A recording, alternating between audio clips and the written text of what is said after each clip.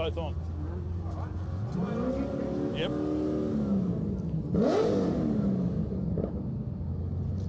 Now on the start line. Apologies, we did have a few interruptions here in car 66. Dylan Knowles and Matthew Booth, thanks to ATS Mining Services. Riken Emergency Management Services and Monocyte Writing. This is SS Race from Frames Hustler Machine. Now on the start line, we've got the 1057, Rod Visser.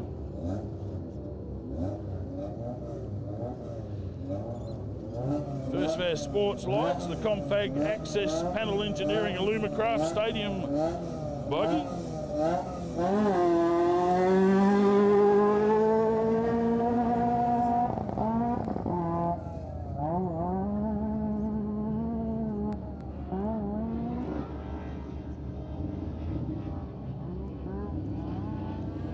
Now on the start line, Chris Pickett in the 577 Mitsubishi Triton V8 powered weapon. This is sponsored by Anything Cars, Falcon Tyres, Weller Tyre and Suspension, and Whaler Excavations.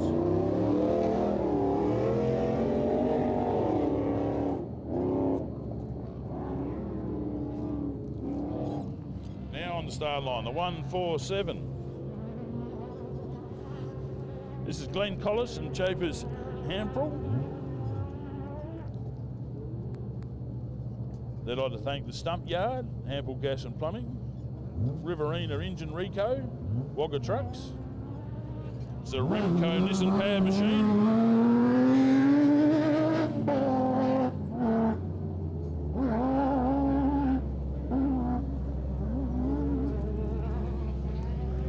Now another thumping V8. This is number 18, the Pro Buggy, belonging to Dean Carter, with Brad Jacobs navigating this weekend. This is Integrity New Homes, Limestone Cost sponsor machine, Razorback Buggy.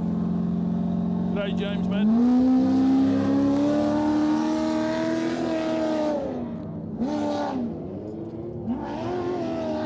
Next, number 6187, side-by-side Pro, belonging to Ben Falk, with John sitting alongside.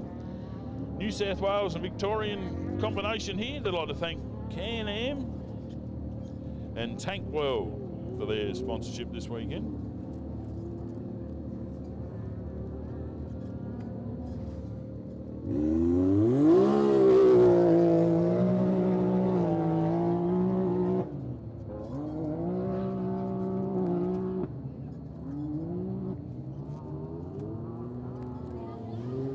Next on the start line, number 6105. And that is Joshua Weedman and Stephen Walton from Victoria and Queensland. They'd like to thank KMC Wheels, UTV Surgery, F45, EFX Tyres and Dirt Kings. Next, the 532 Ford Falcon. This is Andy Maxwell with Michael Putty and Jackson Brown sharing the navigating duty this weekend. They'd like to thank Anything Cars Mechanical, Whaler Excavations and 5PM Motorsports. 5.6 litre Ford V8.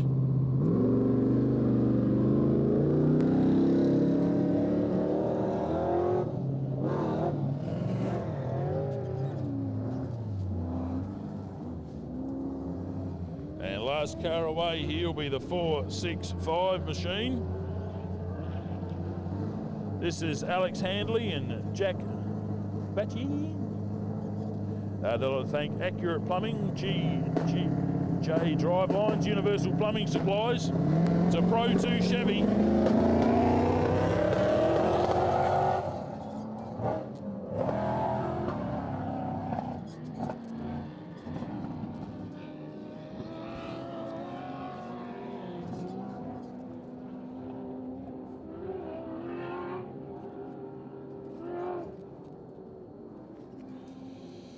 And there we are, that's all cars away in our first heat here on Sunday.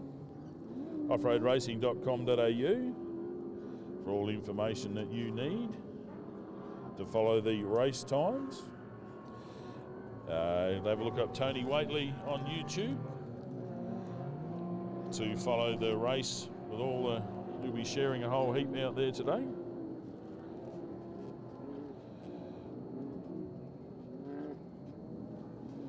So we have 2 heats, cars separated into 2. This will be section 1, this will be 2 times 41 kilometre laps. Section 2 we'll have today will be the same, 2 laps, and then we'll have another section 3. We'll have 1 lap to finish off.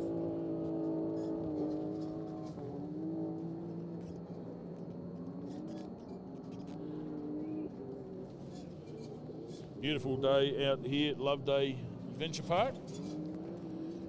It's in the Berry-Barmera district, South Australia.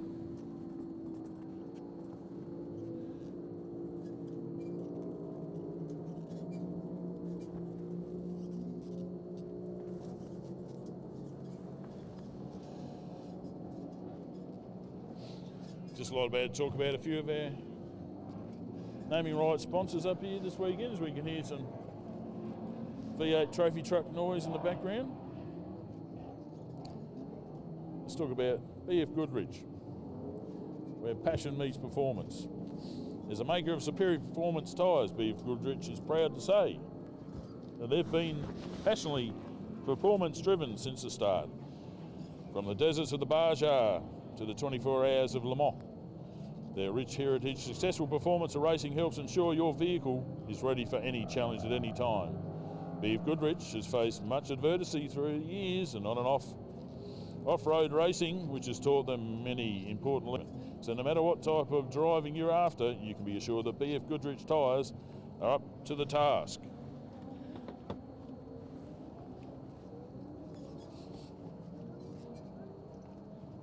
If you have some time for some munchies at the moment while we're waiting for our cars to come back and complete their first lap, we've got the Boss Catering just at the end of the Loveday Tavern. It's got some fantastic steak sandwiches. Got a coffee shop up there as well.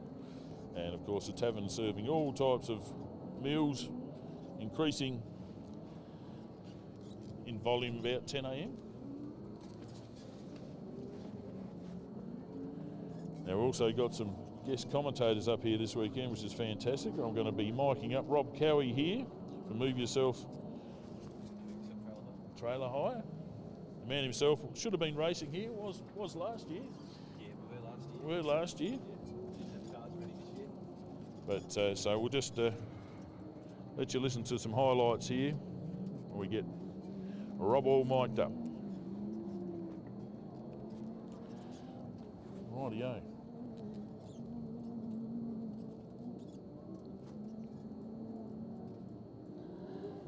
Actually, you're going to be on the audio, so we'll still just be quiet.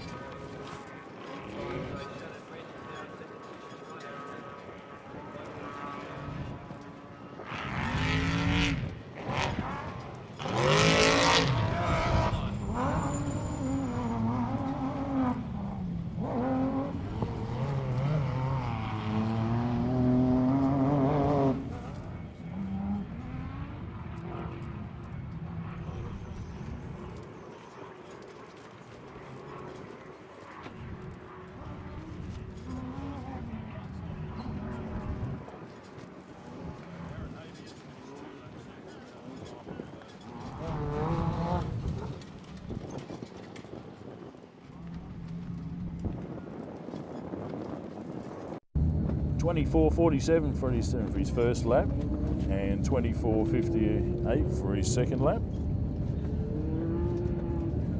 I think you can probably hear me a bit again now. Not entirely sure what's going on here. But the transmission, so I apologise to all of our sponsors and everybody here, because we're trying our hardest to try and work out what's going on. But basically, got Ryan Taylor coming in second place here with Kai Floyd. They've had a total time of 52 minutes 21 seconds, so they're actually 2 minutes 35 now.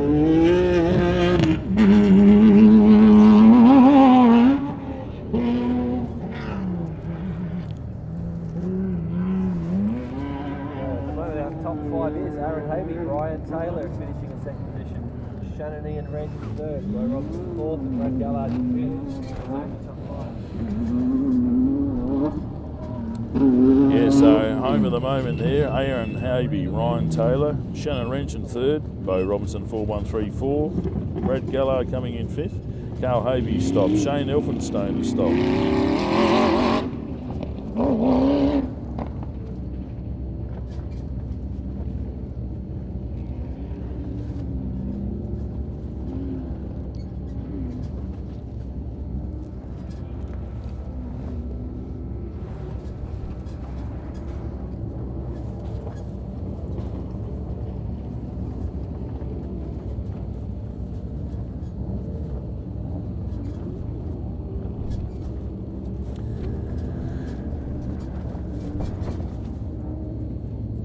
So Mel Brandle in the 117 or 177, and slipping in as well. Brett Rogers there, taking fifth place, knocking Brad Gallard and Mel Brandle down a couple of places in the outrights. Dust becoming an issue out there today.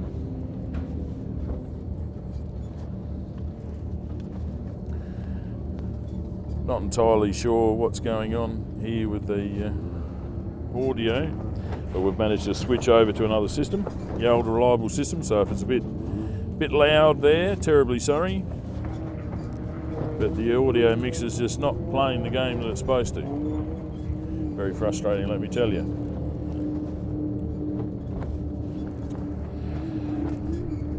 So looking at some lap times here for you, we've got our overall session times. Aaron Habey car 57, 49 minutes 46 seconds.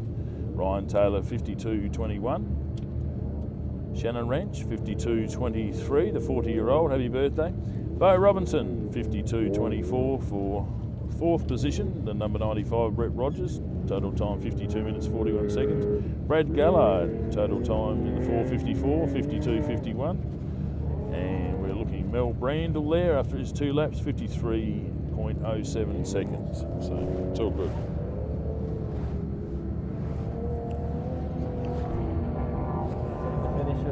Brett Rogers, number 95 there, has put him in the fifth position. So your current top 5 is Aaron Habey, Ryan Taylor, Shannon Wrench, Bo Robinson, Brett Rogers. Rounds out your top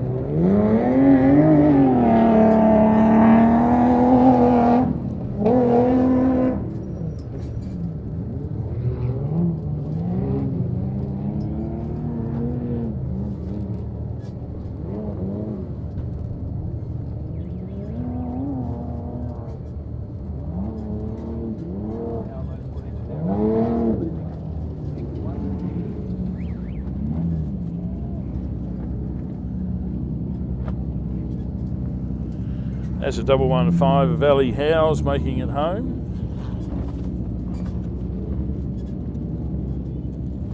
Ali and Sarah Corrigan in the Pro Light 115, thanks to Unicap. Total time 54 minutes 35 seconds.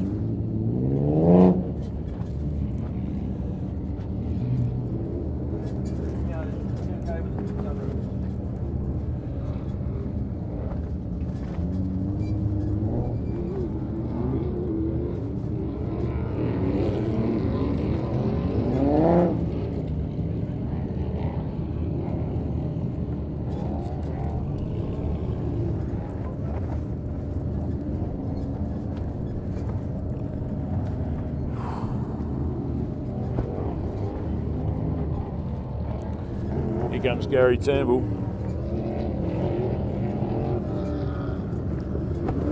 His daughter Tamara alongside there in the 79 Pro Buggy.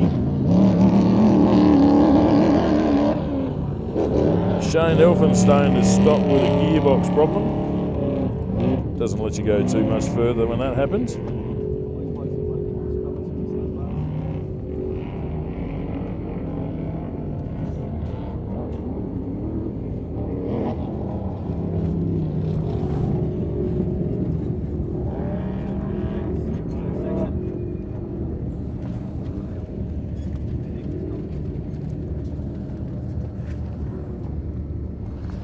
Now, of course, we're going to have cars forming up for the next heat here. Just trying to work out, see if everything's coming through all right.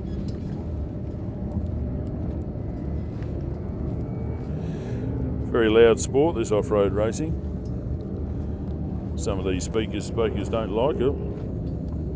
But it sounds like we're coming through on the internet there all right, that's the main thing. Thank you very much to Rob Carey coming up here to help us during these tension times. Happy to get over there for it. Yeah, sure. Thanks, mate. That's fantastic. It helps just to give you a bit of breather. Very good. Cheers. That's Rob Carey of Move Yourself Trailers. Is that you? Other actions. Coming up here to do some local commentary for us there. We should get Toby Cooper probably back up here soon. Just trying to mic everything up. And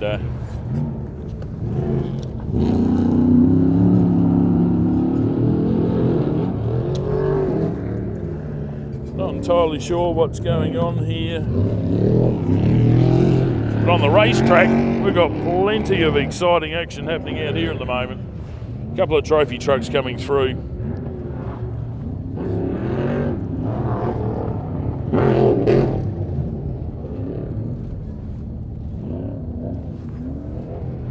Yeah, that's the 420.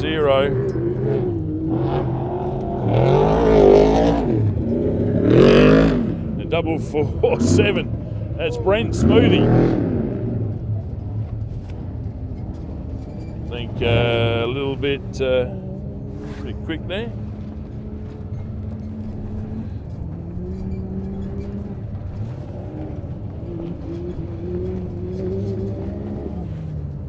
Okay, Brent Smoothie at a time of 54 minutes and 6 seconds for his 2 laps. And he was catching Gary Turnbull. It's kicked him into 9th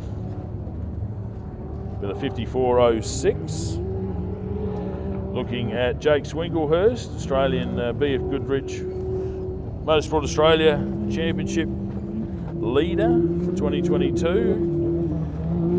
He had a total time of 54 minutes 17 seconds as the 6122 comes through. That's James Cook in his CanAm X3.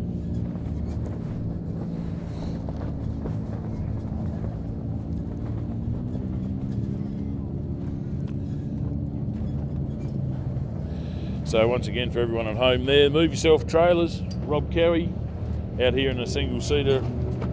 His brother Todd there, got between the two of them, a couple of fine race cars currently being rebuilt. Should see him on track again soon.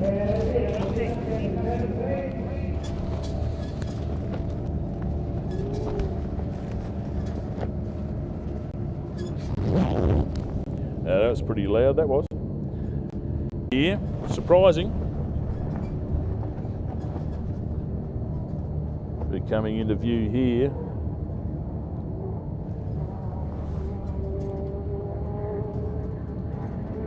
This will be Royden Bailey in his Pro Buggy.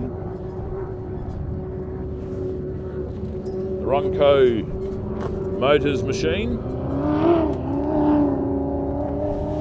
This is an Element Prodigy buggy, manufactured in Manham, South Australia, just down the beautiful Murray River from here.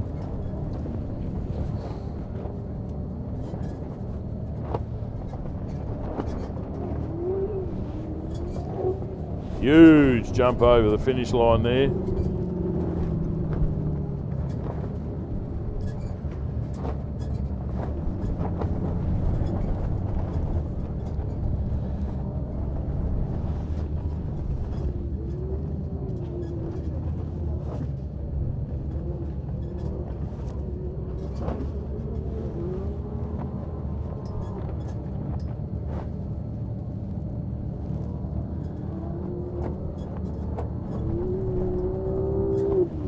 Coming back into the arena there, you can see a great tight tussle going on here at the moment.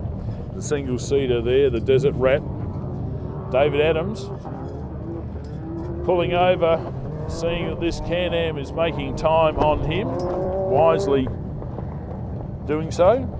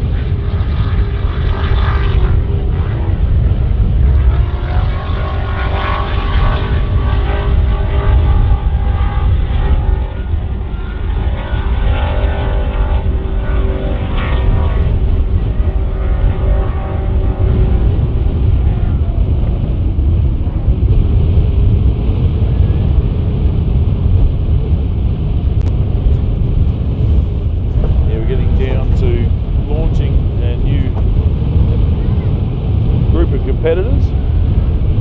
See some great chasing out there in the distance.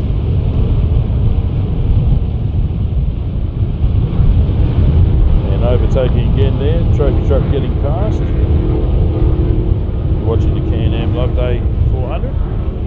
There's plenty of room up here to come and watch this event live in the Berry Barmera Council District. They've got a race time here of 58 minutes.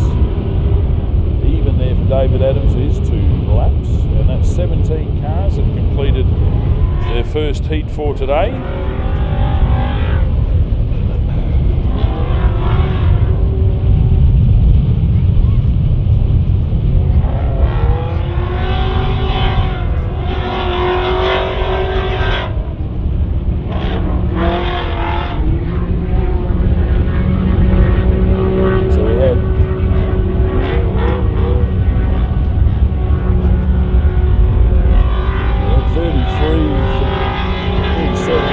Start this morning, we're down to about 32, looking to finish maybe even 29, finish the first couple of laps, but how's this, eh?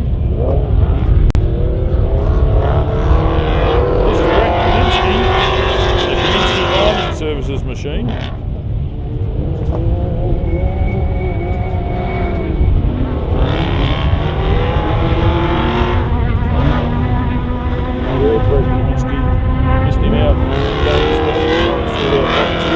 He'd like to thank BFGoodrich Tyres KMC at 5-3 Designs.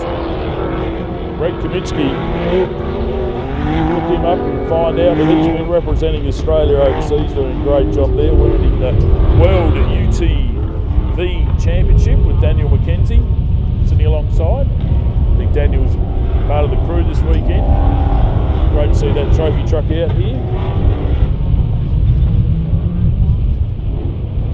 See where he fits into the field. You'll find a lot of these huge long travel vehicles will continue to make their way up and closer to first outright as the track deteriorates out the back here. Already talking with a few people commenting rugged it is already out the back after the prologue.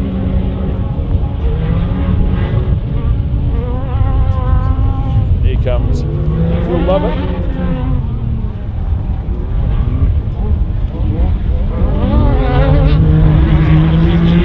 Here's CanAm. One of the fastest CanAms out here this weekend.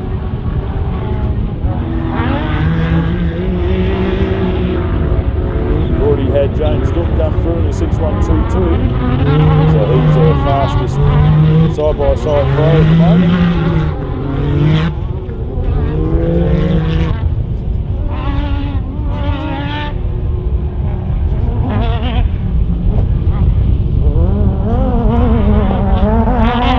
Here comes Moneybox Racing.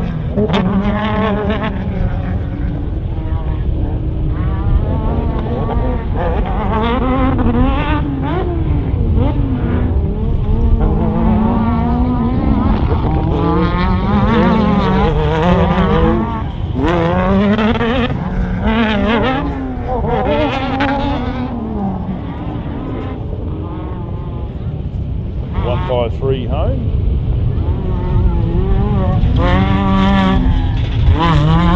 Coming up the hard time sheet. Oh, there he is, Alan Dixon. And a 1057, the confab machine of Team Visser.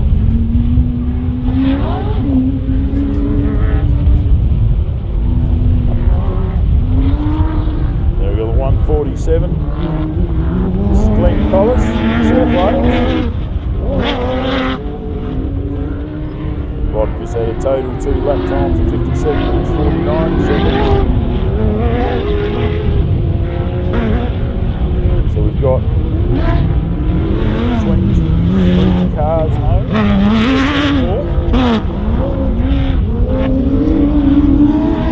25 and 26 on their way.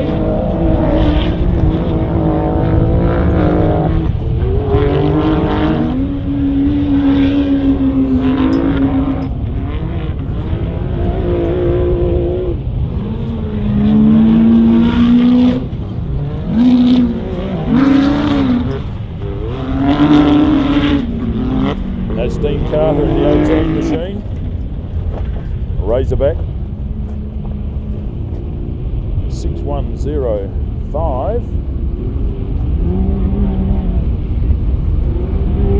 That's Joshua Weedman. Stephen Walton, Queensland. Josh from Victoria. Very quick CanAm X3.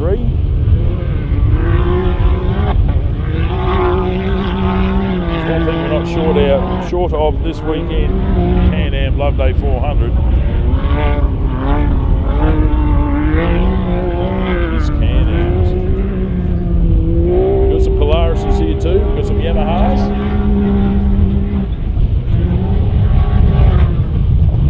But naturally enough, CanAm's right out taking the lead here today. James Cook, thanks to Cook's Concrete Construction, he's in 13th place this heat. Ah, what a jump there.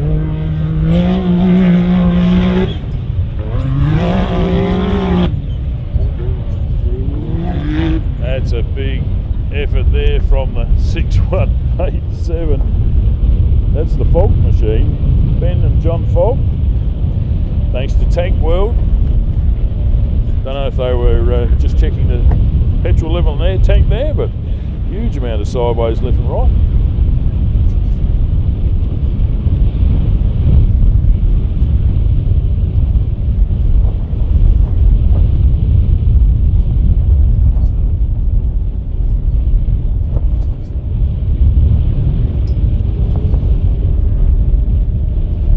Beautiful conditions out here. Bit of cloud over the top, forcing the wind to increase.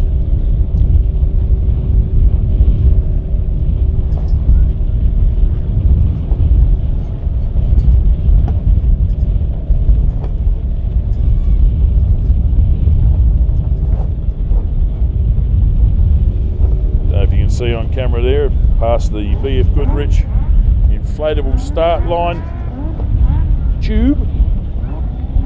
There's our next competitors all lining up here for the next heat. Heat 2 today. Have you at offroadracing.com.au for all the information regarding the times for today and yesterday. I'd like to thank all of our sponsors here this weekend: CanAm Loveday 4x4 Park, BFGoodrich, Kincrome, Tough As Products. Of course, the Tough As Products pit mats being ordered and distributed out here. Fantastic product there, supporting the state titles. SA Championship, we run at the Mini Pave 250 out there at Port Germain at the end of August. Ian and Brenda Barkler's property. Beautiful part, just north of Port Pirie, south of Port Augusta. Port Germain, close to Baruta, so a lot of off-road racing fraternity. Remember the Baruta track still there.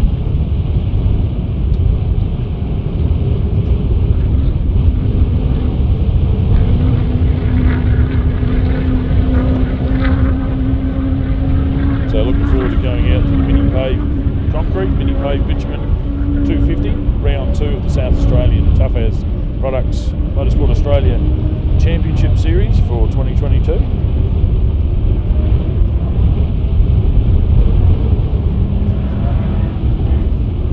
This looks like it should be Extreme 2-wheel drive. Alex Handley.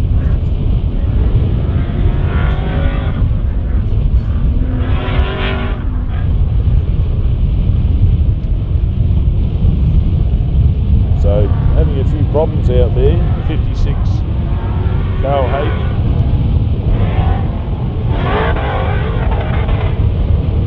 Has stopped.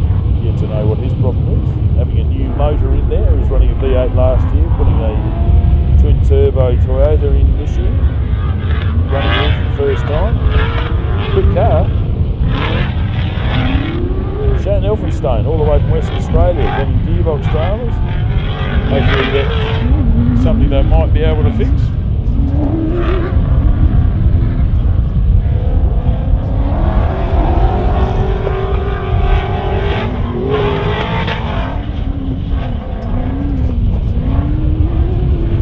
I can tell you one thing at home, you won't be able to tell, but the wind has increased significantly. It's blowing around a fair bit. Trying to keep everything on the table, not blown behind.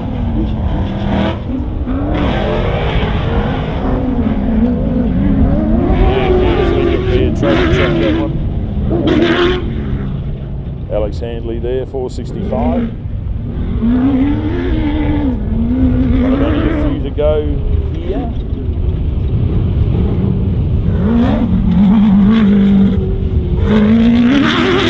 The 66 Pro Buggy belonging to Dylan Knowles, Matthew Grove from Western Australia there. I'd like to thank ATS Mining Maintenance, Rickland Emergency Management Services, and Minnesite, or Minesite Recycling, I should say. S&S Race Frame Hustler there, out of Western Australia. There we go. And they had a double lap time of 1 hour and 5 minutes, so Phil Lovett had a 1 hour 4 minute double lap time. Alex Handley in the 465, 1 hour 51 seconds. Then Alan Dixon in the 153 Money Box Machine, 58 minutes 34 seconds.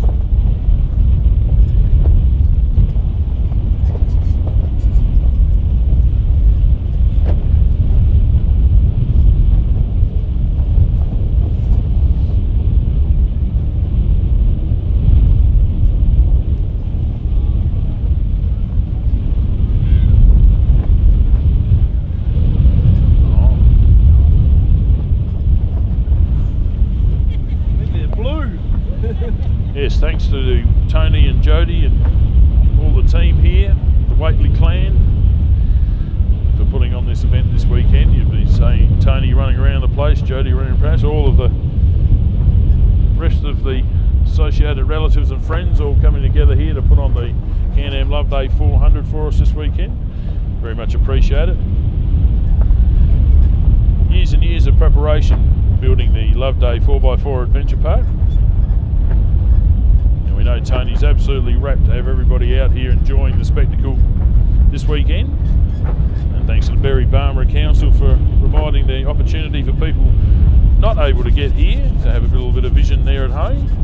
Hope you're enjoying it there. Apologies for some of the intermittent transmission problems here, but we are in the middle of not the best area for transmission.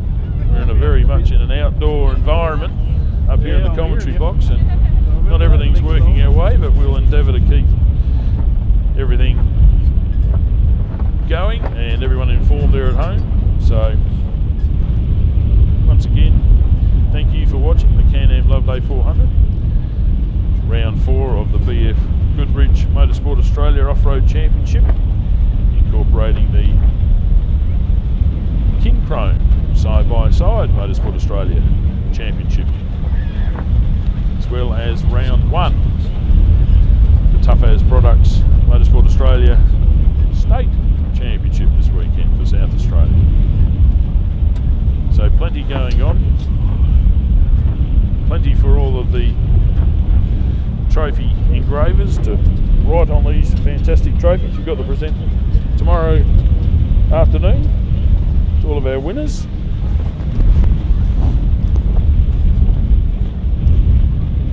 And anyone's a winner here if you just get out on the racetrack. You're a winner here if you're just on the sideline seeing this live, chewing the dust like we are. Num, num, num. Very tasty. Tony doing a great job there, sending the water truck around to keep all the dust down. But now we'll be looking at heat number 2, and on the start line is CanAm Maverick X3, or XRC I should say.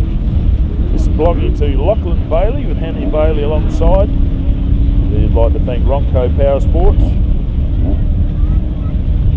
Ronco Motors, SBH Engineering and Desert Speed Lab for the shock absorber maintenance. Going to be our first vehicle away for Heat 2 here.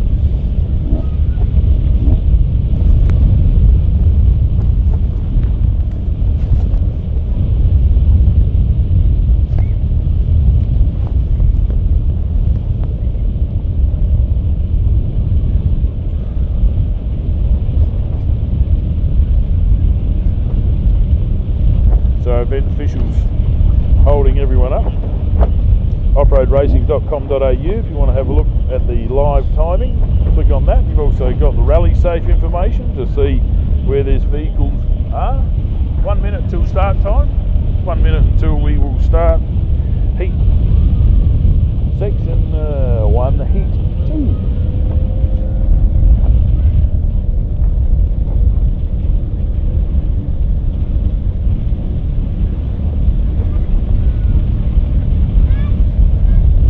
Fantastic machines, these CanAm.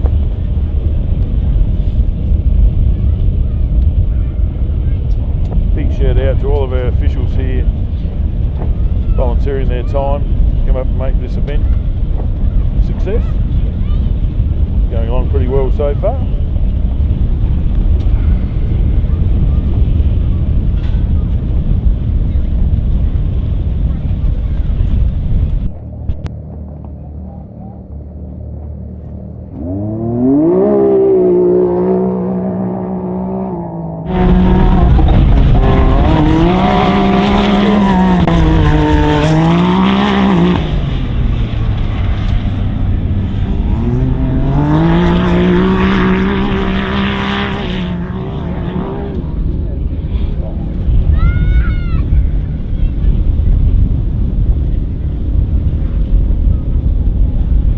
Okay, next on the start line, 678. That's Peter Rossi, Jackson Rossi, Morgan Shooting alongside. Paint set 678.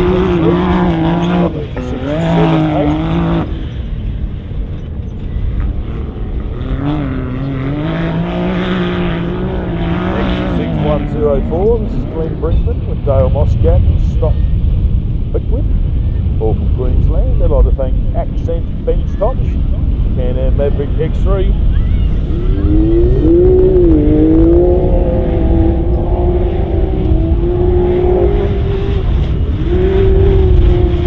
Now another unique vehicle. This is Matt Ridley, his single-seater. He's the proprietor of Ridge Racing Frame. It's a Ridge Racing Frame Joker with a Honda CBR 1100cc motorcycle engine.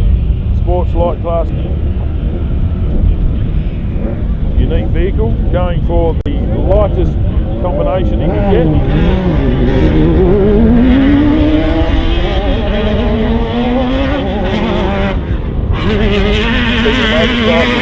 Just to take it forward, we've got the start line here. Next on the start line, 6639, this is Jake Williams. And Regan Treese from Victoria. This is a Yamaha Australia sponsored vehicle, NRGTV, Motul, BB Aluminium, Para Performance, Weller Racing. This is a Yamaha.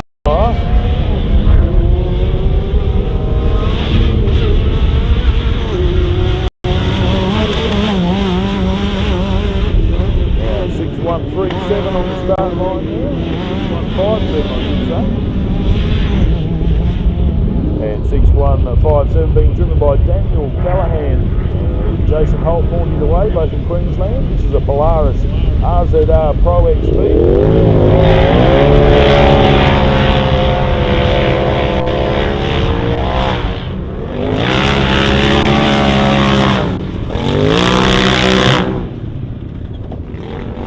And now on the start line, 635. 635, this is Jackson Evans and Sam Rapper from Victoria. They'd like to thank Kincrome Polaris Method Race Wheels, Tensor Tyres. This is the Polaris.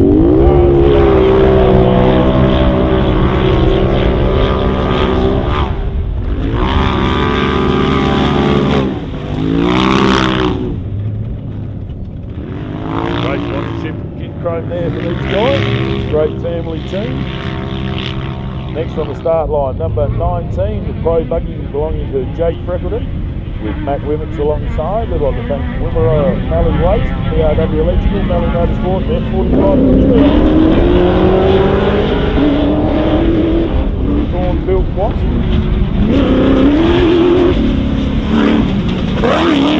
Start line, number 628. Side-by-side Pro CanAm X3 belonging to Ben Thatcher and Nick Rice sitting alongside this weekend. We'd like to thank Capital Systems, Standard Mechanical Four-Wheel Drive, Bronco Power Sports and SBH Engineering.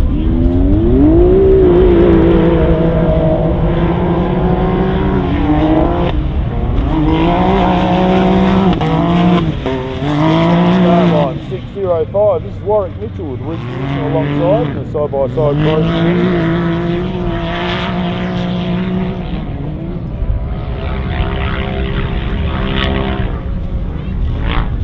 We'd like to thank Nutrient Dubbo, Telescope Tyres and Oils Plus and IOR for helping them with their CanAm Maverick X3.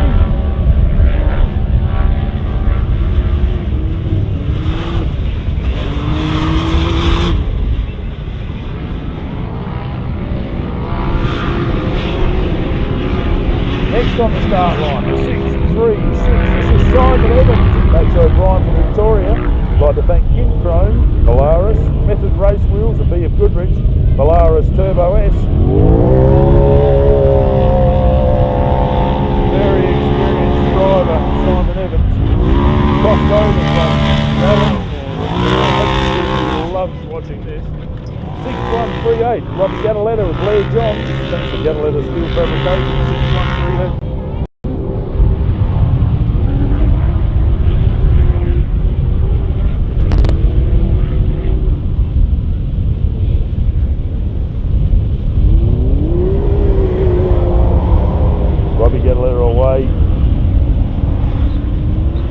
Brother will be taking a bit after. 623, Jeff Brennan with Brett Beatty alongside this weekend.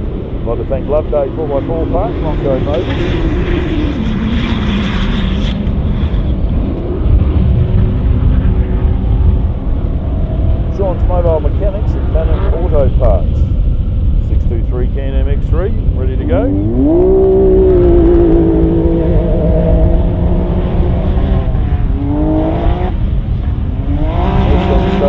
side-by-side row Anthony Harris with Anthony Randall alongside.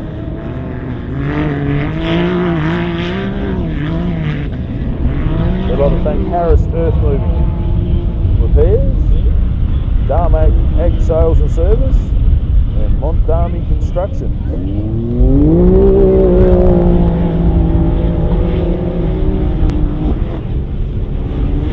Next on the start line, 629. All-girl crew here, Roy Carlson and Mia Carlson, looking to compete in the Pink Desert Race, getting some experience up here this weekend. The 629. Marie Birmingham is coaching them, not how to break a leg. They'd like to thank Rhino's Diesel Service, CTP Contracting, Look, Funning Gym and Coleman's Printing, and their CanAm X3 helping them get out here this weekend. Next on the start line is BLANK.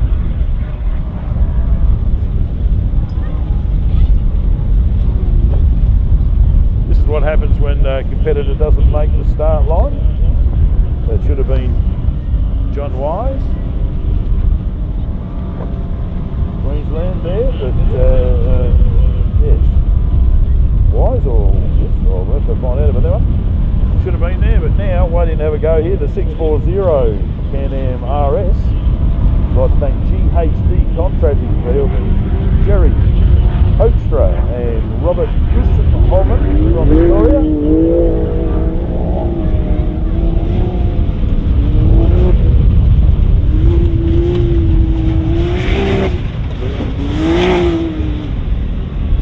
Now coming up next will be the 6149. This is Kyle Green and Lee Miller and Michael Davidson sharing navigating duties. We'd like to thank Mill and Mine Maintenance Services.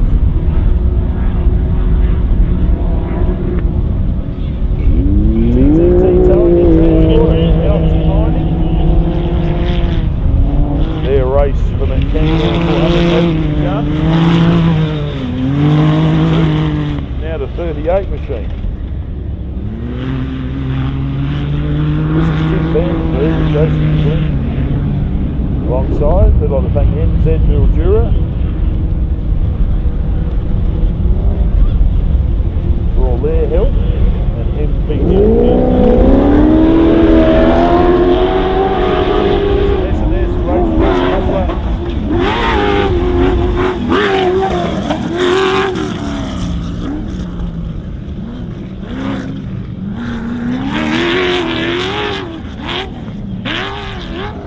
Second car for the West Line team, the 6172. This is Aidan Commons with Ryan Galvin, both from New South Wales, and the CanAm X3.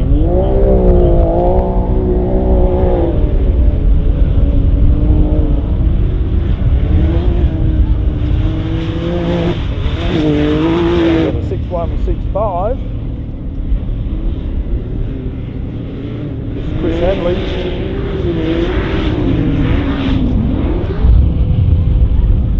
Sam Hadley from Victoria. It's CanAm X3. HBR Motorsport on the side of this car.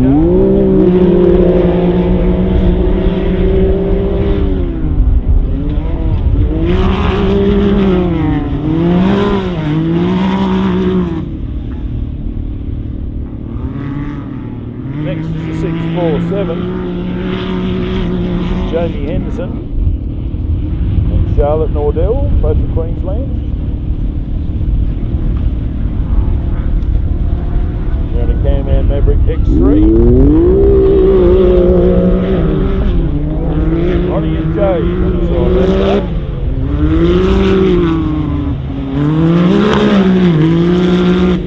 665. Kane Nolis, Brendan Monga from Western Australia. I'd like to thank Right Emergency Service, Penrite Oils, and Red Dust Print for helping their CanAm X3 get out on the racetrack today.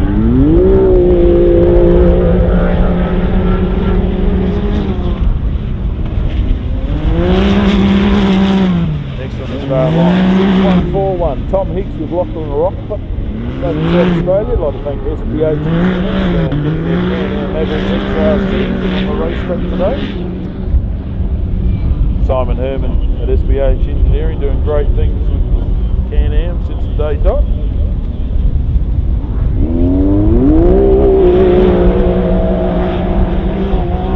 So if you're considering a CanAm purchase, look up SBH Engineering.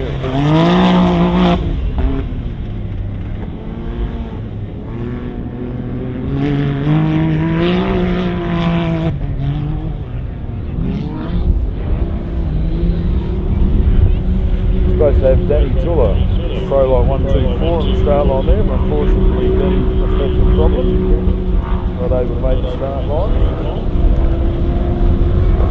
He's missing the powered Hurricane. Hopefully he's still working on it. Might be able to make it out.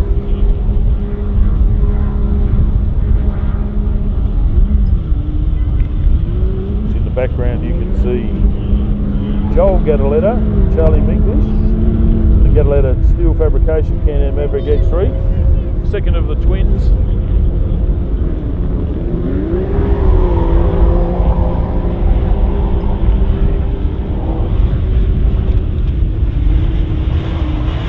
I'm sure their father's going to be chuffed to see both of them out on track starting their event. Now, we've gone into our 268 machine. This is Connor Corrigan, Ryder Taylor and Peter Corrigan sharing navigating duties this weekend. I'd like to thank PL and KL Corrigan General Builders, proud race engines and Millicent Tyre Centre.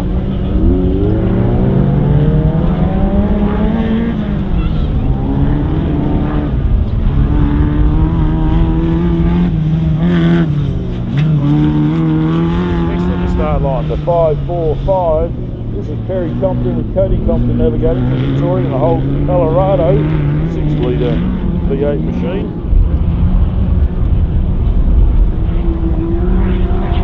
Beautifully prepared machinery.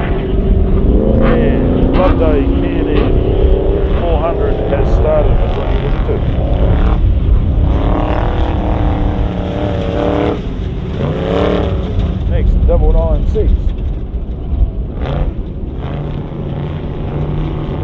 This is Paul Tuck Lee, New South Wales. I'd like to thank Mudgee Cranes. It's a Holden Colorado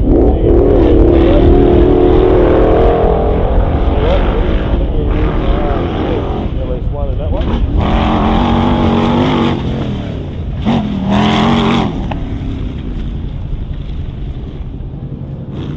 Double 6 with Shannon start line there. Shannon Jennings alongside. Both of Victoria, a lot of thanks to Kincrome, Polaris, Method Race Wheels and BFGoodrich. Polaris. RZR 1000 out on track today. As from the whole racing team. Look them up on the YouTube by Kincrome or whatever links you find. That's really good information out there. Now on the start line, the 669. This is Ben McNamara or Wayne Pascoe from South Australia. I'd like to thank Tumbly Bay Sand Mine and Jamalka Feedlot.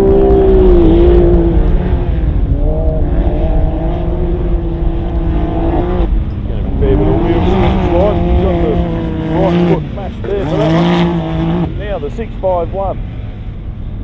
Daniel Gibson with Wayne College from both Victoria for Polaris RZO. Fantastic paint job, super reflective, looks great in the sun.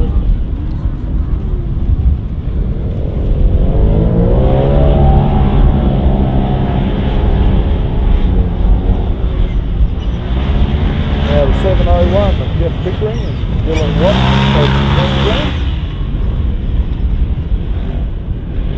very experienced, multiple Australian Championship winner in Class 7, Jeff Pickering. I'd like to thank Pickering's Auto Group, Racing Science, David Taylor, Panel and Spray Foam.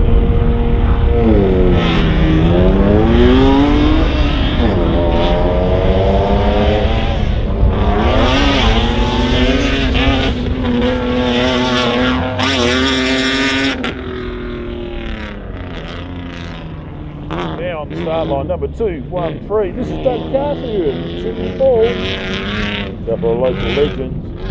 I'd like to thank Loveday 4x4 Adventure Park, Mid-Pay Bitumen, Mid-Pay Concrete, P&D Insulation and Edge Auto Solutions, helping them get their roof master out on track. Super 1650 class today. Now the 725 on the start line. This is Brian Luck, the Volkswagen. And the Ramuno from Queensland, Volkswagen Amarok, TDI 3-litre turbo. As Bar said, looking to chase down the FDE.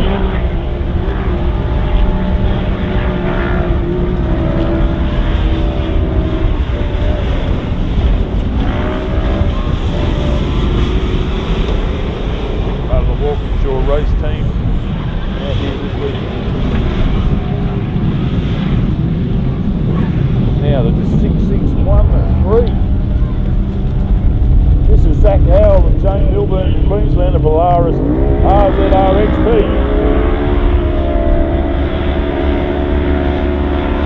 That's all our cars away.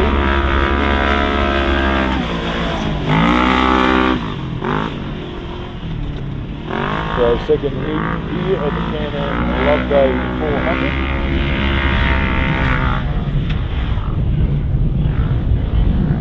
Pan here from camera 1 here, you can see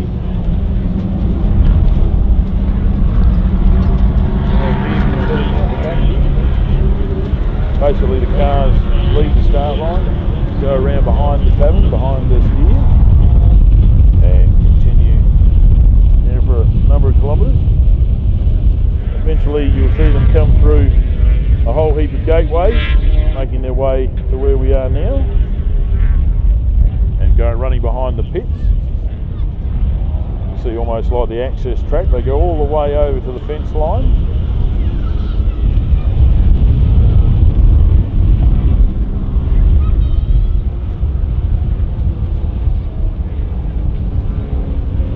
So we get plenty of opportunity to have a look at these cars here. Loveday 4x4 Adventure Park. Still see a lot of spectators coming in to say hello. It's fantastic. Plenty of space up on the hill, plenty of munchies available, cold drinks, warm drinks, even hot drinks. We've got Boss Catering out the back here.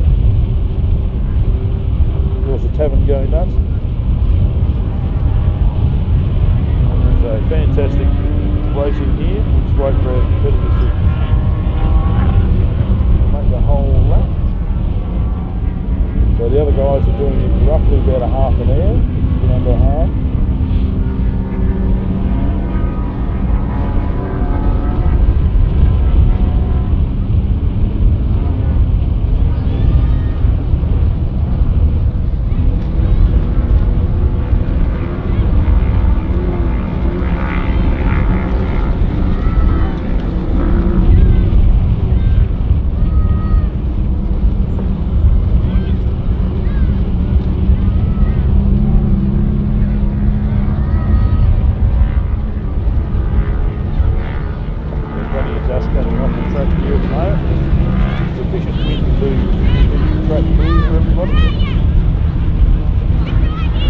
Quite often you can be spooked by your own dust out there, turn the corner and right back into what you made.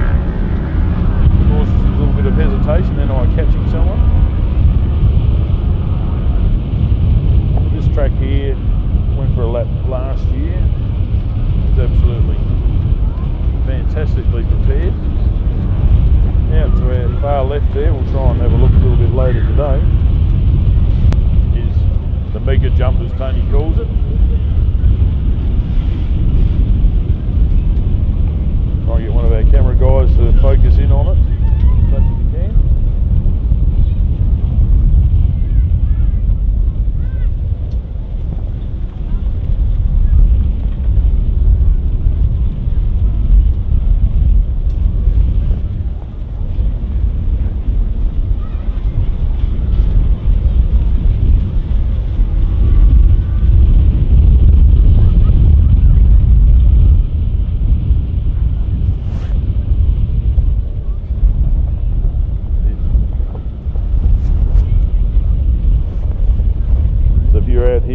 program for the Loveday 400.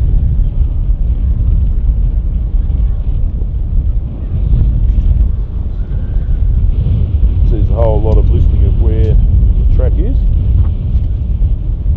Don't forget, we've got the official photographers around the track here this weekend. We've got Brett Lehman and Lehman Motorsport Photography, Dale Bishop, One Shot Media and Tony Donahue. I reckon there's a few other guys out there as well, so look up these guys for all of your vision and look on Facebook. All these guys will be putting out, have done. We've got drone footage there, we've got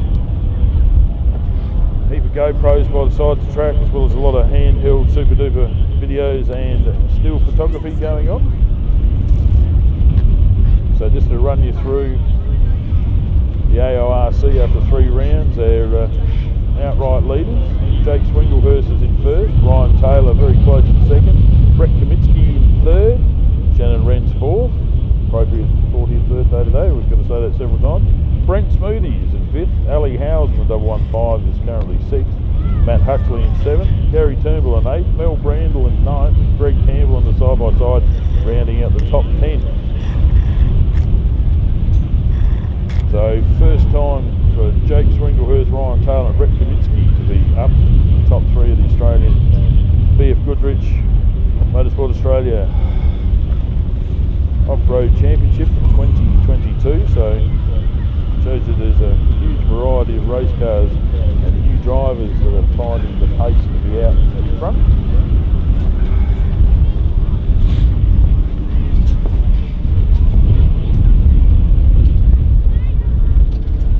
So if you're wondering what the next race is after this one, the Hindmarsh Shire Rainbow Desert Enduro in Victoria, the 2nd and 4th of September 2022. And round 6 will be the Black Diamond Drilling Kalgoorlie Desert Race out there in Western Australia on the 20th to the 23rd of October. Massive event, both of those races. Been out at Rainbow already this year. They're all ready to go for us, and Kalgoorlie, that's a massive event, really well supported by all of the locals.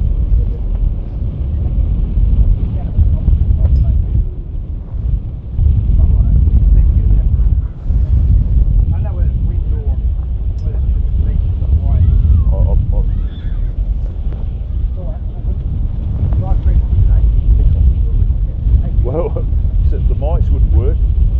The mics wouldn't work with, so I'm only one mic at the moment. I'm going through here. You want that mic? What? What's that? I'm alright. Don't panic. Sit down. That's right.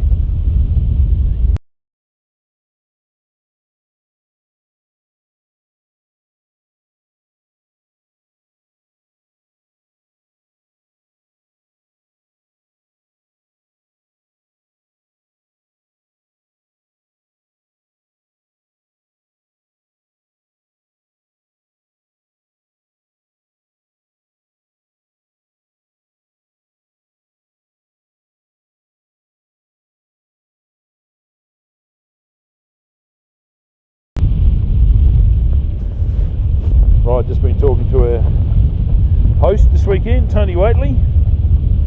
His partner Jody, of course, running around the place there, keeping everyone happy, fixing all of the little dramas that go along with this type of race meeting. We're going live around the country here, around the world. Shout out to everybody watching us on the other side of the planet. I hope you're enjoying the beautiful Berry Barmera district here in South Australia.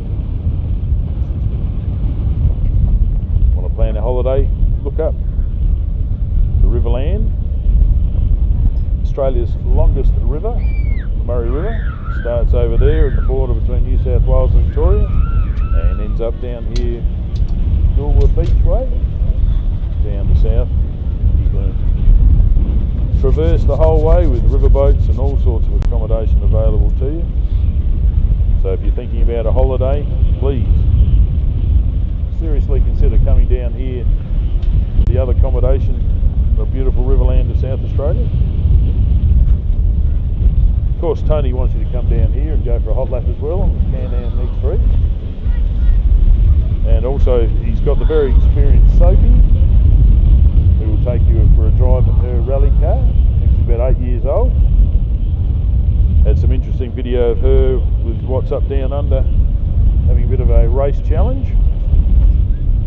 It shows you that you can learn to drive safely and therefore be a better driver on the road, because at a racetrack, believe it or not, it's a pretty safe place to get enthusiastic with your vehicle. But out there on the road, it's a very dangerous place, and we want everybody to stay safe. But a great way to train yourself. You like motorsport, you want to think, am I going to be part of this? Great way to come up here for a hot lap. $50, heap of jumps, 3.5 Ks, very experienced campaigners. You'll be in a CanAm race car, competing in these events this weekend, so it's the real deal.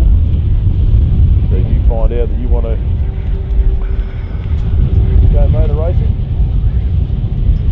great way to get out there. As our first competitor coming back into view here. It's all of our cameramen wake up from their bit of a snooze there. I want to thank old Action Adam here, camera A this weekend, and taking a break from walking around the track there, dropping various amounts of GoPros. Big Bad PD is camera B up there on the scissor lift. Yes, there are two of us. Brendan, my brother, of course. You ask him, the younger, more attractive brother. He got the brains.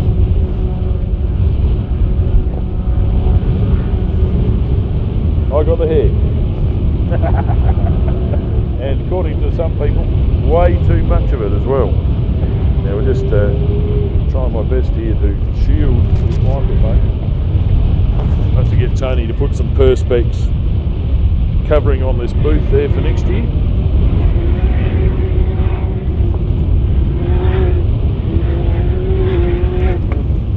Rather chilly if you're driving up here this weekend. Make sure you bring your beanie and scarf and a thick coat. Beautiful out here, full stop, any day. Riverland. Here comes our first CanAm interview.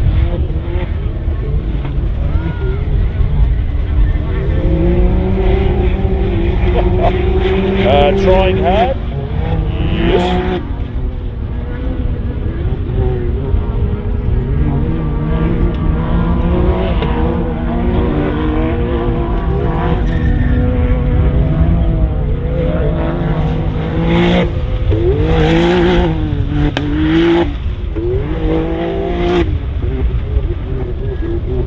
Yeah, this is 6104. This is Glenn Brinkman.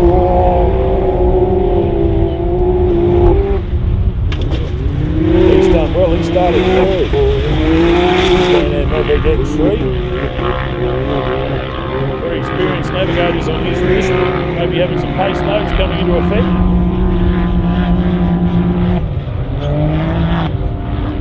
He had a lap time of 29 minutes and 7 seconds.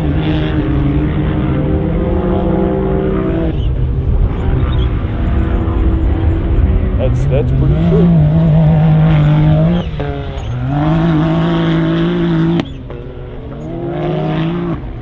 Now we got the CanAm 6, 7, 8.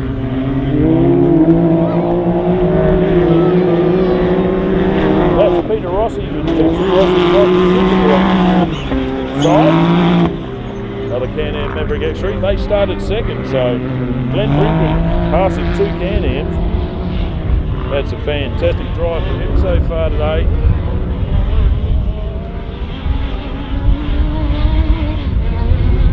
Quick way to get confidence behind the wheel of a race car is a CanAm. Side by side, full stop. hence the excitement from Kincrome coming into the sport. They can recognise a great show. Putting up a lot of gear for everybody around the place. Competitors as well as spectators, suppliers, photographers. Good on you, Kincrome. Up to 639. That is Jake Williams in a Yamaha YXZ, being followed by Matt Ridley in his single-seater Sports Line 088. Look, everyone coming in here, fantastic. Sounds reverberating through the 4x4 Adventure Park here in Loveday. Quick lap time, 11.6.9 of Jake Williams had a 29.50 second lap. Peter Rossi a 30.23 second lap. And Matt Ridley a 30.31 second lap.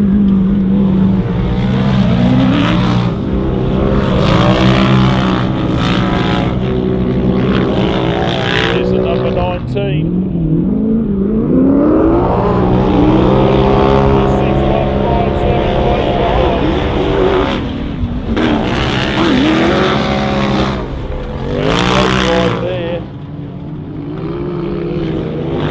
19, Jake. So here comes the Kincrome Polaris 635. That's Jackson Evans.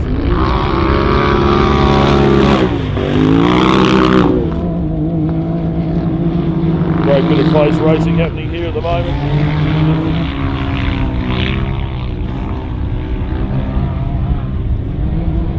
Jackson Evans having a time of 30 minutes 6 seconds.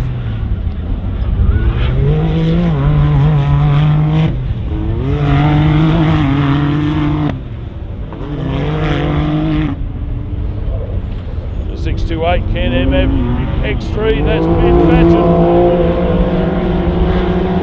He knows his way around this track. So much so that he's now pushed that black CanAm X3 into third outright in this heat.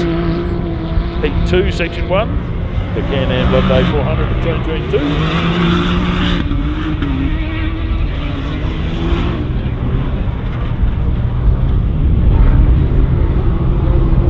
605. That's Warwick, New South Wales in his side-by-side pro. And he has pushed himself into third outright corrected time. Time of 29 minutes 44 seconds.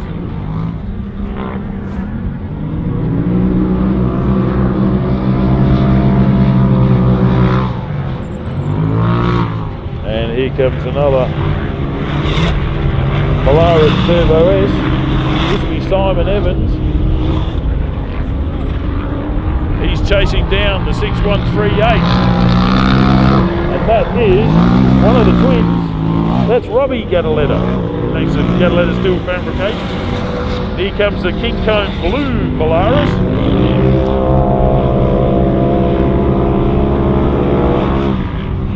We'll be keen to get ahead of Jackson, I'd say.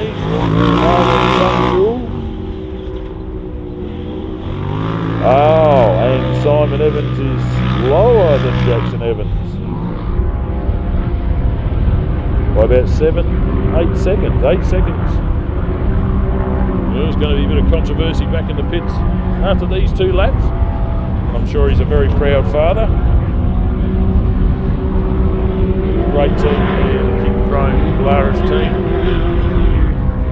I said before, have a look on YouTube there. Putting up some fantastic video.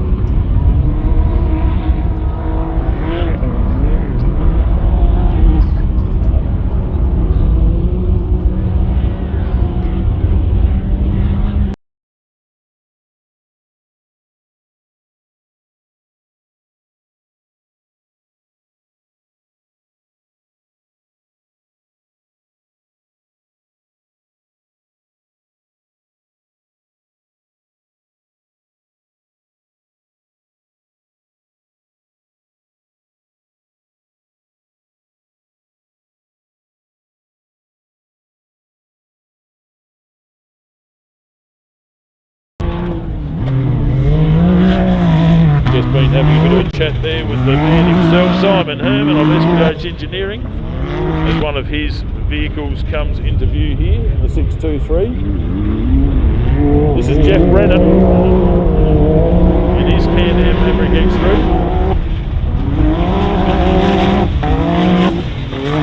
Absolutely flying along as usual.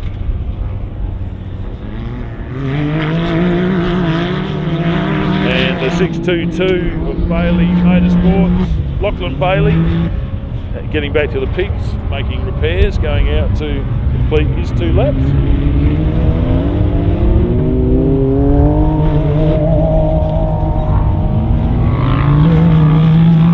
Jeff Brennan had a lap time of 40 minutes 54 seconds.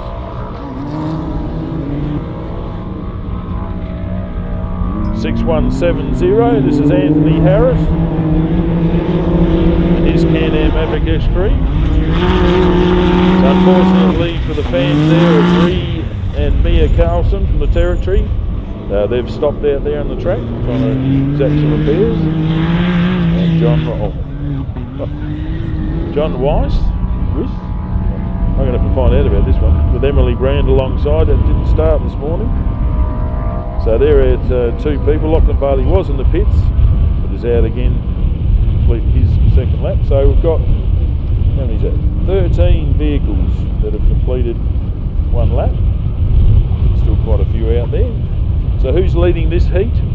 The 6104 of Glenn Brinkman, 29 minutes 7 seconds. Then 6 seconds, almost 7 behind, Jake Freckleton from New South Wales in the Pro Buggy number 19. 6138 of Robbie Gadaletta in 3rd place now. He had a time of 29 minutes 33 seconds.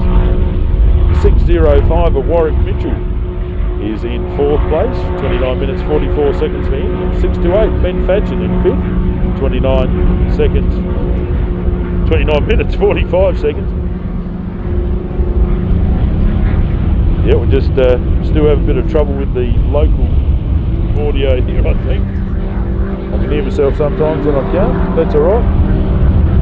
Now in 6th place, Jake Williams at 6639, Yamaha side-by-side 635. Jackson Evans is in 7th, 30 minutes and 6 seconds. 636, Simon Evans, 30 minutes 14 seconds. 6157 of Daniel Callahan, 30 minutes and 17 seconds. The 678 of Peter Rossi, 30 minutes 23 seconds. The 1088 of Matt Ridley, 30 minutes 31 seconds. And Jeff Brennan in the 623 side-by-side CanAm, 30 minutes 54. And Anthony Harris, 31 minutes and 9 seconds in the 6170. Now, I've heard very strong rumour, and I believe it to be true, that there is $10,000 worth of prizes being given away by Kincrome. If you come here to the grassy knoll next to the Loveday Tavern, they've got a spinner wheel for a prize. So get down there and claim your cash from Kincrome in products and just endorse, come there, a big smile on your face, spin the wheel, you can be a winner. What a great idea to come down here to Loveday. Walk away with a whole heap of gear, thanks to Kincrome, who's the major sponsor and series sponsor for the Kincrome Australian Off-Road Championship. Motorsport Australia authorised, of course. So thanks once again to Kincrome. The continued support, looking after everybody around the place. It's coming to view here, the 6165. They've made up a few places. That's Chris Hadley, and he's just ahead of the 6172. That's Adrian Commons, or Aiden Commons. Aiden Commons lap time 31.50. Chris Hadley 31.12. And here's the 665. This will be Kane Knowles from Western Australia. His CanAm X3.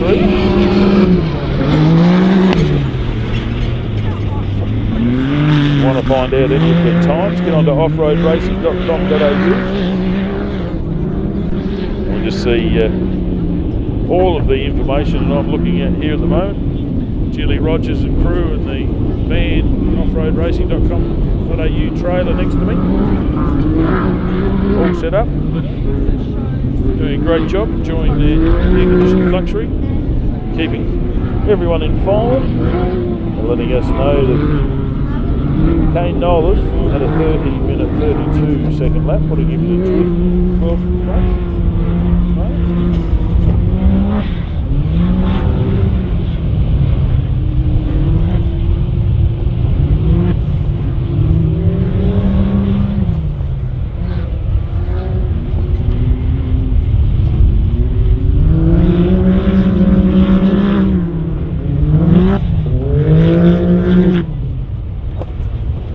Quite a lot of the field being mixed up now. There's a few people find out who's fast, who's not. The prologue doesn't always represent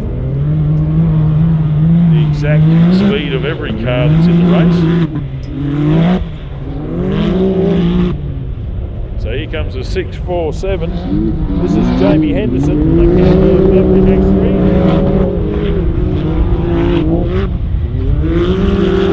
Being chased down by the 6.141, that's Tom Hicks.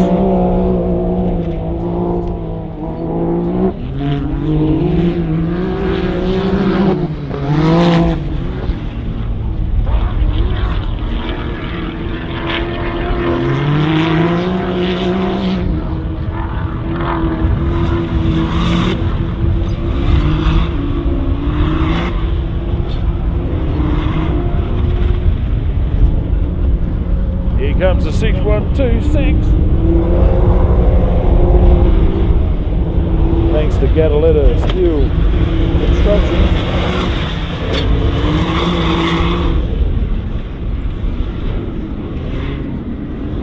That is Joel Gadaletta.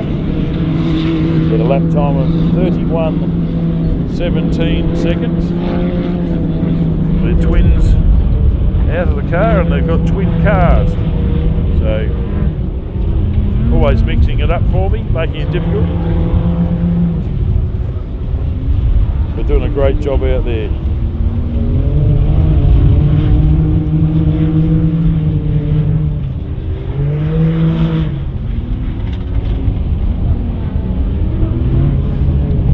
Yeah, the Gadaletta twins only been racing for a couple of years now. Faster and faster every time they take on a new track.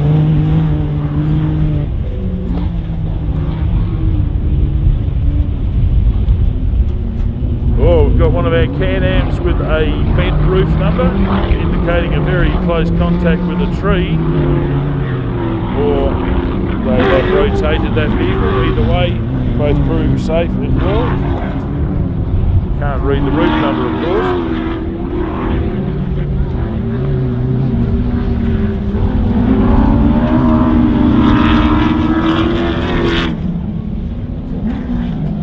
That was Ree and Mia Carlson coming in the 6.29, so that's why they had problems. Now Connor Corrigan coming in as well. He looks like something not right in the front end there. Here comes Tim Vandenberg, the pro buggy, number 38, completing his first lap.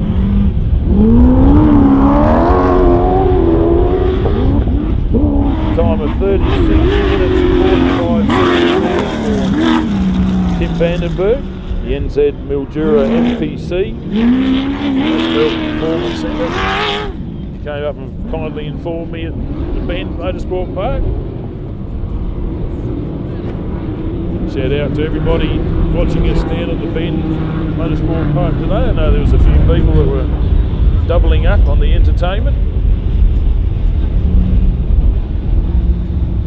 Fantastic facility if you want to go out there. We raced there for the very first time at the Tigerback Bend short course, put them on by the Gawler Road Nights of South Australia. Fantastic, successful place if you want to go and enjoy a whole lot of bitumen motorsport activities. You're going to have a fantastic drag racing facility starting up there at the end of the year. Ben Motorsport Park.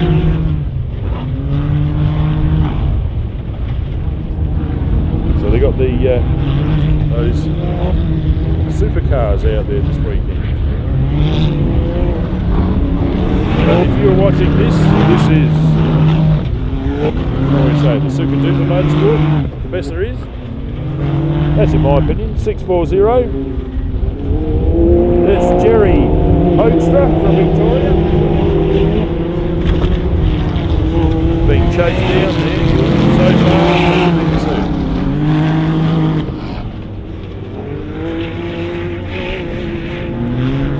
Here comes a Mudgee Cranes machine, 906. Oh, 996. That's Paul Tuck Lee, New South Wales. 33 minutes and 30 seconds for that lap.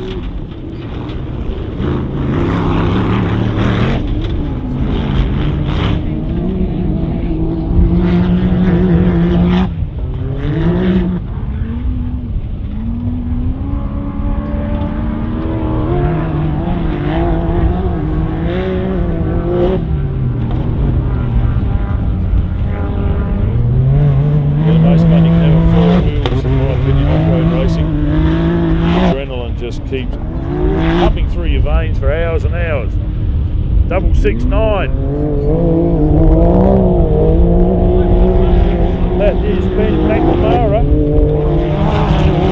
There's a 629. 2 girls from the territory getting back out on track. That's fantastic. Just shows how tough these Can-Ams are. These side-by-sides full stop. Very safe way to get racing. Thank you very much to all the manufacturers becoming involved with off-road racing. I'd just like to point out that you can go and buy a side-by-side from a dealer. You can't go buy a supercar from your local dealer. So put 2 and 2 together. There's a lot of money in research and marketing that goes in to say how good off-road racing is. Therefore, people are putting money where their mouths are, and to buy a turnkey race car here, you can compete with the Kincrome Motorsport Australia side-by-side championship yourself. A couple of races to go. It's a double 651 to get some on 2 wheels there.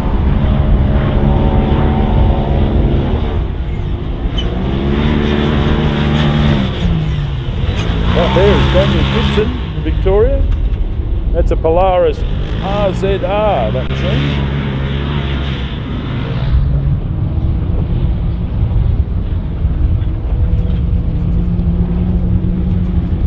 There's the wind increasing out here. Might be favourable for the Kincrome Spin the Wheel for $10,000 competition. $10,000 worth of product prizes.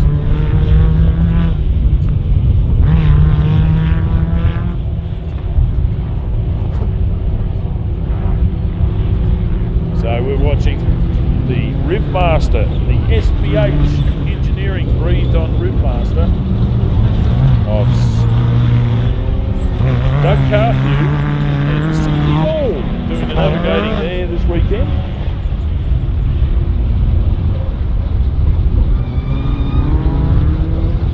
Lots of local support there for the Loveday 4x4 Adventure Park machine. Great to see them out here in Super 1650. Hopefully we'll get Cindy to go and drive the ladies and juniors a race. She didn't like it a couple of years ago at Manham, but came out Port Germain, got a hold of the car by the throat and drove the wheels off it. And she's in love with this sport from now on, there's no doubt about it. Now, speaking of love for the sport, new to the sport this year, Warren Luff, the Walkinshaw Performance Volkswagen Amarok 3-litre turbo. And I'll just give you a heads up, he started behind the 701 of Pickering. So the Volkswagen has got ahead of the Mitsubishi in Class 7, and that's no mean feat to pass Jeff Pickering, multiple Class 7 Australian Motorsport Australia champion. And unfortunately, the Falcon coming back here. There's Jeff Pickering coming around. Ever reliable Pajero.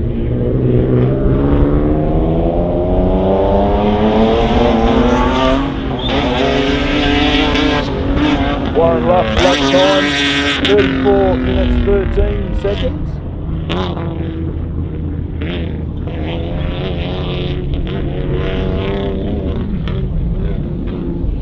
So the Volkswagen Amarok definitely ahead. 1 minute 39 seconds in front of Jeff Pickering in 7:01.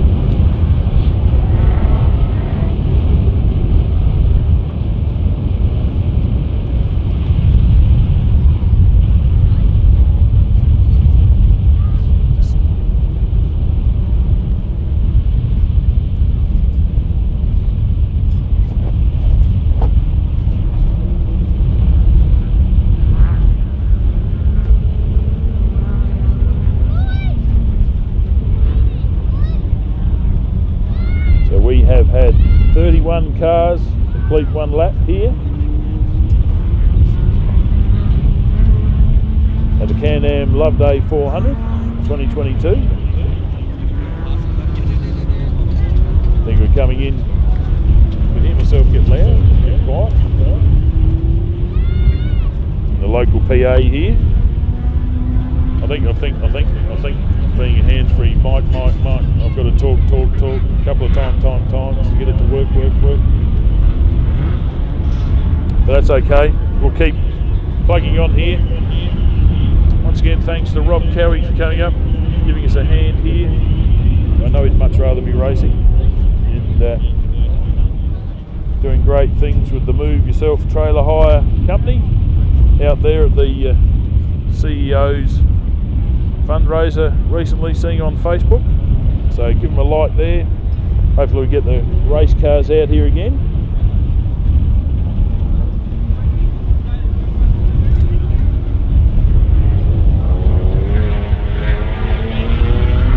I'd like to talk about one of our naming rights sponsors, of course, Kincrome. What about Kincrome? Well, they were founded by the Burgoyne family in 1987, remains a family-owned Australian company today. I used to sell a lot of their stuff there when I used to do industrial sales, very popular. Initially a supplier of tools to the automotive market, Kincrome has grown to become a leading supplier of high quality tools and equipment and hardware to automotive industrial markets across Australia and New Zealand. Hello to all our friends in New Zealand watching over there. Whilst Kincrome has been evolved over time, the company's focus has remained consistent, delivering professional quality tools at an affordable price, definitely. Kincrome is proud of their Australian origins, with many Kincrome products designed in Australia, incorporating input from local tool users. Their products are tested in Australia by their Melbourne-based quality team, and more than 30 years experience in tools. Their extensive range of products are manufactured by some of the very best specialist manufacturers available in the world. Thank you very much to Kincrome. As I mentioned before, $10,000 worth of giveaways for spectators this weekend. Spin the wheel, win a lucky prize. A whole heap of competitors have been able to claim a whole heap of support from Kincrome. Of course, Kincrome sponsoring the Polaris Evans Motorsport team. So thanks once again to Kincrome for their continued support of motorsport, off-road racing here in Australia.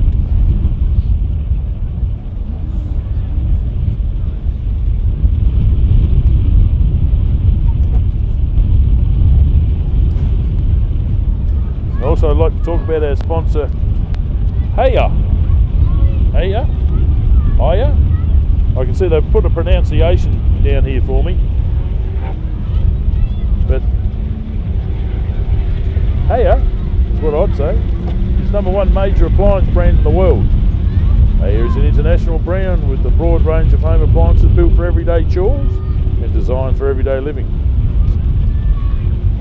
Hiya create stylish, innovative yet affordable appliances that people around the world love. In Australia and New Zealand, all. Oh yeah? Appliances are backed by a 2-year warranty. Thank you very much for hire. If I've got that wrong, please let someone know. I'll correct it. I trip over my tongue regularly. Part of the fun here of being able to commentate around the world.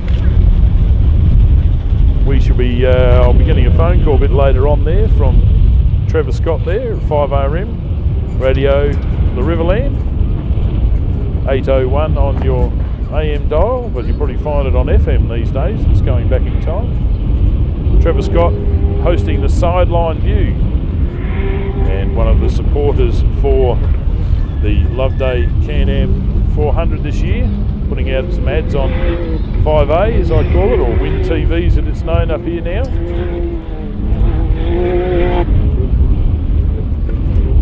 So looking forward to talking with Trevor Scott, promoting the sport even further. The Sideline View that covers all of the sports throughout the Mallee and Riverland here every Saturday afternoon. Good on you, Trevor Scott.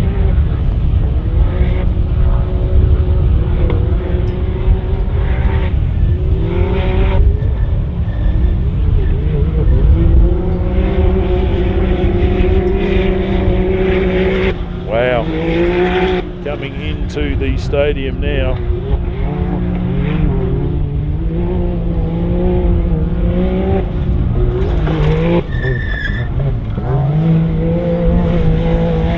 This looks very suspiciously like car 6104 playing the Glen Brinkman. Woohoo! What a couple of laps there. Indeed. Faster on his second lap. 28 minutes 38 seconds for Glen Brinkman from Queensland in his CanAm Maverick X3. He started in third position, pushed his way to his front, and he has stamped his authority on this Section 1 Heat 2 today for all these competitors. Fantastic drive.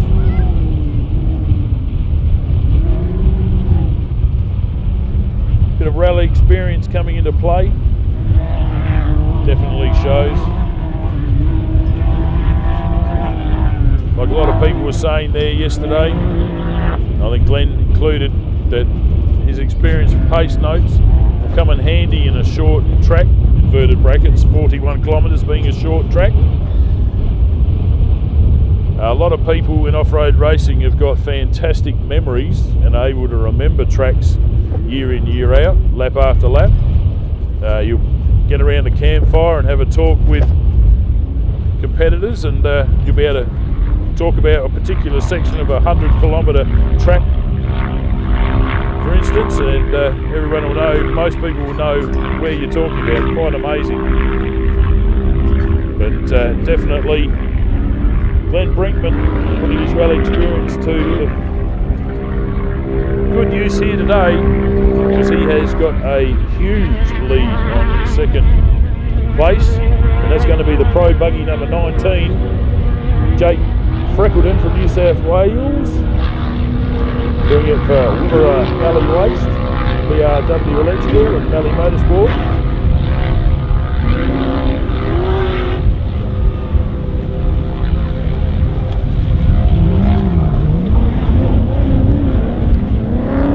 So the number 19 had a first lap time of 29 minutes 14 seconds. That's about 7 seconds shy of Glen Brinkman's first lap time.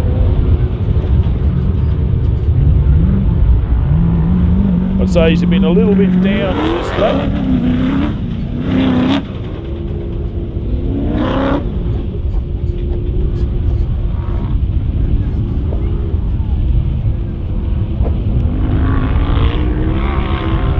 Well, of course, I'm always going to stand corrected.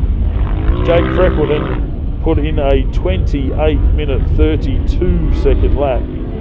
So that is 6 seconds faster than Glen Brinkman in the side-by-side. But still, here Wow, only 1 minute, 1.8, nearly 2 seconds. This is going to be Jackson. And he's moved up from 7th on the road previous lap. The Kincrome Polaris Method Race Wheels, Tensor tyres, turbo coming in. He's probably got word, hey, you're ahead of your dad. Keep pushing. And he is. Woohoo! Great drive, Jackson Evans.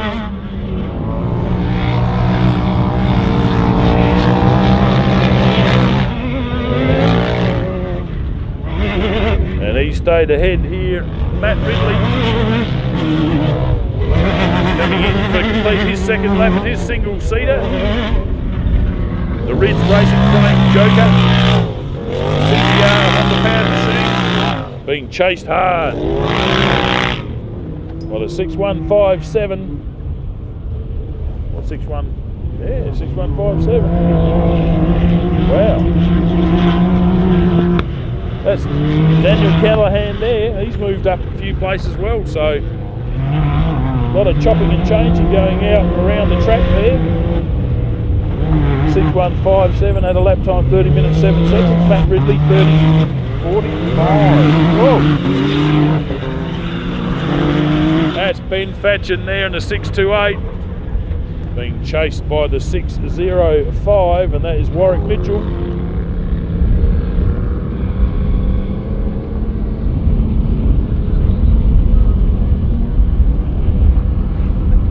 What a great show these guys are putting on for us, demonstrating how much fun you can have on 4 wheels here in a factory-made race car. We all dreamt about this 20-30 years ago, that the factory actually produces a race car. Quite a few of the English companies back in the day making endurance vehicles to compete at Le Mans. Remember the old Ferrari versus Ford? Great movie there, showing the fun of motorsport back in the day.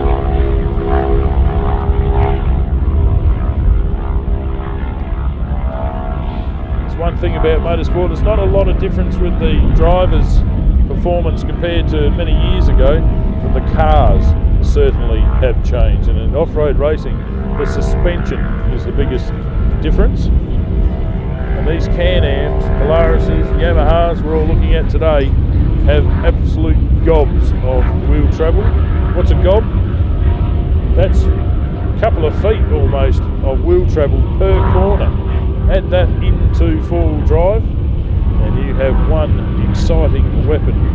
And if you watch a lot of YouTube coverage, you'll see a lot of these side-by-sides being jumped crazily and thinking they're going to go end over end, and the four-wheel drive pulling the car straight and flat again and saving a whole lot of repair bills for people. So fantastic amount of development being done by all of the manufacturers, and as a race fan as I am up here today, thank you very much. Keep on building. I know the Can-Am has been dominant out here. I know the Polaris has got a new naturally aspirated machine coming out. So your turbo versus naturally aspirated, some fantastic performances happening overseas with these vehicles. And we're lucky enough that we can enjoy it here and you can enjoy it too. Just get down there, for instance, go have a look up Ronco Motors. Can-Am dealer here, happy to help you and give you advice on the way. One of our major sponsors here this weekend. There's one of the Gadaletta twins come in to view. I think this could be Robbie Gadaletta. The Gadaletta Steel Fabrication Can-Am X3.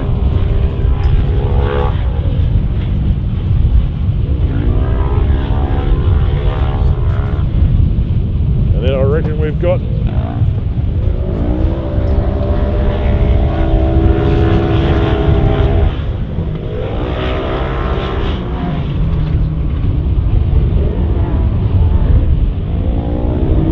well done to Robbie in the 6138. He second lap time 30 minutes 45 seconds. As here comes the Silver Flash 6637, and that is Eden Evans with Shannon Jennings navigating for Kincrome, being chased hard there in the CanAm X3 623. That's Jeff Brennan, his CanAm.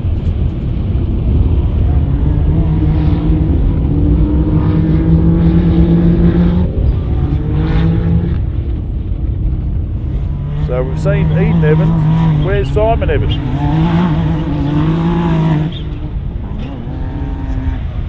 Dad pushing hard, trying to chase Jackson. It's a 622. You weren't seeing double, but it's got the same paint job there. It's a 6170 finishes our lap. 622 is Lachlan Bailey. He had a problem the first lap. Second lap, 34 minutes.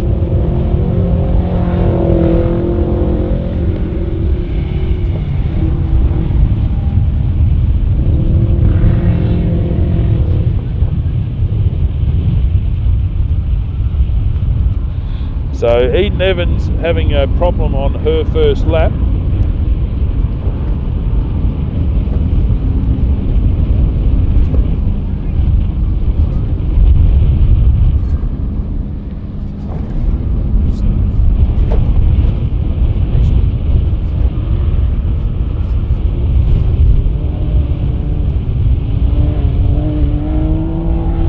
So Eden Evans completing one lap, 52 minutes 33 seconds.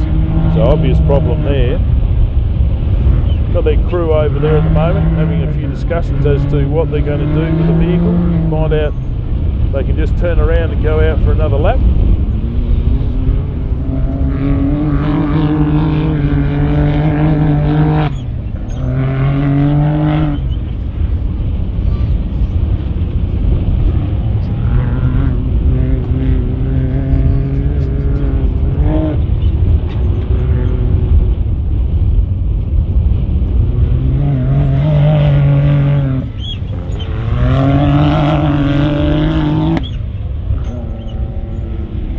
Another lap, two in fact, for our CanAm 678.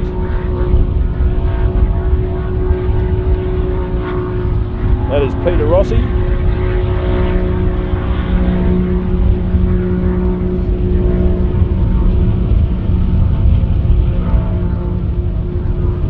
Second lap time 38 minutes 41 seconds, so about 8 seconds slower than his first lap, so a bit of a problem there obviously.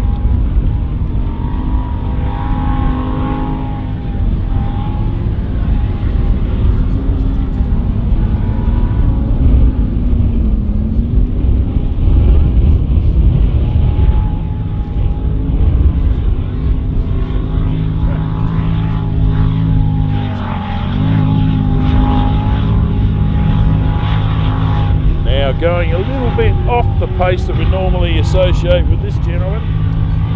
Simon Evans, multiple Australian rally champion, now kicked over to the Kincrome Polaris, letting every one of his rally mates know this is the go. Come out and race off-road. Great value for money, great people, great spectators.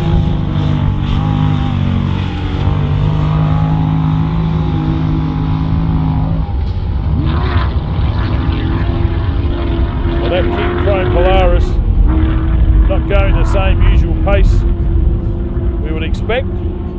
Quite possibly he might have done the fatherly thing and stopped to see what his daughter Eden is doing. Looks like he's got a flat, going flat left-hand rear on that vehicle. Simon Evans' second lap time at 36 minutes 2 seconds.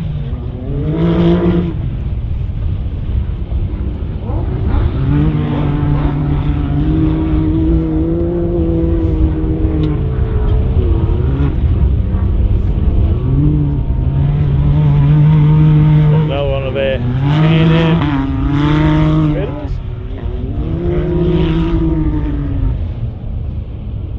That's the 6165.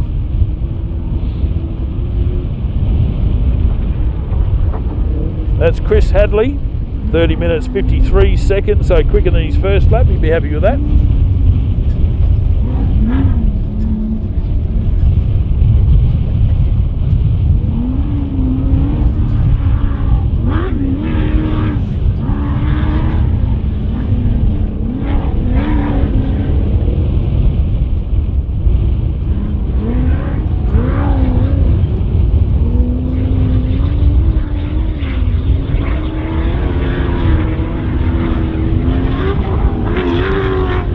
Comes Tim Vandenberg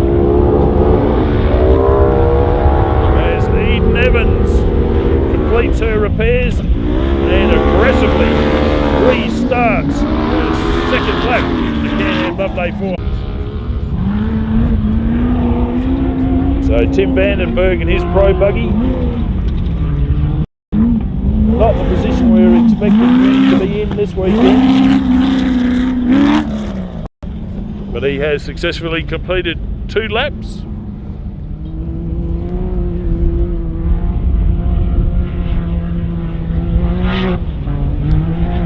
Yeah, 36 minute 45 for his first lap. And that one significantly faster, 27 minutes 39 seconds. That's the fastest vehicle, or fastest lap by the vehicle in Heat 2 here today.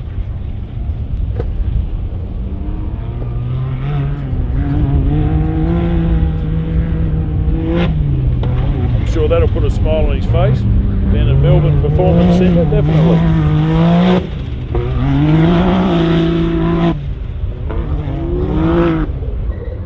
The 6141.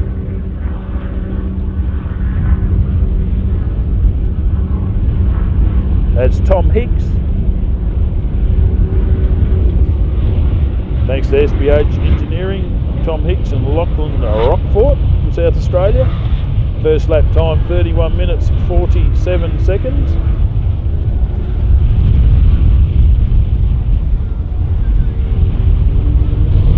Their second lap time 30 minutes 55 seconds.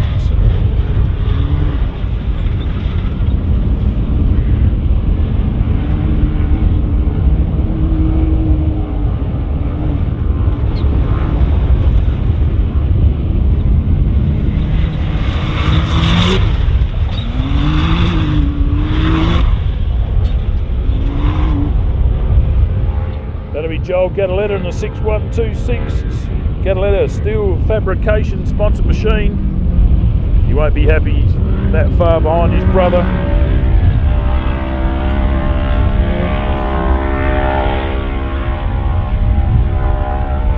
That's off-road racing. Can be very difficult when things aren't going right for you. You can be stuck behind someone else's dust. You get frustrated and get a little overheated, causing a mistake trying to get past, costing you more time than what you wish to make up. So many factors go into a sport that has the 3D factor. Means you're leaving not hearing as much on the PA.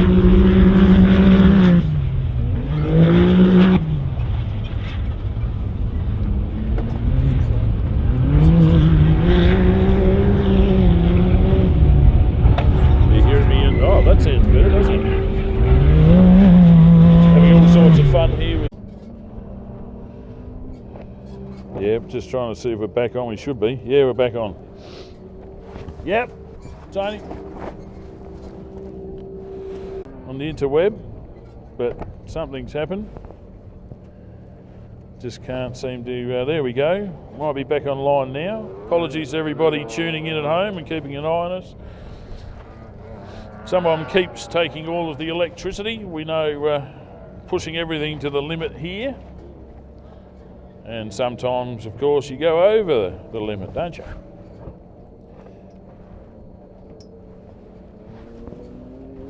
So coming into view here, the 701.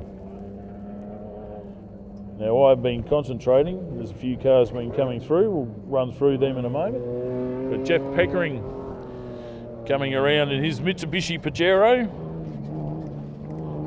looking as clean as when it started. Near stock vehicle, off the showroom floor. Had a roll cage and a whole heap of safety items, and you can bring your full drive off-road racing if you want to.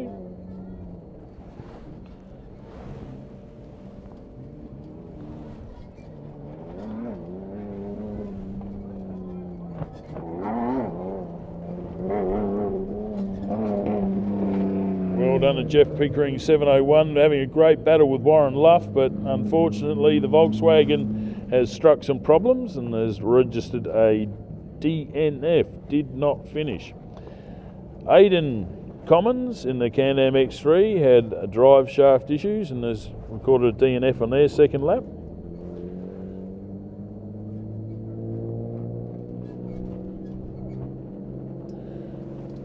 So I've got a quiet moment here.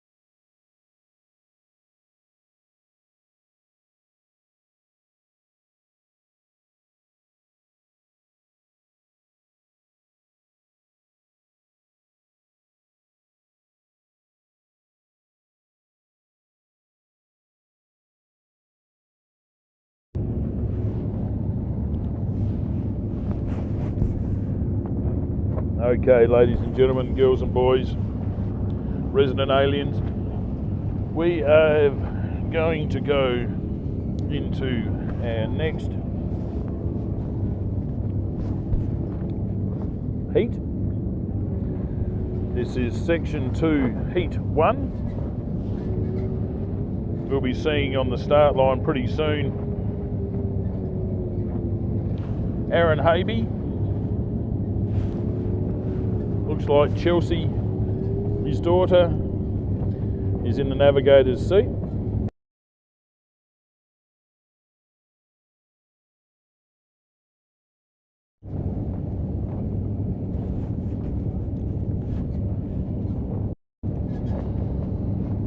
Now, give you a bit of an insight.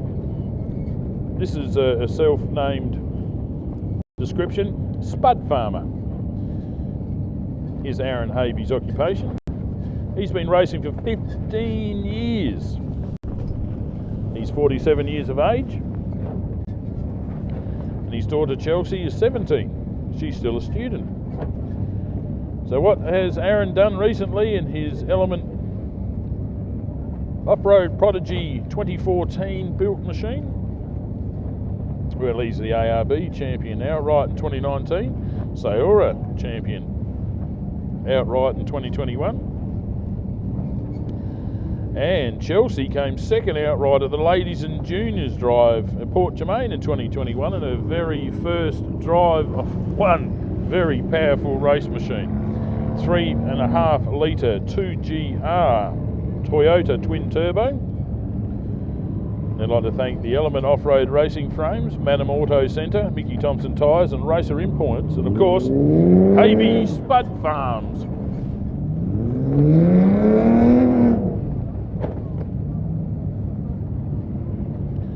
So we'll be back racing pretty soon here in the CanAm Loveday 400, round 4 of the BFGoodrich Motorsport Australia Off-Road Championship, round 4 of the Kincrome side-by-side Motorsport Australian Championship, and round 1 of the Tough As Products South Australian Motorsport Australia State Titles Championship, whatever you want to call it, it's all the same thing.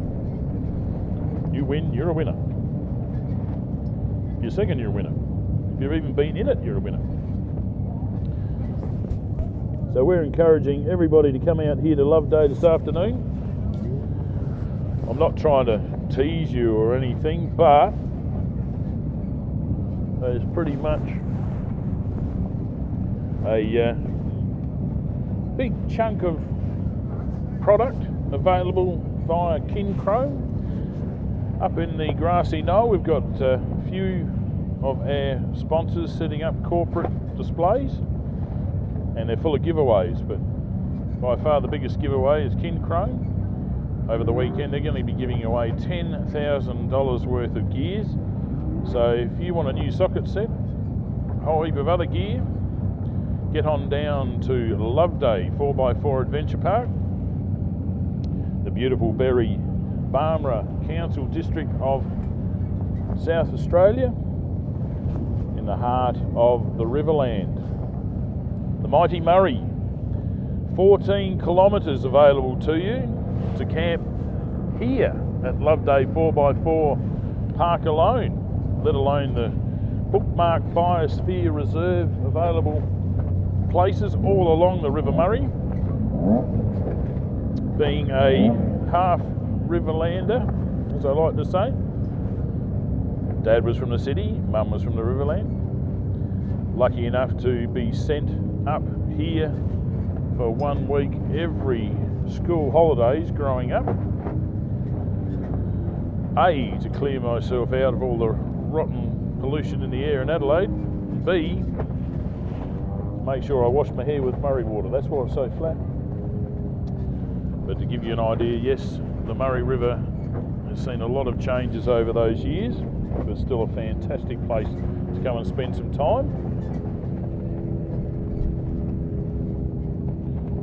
Lucky enough to be able to spend a bit of time here Monday myself. Going to go down there and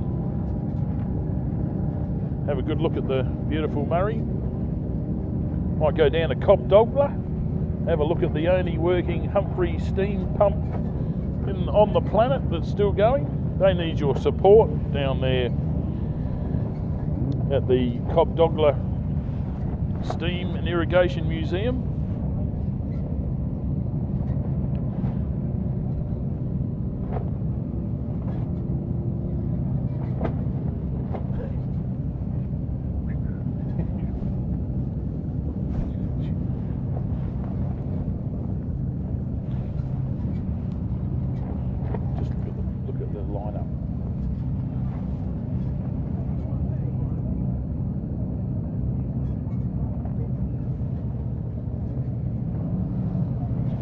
See competitors waiting for an event start. Section 2, Heat 1.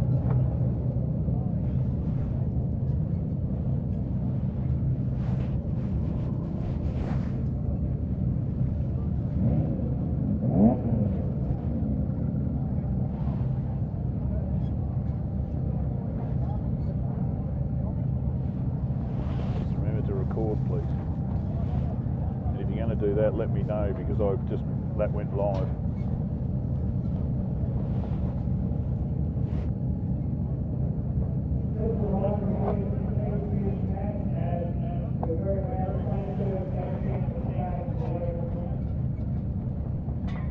Do you understand any of that? Yeah, I went to autofocus. I don't know what Tony said.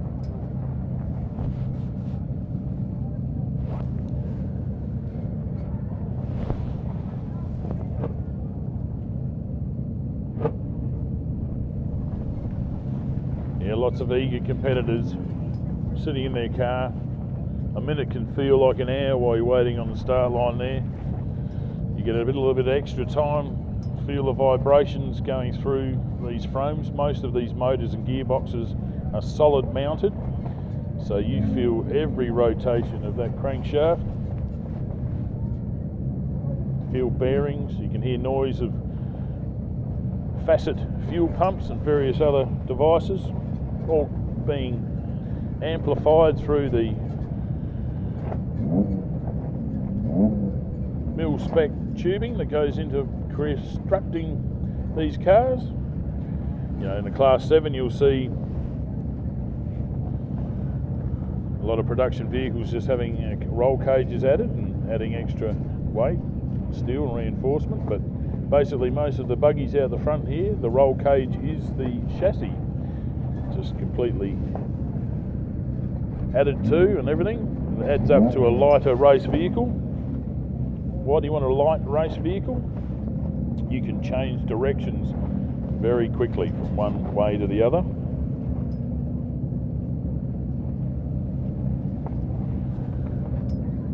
Quick reflexes, quick response, the faster you get around the course. Power to weight ratio means a lot in these vehicles. So having an extra hot dog at lunchtime, probably not the best idea. Keep the weight down.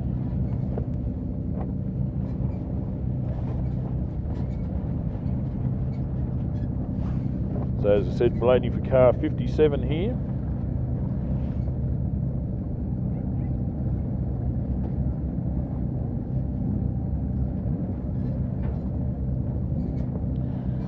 Aaron Havey, our event leader, on outright corrected time. You want to check these times yourself, offroadracing.com.au. Have a look at the banner at the top of the page. You can click on that live. And once the cars get underway, there's also the option of clicking on Rally Safe and seeing the competitors sending out a signal, letting everybody know where they are. Great innovation in motorsport. It all comes down to the safety factor. As I mentioned before, you're a lot safer in these race cars than you are driving on the roads every day. So much thought, preparation. You've got a minimum of 6-point harness in these cars. You've got head restraints to stop your head violently being thrust forward in an accident. All of the seating is up to Federale International Automobile, FIA standards from France, and the universal laws that are passed through, and Motorsport Australia, formerly CAMS, has been affiliated with the FIA from a long time ago. And what you see is a constant improvement for safety. As products improve, so does the safety of the occupants. So if you could imagine getting into your road car with a 6-point harness, helmet and everything every day, it'd be rather full on.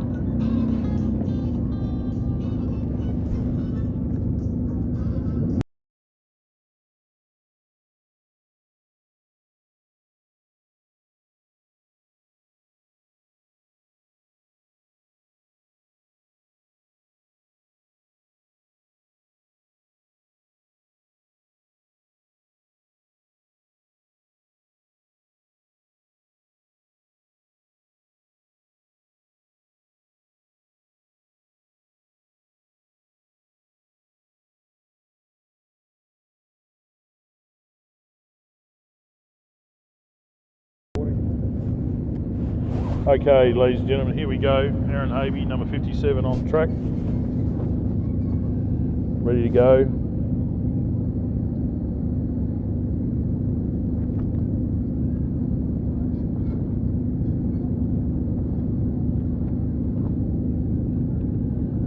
Still not getting any information out of offroadracing.com.au here. No data to display at this time. Sure there will be some pretty soon. Shout out to Trevor Scott there in the sideline view on 5RM. We'll be having a chat with him soon to let everybody around the Riverland and Mallee know what's going on.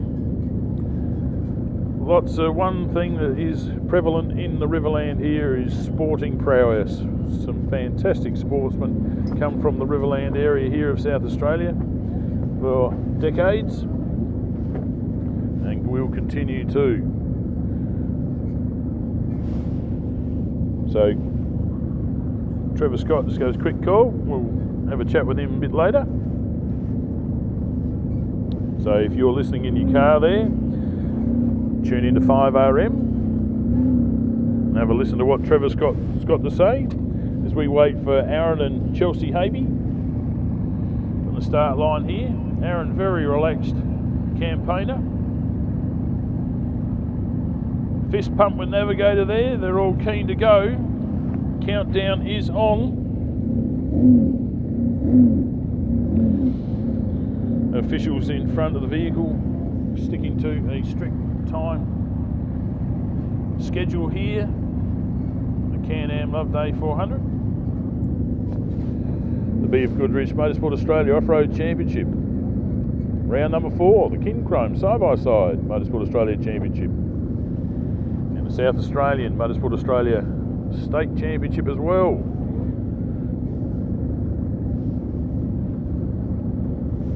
We've got some really fast competitors here. I was listening to a lot of online banter, people discounting the fact that Aaron Havey is a local, therefore should be out in front. Let me tell you, he's won many a championship, and these Australian built cars out there in Manham, very well researched, great engineers. Minds go into developing these cars, have raced in the Baja 1000 and dominating a lot of local motorsport here in Australia. So support Buy Australian if you can, and here's a good place to start for the Element off-road manufacturers right here in Manham, South Australia.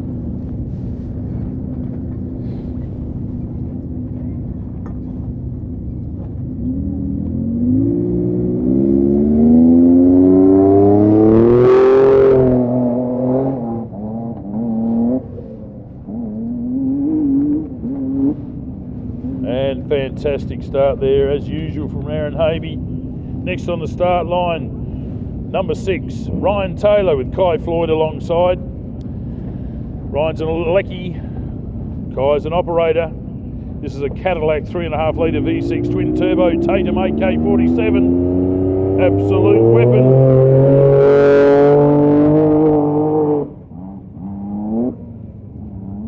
Second place in the Australian Off-Road Championship, looking to knock Jake Swinglehurst back to second after this weekend, and on track to do so. Now, car number 33 on track at the moment. This is, of course, Shannon and Ian Wrench. This is a Nissan Jimco Hammerhead twin turbo. I'd like to thank BFGoodrich Tyres, Fox, Albans Off-Road Gear and Motec PWR.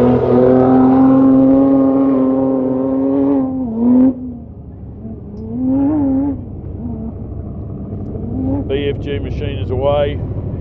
Next, the Beast 413. This, of course, is Big Bo Robinson with Shane Hutt alongside. Skyzer Brothers trophy truck, thanks to WA Fire Protection and BFGoodrich Tyres. This 6 litre beast is about to blow away a whole heap of Loveday sand.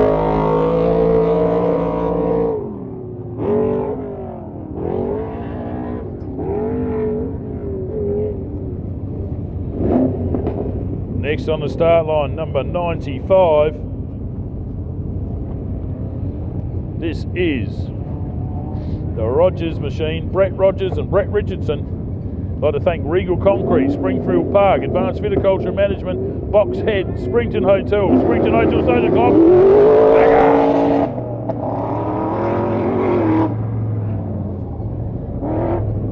Next, another local legend, Brad Gallard with Paris and Dean Keys sharing the navigating duties this weekend. He's got King Off-Road shocks and Toyo tyres on this machine. This Chevy Geyser Brothers trophy truck.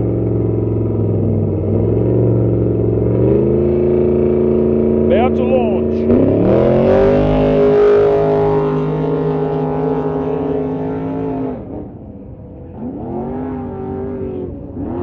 What a weapon. Next on the start line, the 177. This here is the Subway machine. This is Mel Brandle with Liam Brandle navigating this weekend. This is a Lumacraft Australian spec. I'd like to thank Subway, Swan Reach Tyres and Mechanical.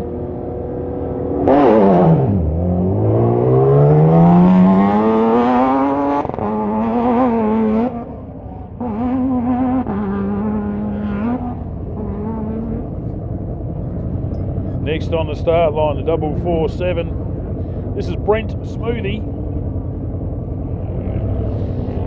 Brent would like to thank Smoothie Motorsport, Smoothie Cattle Company, Western Australian Fire, Kalium Lakes and K19 Mining.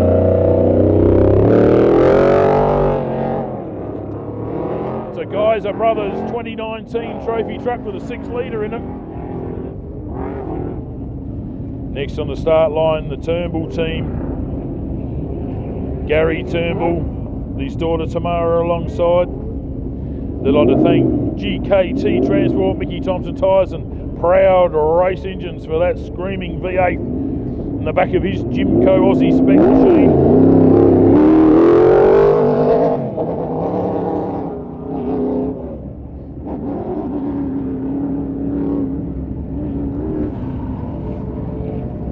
Next on the start line, number 49.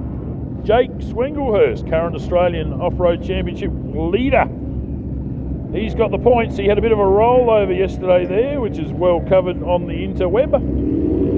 Kate and David Swinglehurst sharing navigating duties. I'd like to thank Messard Race Wheels, Toyo Tyres, Ron Mill Concrete, Lucas Paw Remedies.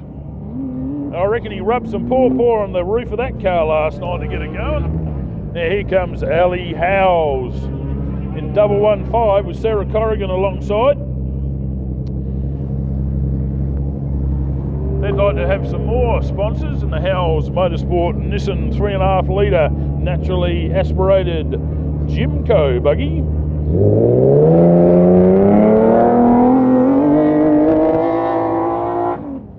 Bit of sideways acceleration there from Ali Howes.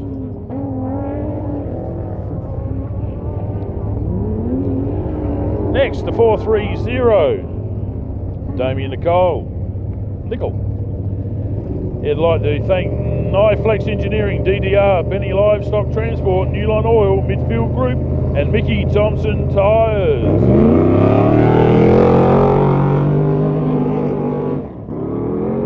He built the trophy truck himself, competing in the AORC for the first time this year and having a great time.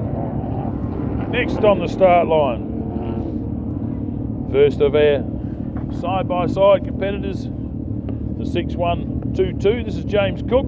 It's a concreter. This is a Rotex CanAm, and he thanks Cook's Concrete and Construction for getting him out on track this weekend.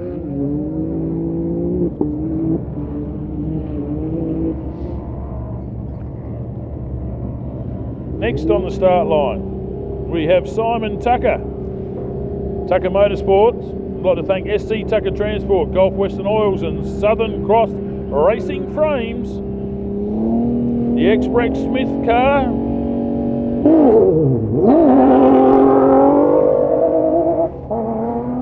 Bob Strawbridge's son, of course. G'day Bob and Denise. And g'day Brett. Next on the start line, the 577 of Chris Pickett.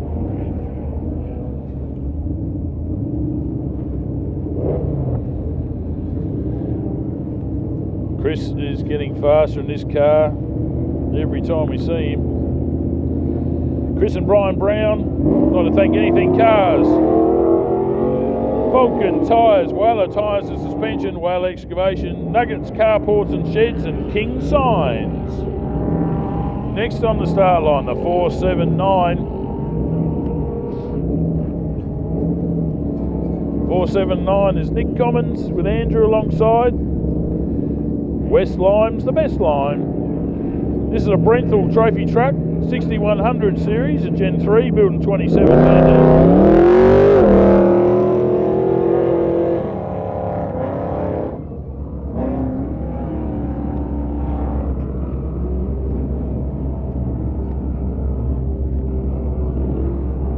Next on the start line, the 52 of Royden Bailey. This is an Element Prodigy built this year. It's a twin turbo Toyota 1UZE, thanks to Ronco Motors, Ronco Power Sports, Element Off-Road, Mickey Thompson Tyre, River City Trailers, Racer Imports, and Loveday 4x4 Park for their contribution to getting this car on track. Now being bumped up into the first runners, car number 38. This is Tim Vandenberg with Jason McGlynn alongside. I'd like to thank NZ Mildura and Melbourne Performance Centre for helping the SNS Racetech Hustler out on track.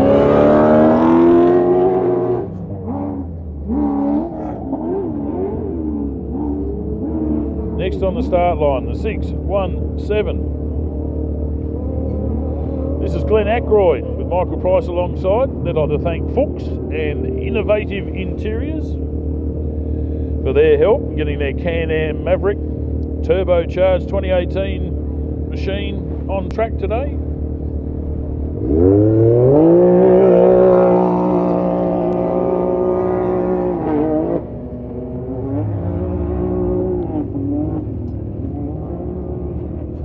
Next on track will be Joshua Weedman in the 6105 machine.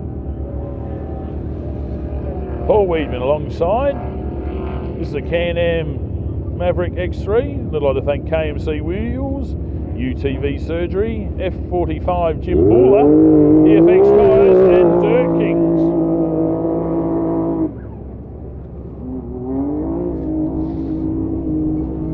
Next on the start line, the trophy truck of Brett Comiskey and Corey Cooper alongside. They'd like to thank King Shocks, BFGoodrich Tyres, KMC Wheels and 5-3 Designs. And Revenue on the front there, the UTV World Champion.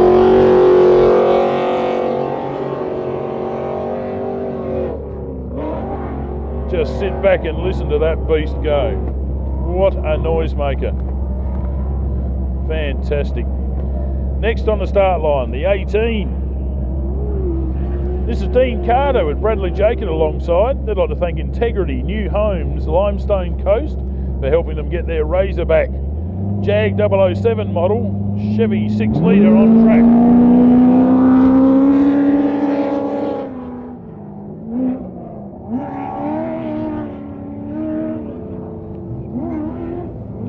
Next on track, the 147.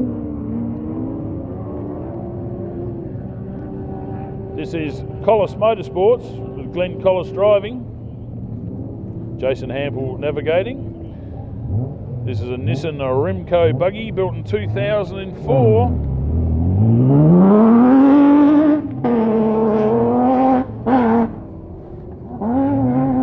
Next on the start line, 6104.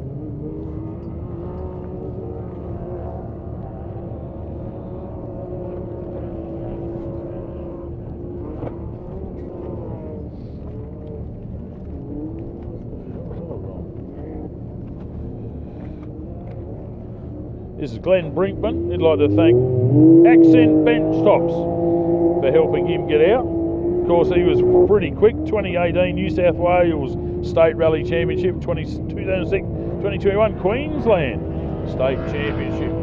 Next is the 19. This is Jake Freckleton and Matt Wimmetts alongside. Thornbuilt Wasp. I'd like to thank Marima and Mally Waste, BRW Electrical, Mally Motorsports, F45 Mildura, and Frex Refrigeration. Next, the 1057. This is Rod Visser with Cody Fisser alongside. This is a Lumacraft Class 10, built in 2021 with a Honda K24 motor. Confab Access Panel Engineering, their major sponsor.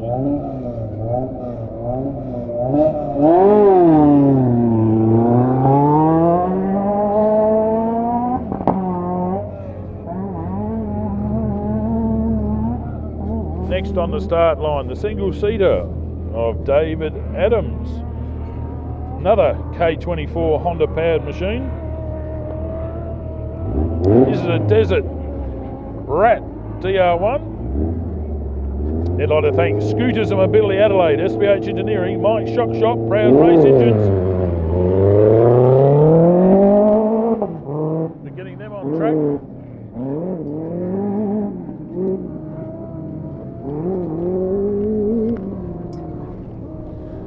And this, of course, is the number 3. This is Greg Campbell with Sandy Wallace alongside. They'd like to thank GRC Motorsport, CanAm, Method Race Wheels and Rugged Radios.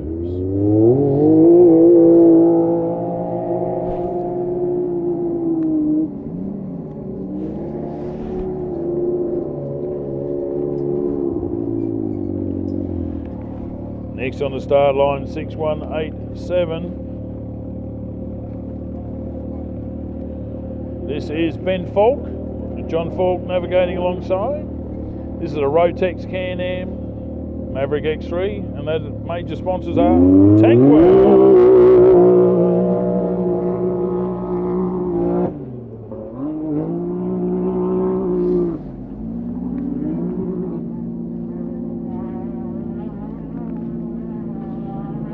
Next on the start line, 153 Alan Dixon with Jonathan O'Connor alongside. This is a Southern Cross / Custom Fab 65 Mark 5 buggy, the Nissan 3.5 litre. They'd like to thank Fury Engines Automotive, Custom Fab 65 and ICUR Engineering.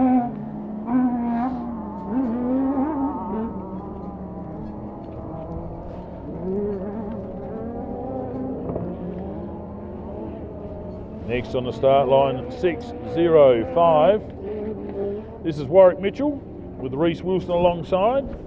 This is a CanAm Maverick X3. They'd like to thank Nutrient Dubbo, Telescope Tyres, Oil Plus, and IOR for helping them get on track this weekend.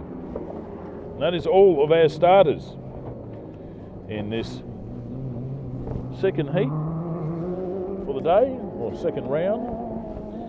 Don't forget offroadracing.com.au for all the information, times, and a whole lot more. Keep you informed. We had a whole lot of did not start in this one, that's for sure. So how many we got on track there?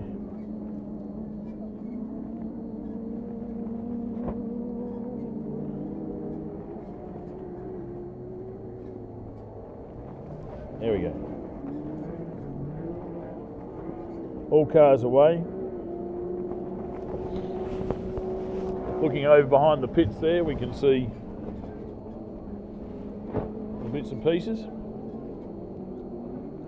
Whole lot of dust if you're watching on the internet. We're looking over towards the Loveday 4x4 mega jump. If you've got hold of one of the programs, you'll be able to see a few track maps and information, give you an idea of what's going on. Because there's a lot of people saying, you don't know what's going on half the time. I said, no, I don't.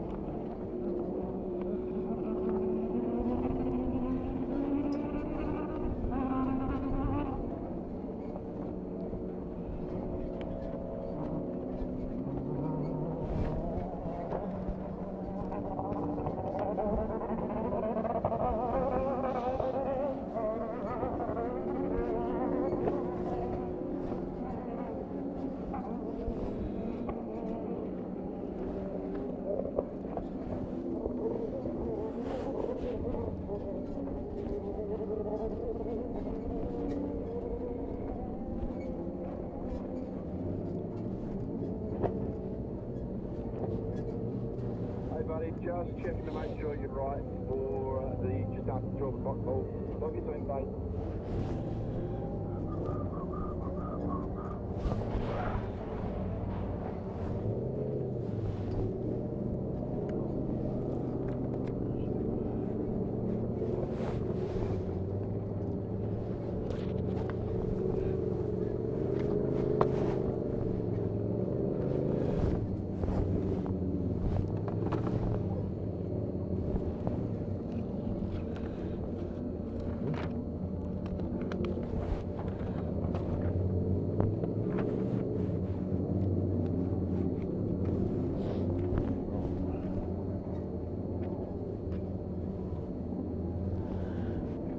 Okay, now I've got my track map out here. It's called the Insane Super Jump, what we're trying to look at the moment. It's hiding in the dust there. Camera A is trying his hardest to get a bit of a focus so people at home can get an idea of what the Insane Super Jump looks like.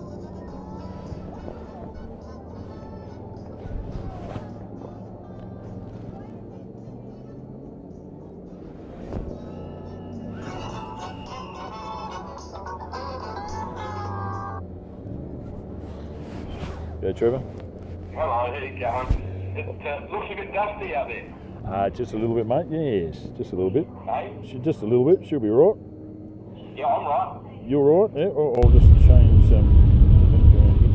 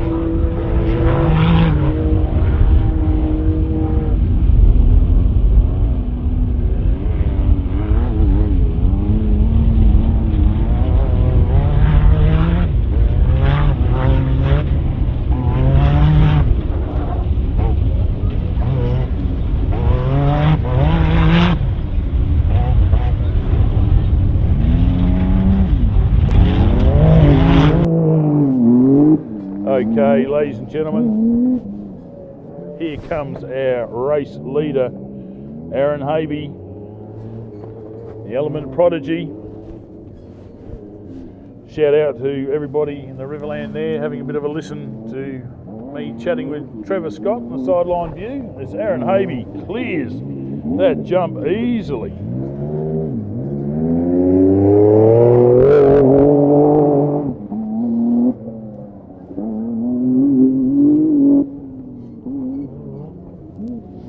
And his lap time is 25 minutes 31 seconds.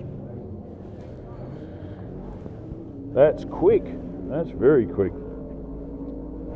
But not far behind, you can see the number 6 of Ryan Taylor, the Race Wheels Australia, Method Wheels Australia, Toyo tyres, Tensor tyres, Tatum AK-47 Cadillac, mouthful of a machine. Have a look at the roof of this car. That there is a Starlink antenna for your RV situation, being plumbed all the way through to the United States or America, North America, and sent around the world today.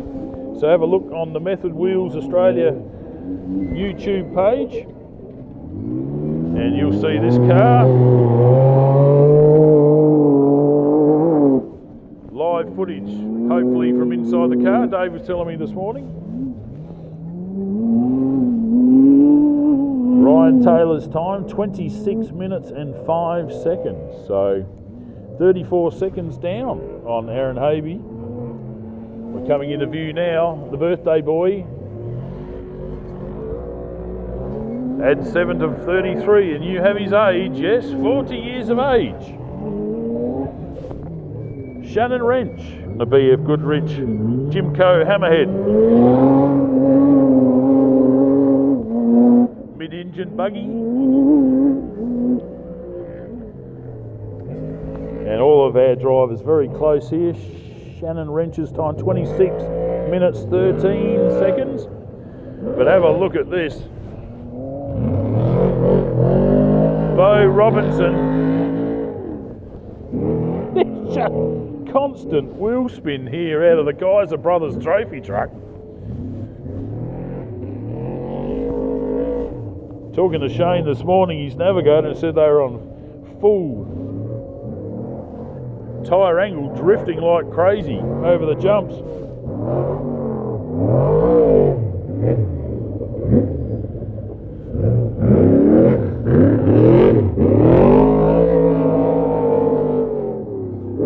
No rear guards on that weapon. Bo Robinson's time, 26 minutes 34 seconds. So first, second, third, fourth, representing not only their on-road positions but their outright positions in this heat. Because don't forget, you need to add all of these times together to get the overall outright position and lead. So before you hear me do it, get on offroadracing.com.au, click on the live timing point and you shall be more informed than me. And the 2BR car of Brett Rogers and Brett Richardson getting pressurised by the 454 of Brad Gellard.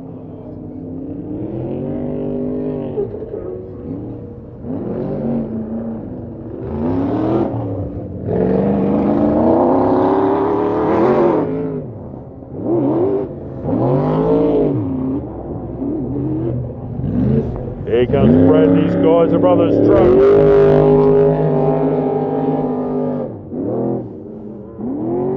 Okay, yeah, Brad Gellard's lap time 26 minutes 52 seconds, moving him to 5th outright in this heat.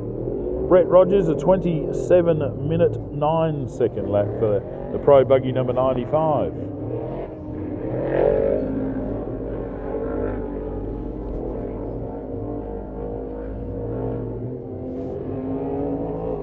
Next coming into view, the Subway Special. The former RAAF fighter pilot, Mel Brandle. The Subway, Swan Reach Tyres and Mechanical Alumacraft being chased by Brent Smoothie in his trophy truck.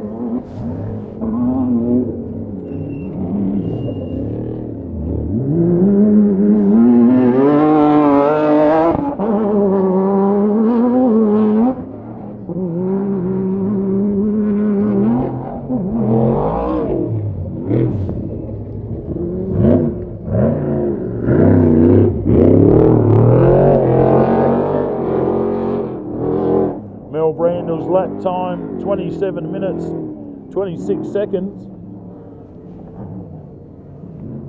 Brent Smoothie 27 minutes 11 seconds in the Extreme 2-wheel drive 447. Coming to complete their first lap,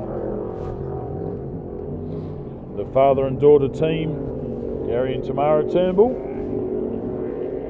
and their Jimco Aussie Spec, I should say, Pro Buggy.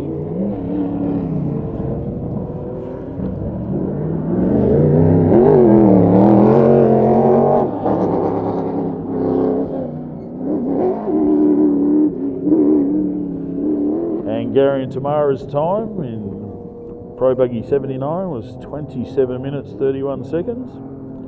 Unfortunately for fans of Jake and Kate Swinglehurst of Queensland, the Method Race Wheels Tyre Tyres Ron Milton competition engine Lucas Pawpaw machine has stopped for some soothing pawpaw action.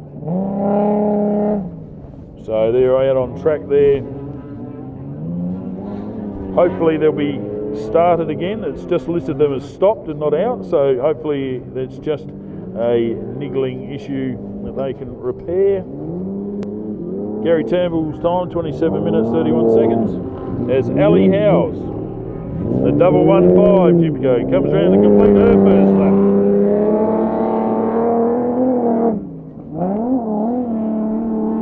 The naturally aspirated VQ35 Nissan engine machine, first lap time 27 minutes 26 seconds.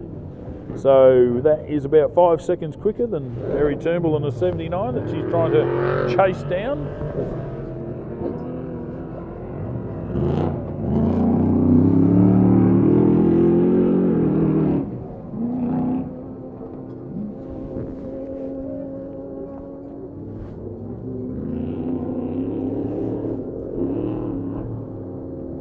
Now we've got Damien Nicol and Cameron Percy from Victoria in their Extreme 2-wheel drive home-built trophy truck.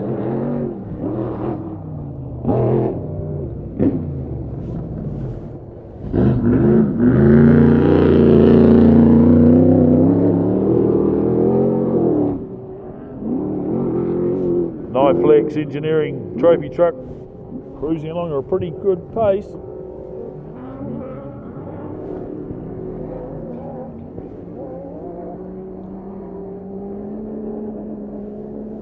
Their lap time 27 minutes 53 seconds.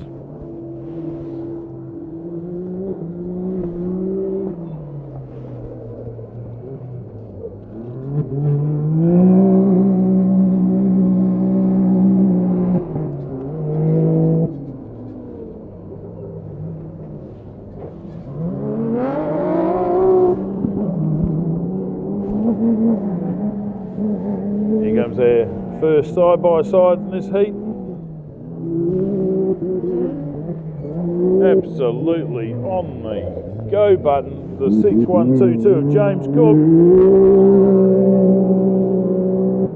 The Cook's Concrete and Construction machine leading the way in the Pro Turbos. We're trying to chase him down. Simon Tucker.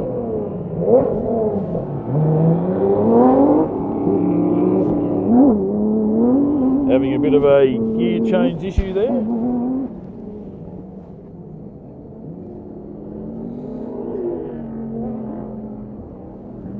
Simon Tucker's time 28 minutes 6 seconds. James Cook 28 minutes 24 seconds in the side-by-side. As here comes Chris Pickett.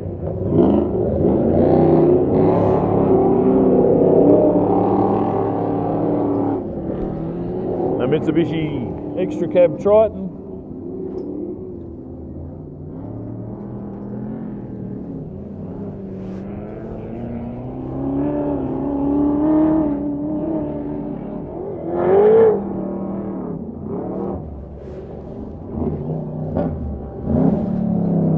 Comes the 479. This is Nicholas Commons. The Westline machine. Comes through pretty quick. Here comes Royden Bailey in the Element Prodigy.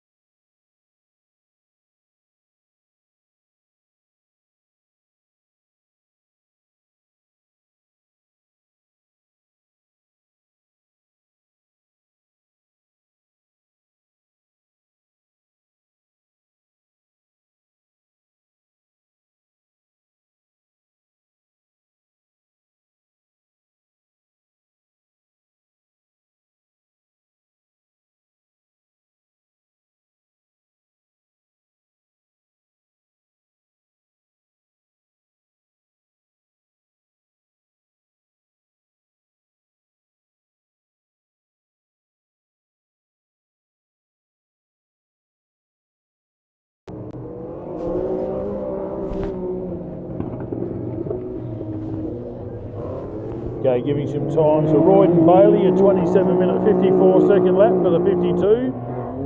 Nicholas Commons at the 472 Trophy Truck, 28 minutes 9 seconds. Chris Pickett in the Mitsubishi Triton, 577, 28 minutes and 12 seconds.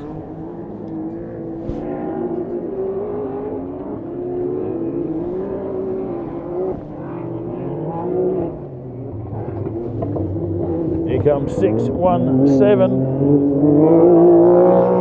Glenn Ackroyd being chased down here by Joshua Weedman from Victoria.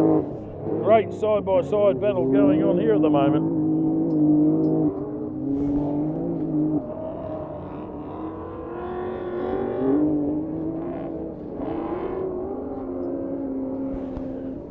Joshua Weedman's time, 26 minutes, 28 minutes, 25 seconds.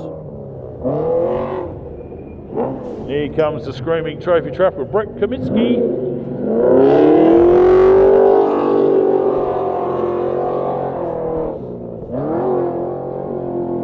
That wakes up all the cameramen, that noise, that's for sure. Absolute weapon of machine, that.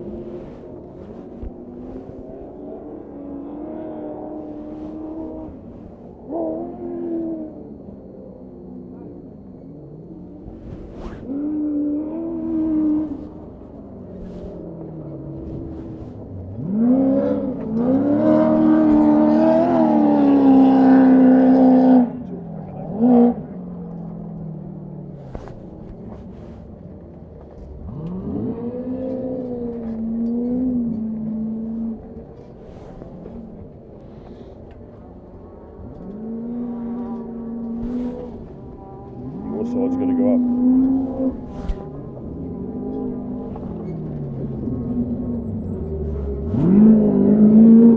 Here comes Dean Carter in the 18.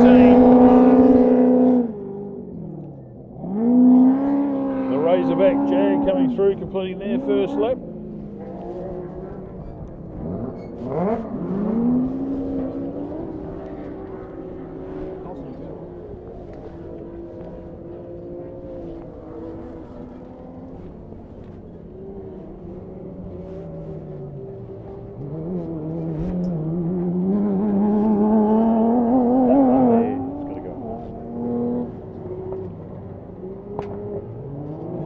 There you go. Don't be silly with that. You're getting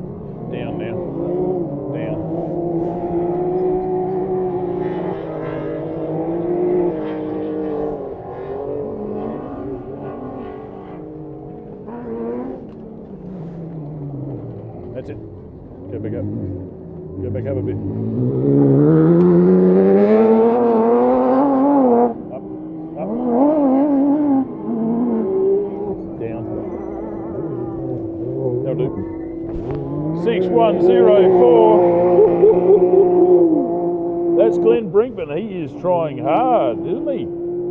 Awesome amount of effort there going around that last corner.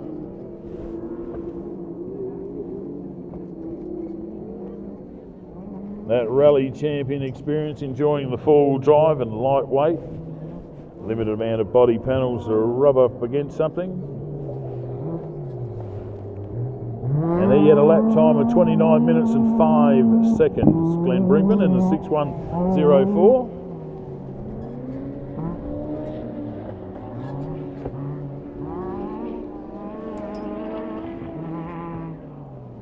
Here comes our sports light machine.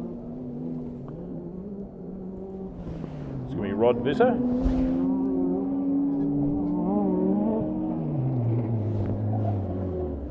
The 1057.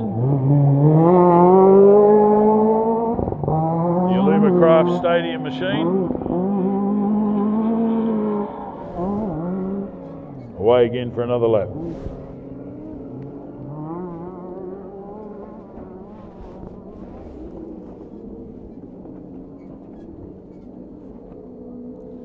So Rod Visser's time, 29 minutes and 3 seconds for that lap. The Sports Light. Sports Light buggy, 2-wheel drive, limited to 2.5 litre. Great way to get into buggies. Here's, of course, most of these machines are limited by engine sizes. So you've got Class 3 up to 1350cc. Not a lot of them around anymore. They're all basically formulated around engine emissions and what was. So you've got Super 1650cc is your next stage, your Class 2. Then you've got your Class 10, which is up to 2.5 litre. All buggies, all the same specifications. All 2-wheel drive. A lot of people prefer the weight behind them, a bit of a pendulum effect, and you can see that pendulum effect, how it affects the race cars over some of these larger humps with Jake Swinglehurst's rollover there yesterday. Get onto the AORC website, Australian Off-Road Championship website. We've got Greg Campbell coming through and his CanAm X3, number 3, saying he was 3rd best in the Australian Championship, Motorsport Australia last year.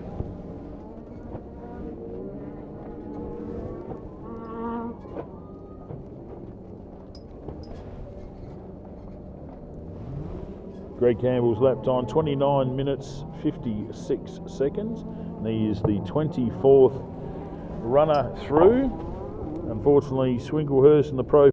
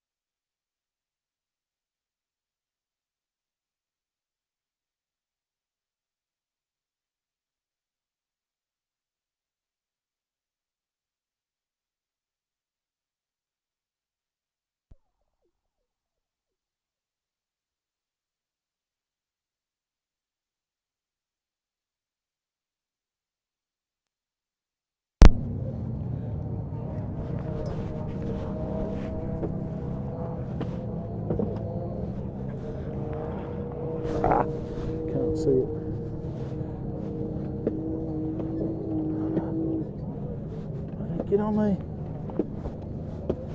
Action. Slide that in my bloody pocket, will you? I can't see it. Not the whole. Yes, great stuff. Good stuff. I think we're back on channel here now. Apologies to to all the fans there of Aaron Habe, has just crossed the finish line there for his 2 laps. Second lap time of 25 minutes and 27 seconds. The old batteries ran out on the microphone at the inopportune moment once again. So apologies to Aaron Habe and Chelsea. Toby Cooper still shocked from his couple of laps in the prologue yesterday. Haven't heard from him today. He must be around the place somewhere. But here comes Ryan Taylor in the number 6 Pro buggy. He'll be getting a whole heap of points.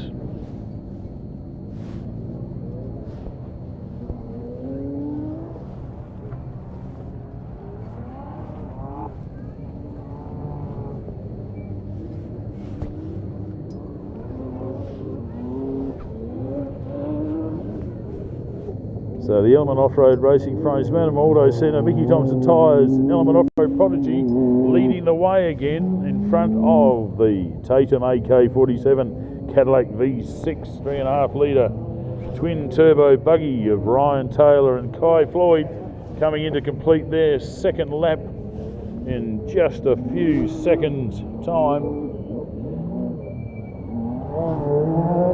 Don't forget that is a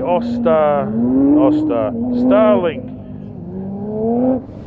antenna on the roof. That's what that white bit is. We'll be interested to see how that has communicated over the race portion today.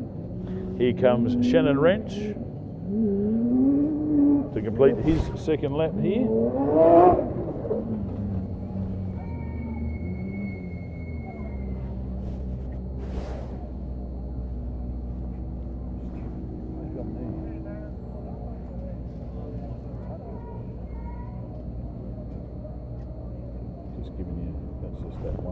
All you got to do is just to here or across the finish line. That's it, okay? Right, looking far afield here for our next competitor.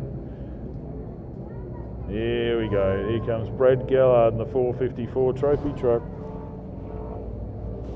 Screaming along the neighbour's fence here. It's called the Back Sand Hill. Is it? Prologue corner? No, I reckon that's part of the prologue track down that part. Used to be called the Neighbours Run on the fence.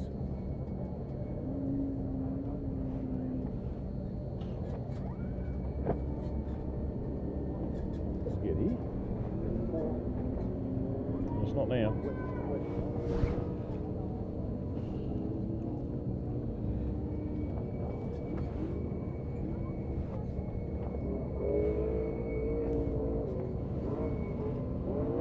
So I was watching Brad Gallard in the 454 trophy truck. Watching some expert spraying here.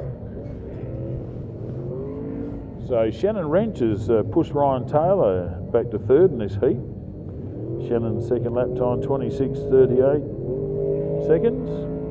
Ryan's 20, oh hang on, sorry, that was Ryan Taylor's time, 26:38, 26:25 for Shannon Wrench.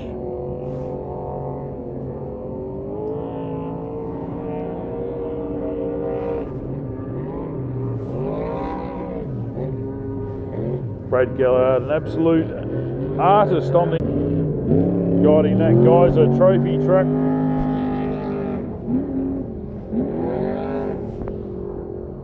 Towards another 2-lap completion as our finish flaggy has a big mouthful full of Gallard dust.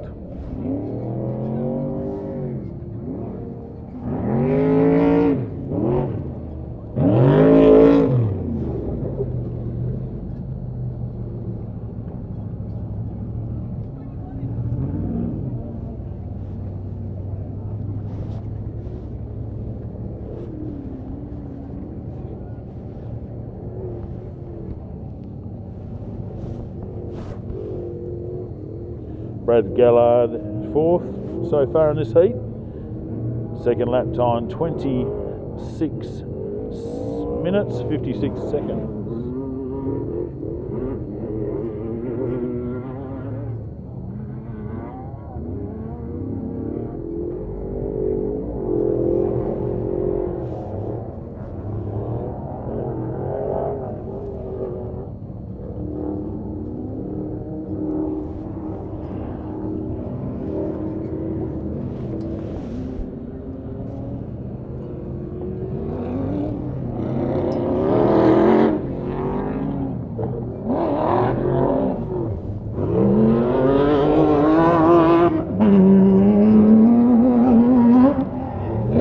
Comes a whole gaggle of competitors. We've got Brett Rogers out in front here in the 2VR orange and black buggy, closely followed by Mel Brandle in the 177 Subway Special. That's more than a foot long. Followed by Brent Smoothie in his trophy truck.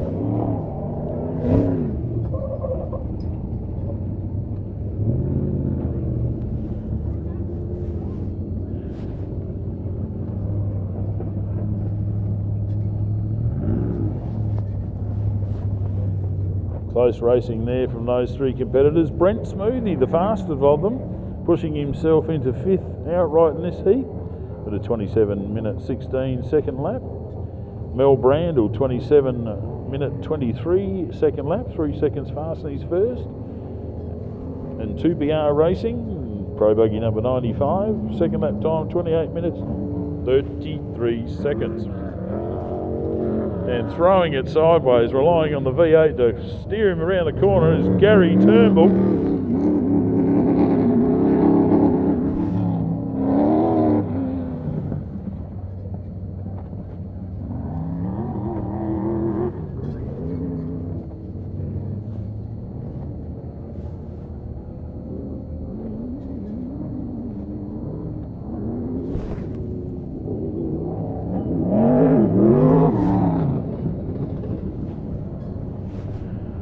Well done to Gary and Tamara Turnbull.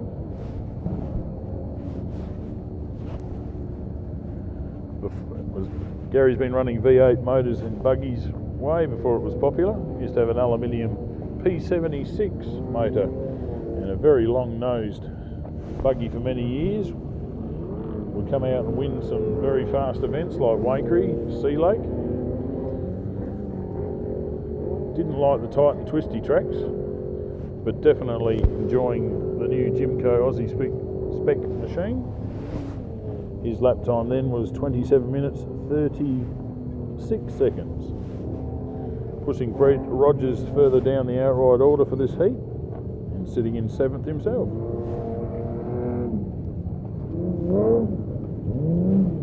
Here comes the Jimco of Ali Howes and Sarah Callaghan. Thanks to Unicap, the Nissan VQ35 V6 naturally aspirated buggy. This is a Pro Light.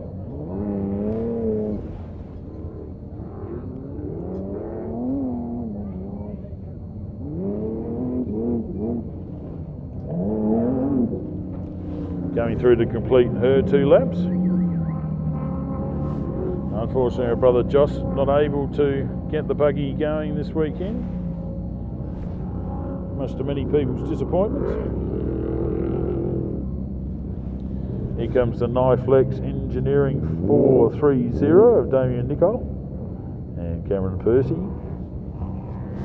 Thanks to Niflex Engineering, DDR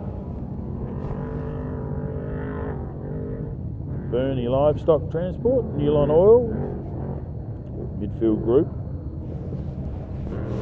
And a great result here for the home built machine. Very proud that they built this at home themselves. You too can do that. If you want to buy a flat pack from Off-Road Rush. The old Western clan up there in Queensland. Probably watching this weekend, knowing Reese and Chris. And don't forget the Next Generation 2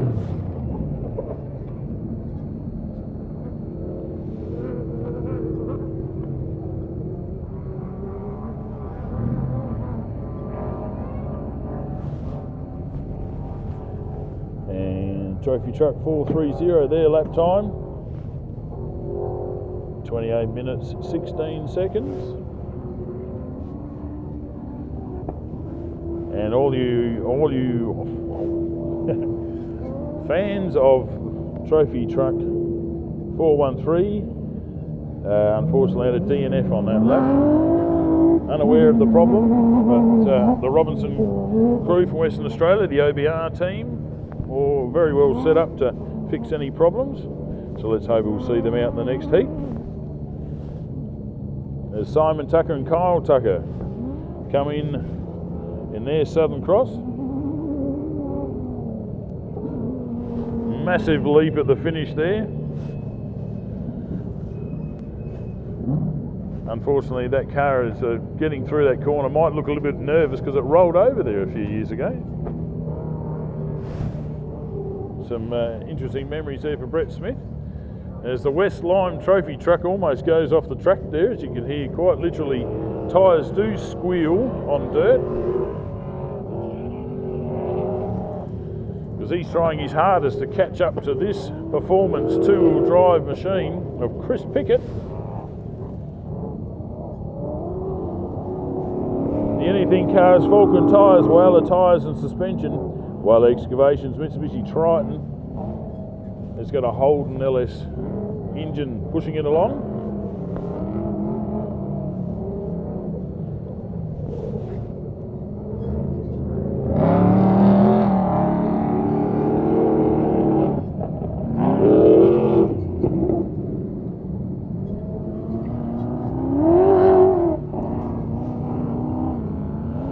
As we've seen before here, Chris Pickett likes to create a lot of dust and keep a trophy truck or two behind him, and that has happened here to Nicholas Collins, his Extreme two-wheel drive.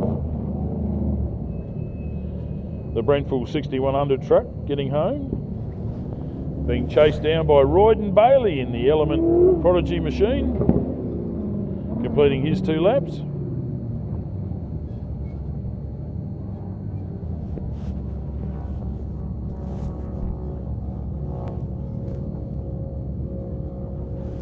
Trophy truck number 479, the lap time number 2 of 28 minutes 22 seconds. Chris Pickett had a 28 minute 30 second lap.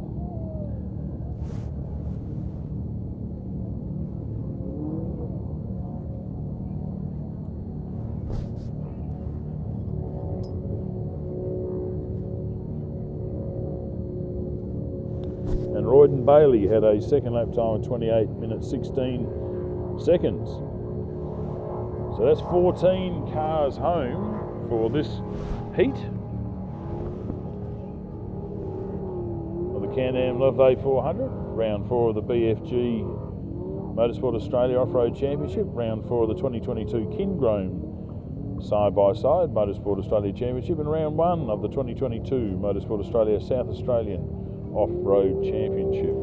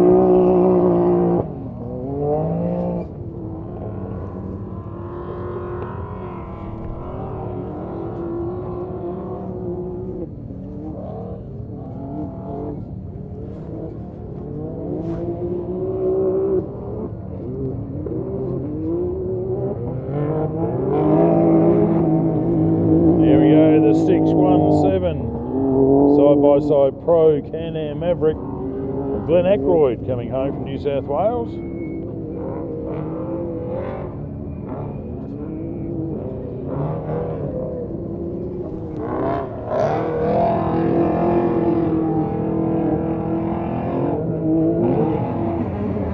Here's the AMC Wheels 6105. That is Joshua Weedman coming home for a finish. And that noise machine behind it, that's Brett Kamitsky and Corey Cooper from Queensland. They're extreme two-wheel drive.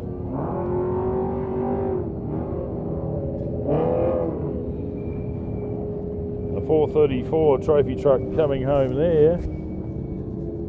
Thanks to King Shocks, BFGoodrich tyres, KMC Wheels and 5-3 Designs.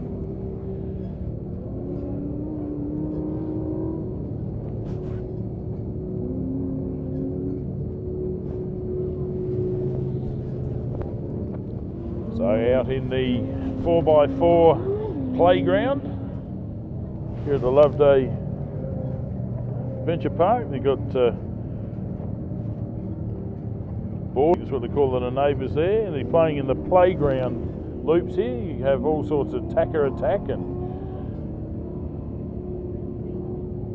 events going on here. That's what all the different looking equipment is between all of these humps, bumps and jumps. As Dean Carter comes in with Brad Jacobs, thanks to Integrity New Homes Limestone Coast.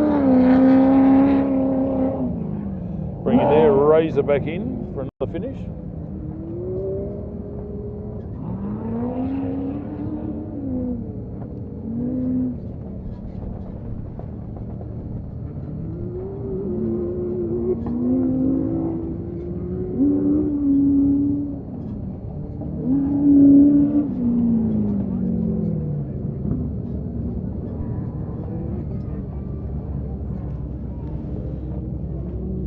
Brett Kamitsky's lap time there, 28 minutes 44 seconds, keeping him 15th in this heat.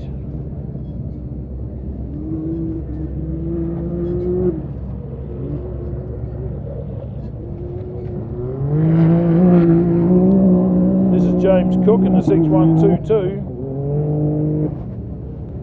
Another CanAm Maverick X3, thanks to Cook's Concrete Construction.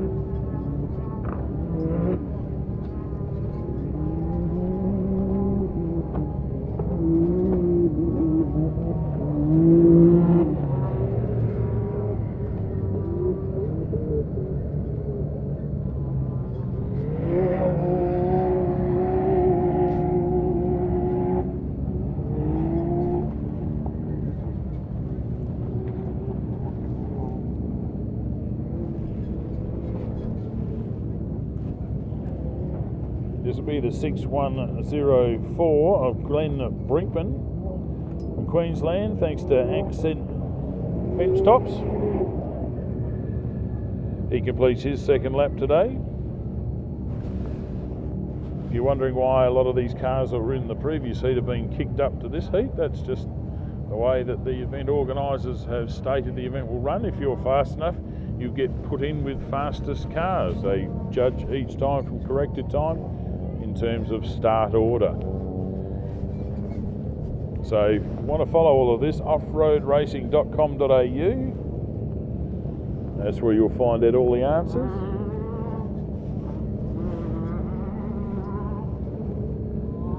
Rod Visser in the 1057 Sports Light, coming through the playground whoops.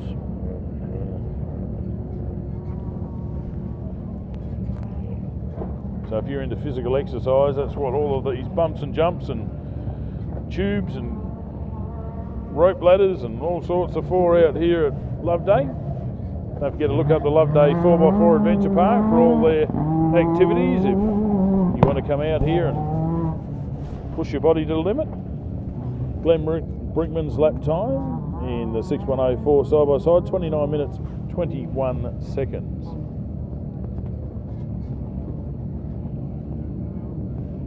Rod Visser making his final attack here for the second lap. The confab machine safely home again. Looking pretty clean actually.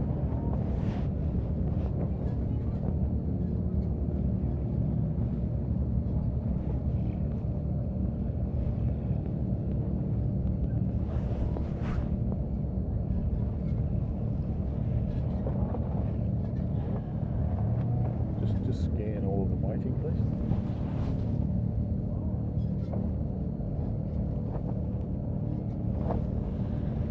can see online there if you're watching at home. All of the cars ready for start there, 2 laps. We'll be running another lap for each group of cars after the completion of these 2 laps. Then we'll be looking forward to Sunday's racing. Very much a similar format to today. It could be changed due to the amount of competitors left in the field racing, because it is a rather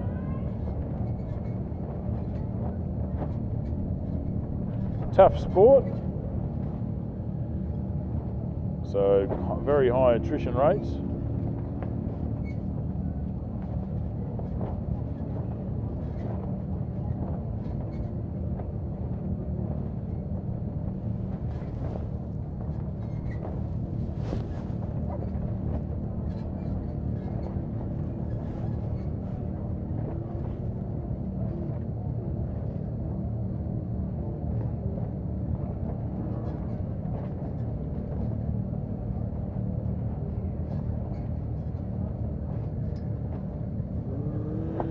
See Connor Corrigan trying to warm up his gearbox there. Just like in the olden days where you'd wait until the car started up and be fully warm before you went anywhere. That's what he's doing there to make sure everything's ready to go. Is out in the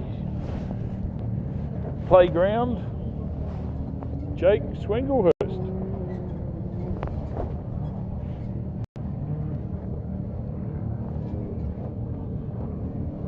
I'm sure not where he'd like to be this weekend, but the never say die attitude, that's how you win championships, because you, no matter what, claim as many points as you can.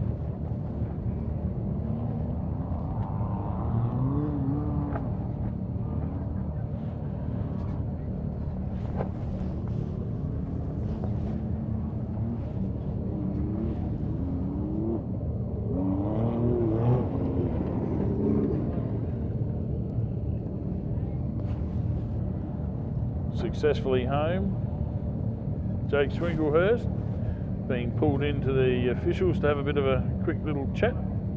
So here you go, have a timing sheet.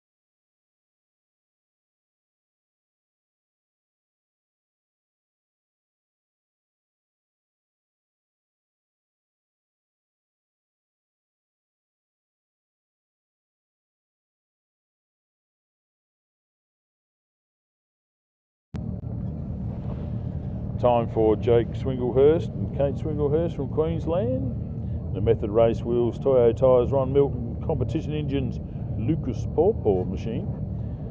It's a Jimco Aussie spec Nissan VQ35, previously owned, raced to champion level by Shannon Wrench. And I'm pretty sure Brett Comiskey had it for a while, and he's passed it on to Jake Swinglehurst. Their lap time was quicker than the first, obviously.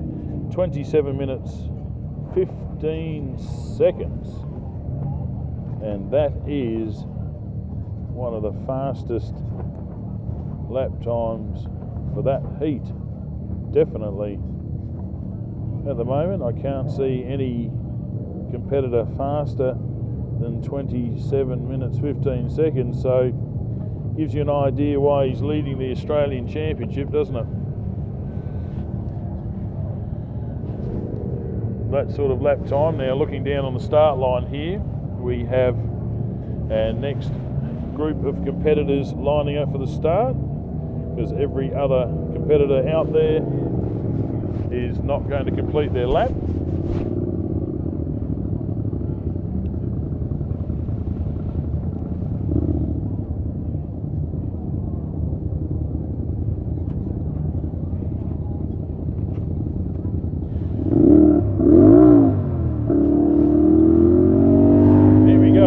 Start line, giving you a big rev up, and the event director Murray Williams says, cool your heels, relax there, hold your horses there. Young Jackson Evans, relax Max, I'll let you know when it's time to go. In the Kincrome Polaris, Method Race Wheels, Tensor Tyres, Polaris RZR Turbo S. Great to see the Kincrome Polaris team here.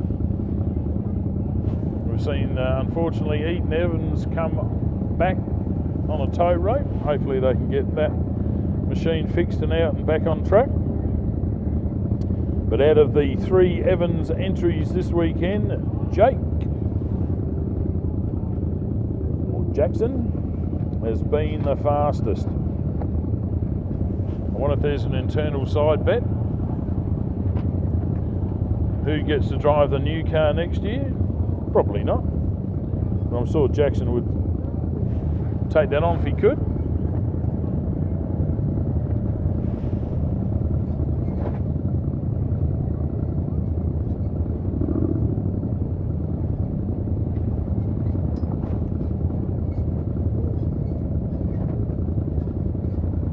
So this is section 2, heat 2, the CanAm Loveday 400.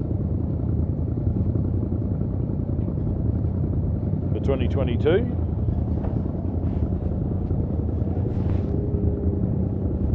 Encourage you all to look after our sponsors here this weekend. Primary sponsors, of course, of Motorsport Australia, BFGoodrich and their sponsorship and association, Kincrome side by side, Tough As products there for all the state South Australian competitors.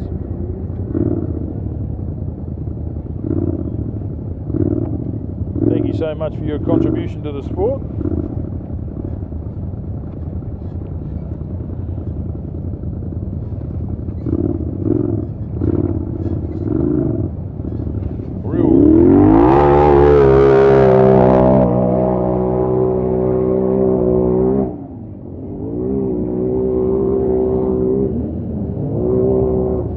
Jumps pretty evenly there, the old Jackson Evans machine.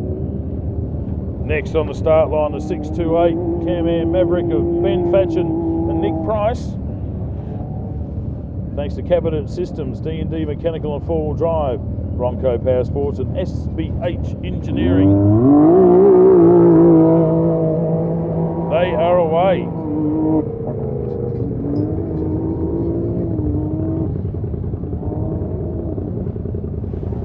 Next on the start line, the 6157. This is Daniel Callahan, Jason Holt, and the Polaris RZR Pro XP. 925 turbo machine.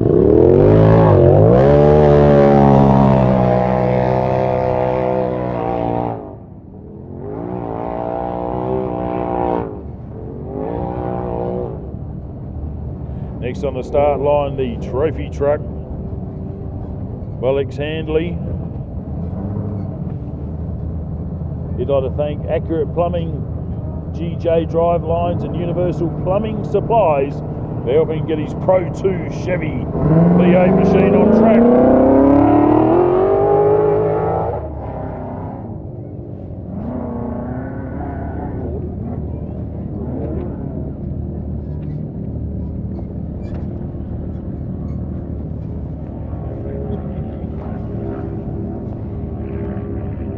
Next on the start line, the 623 of Jeff Brennan and Brett Beattie. I'd like to thank Loveday 4x4 Park, Ronco Motors, Sean's Mobile Mechanic, and Madam Auto Parts.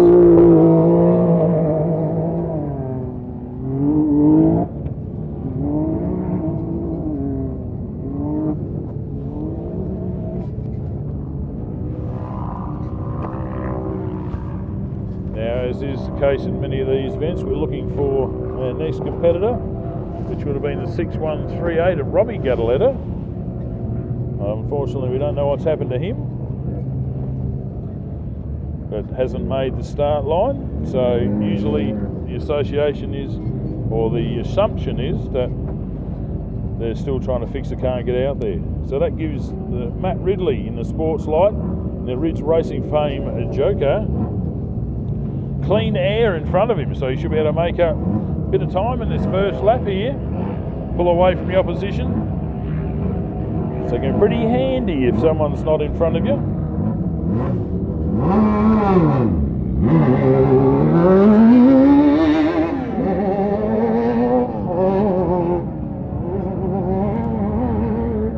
Here's the 6170, Anthony Harris and Anthony Randall from Victoria.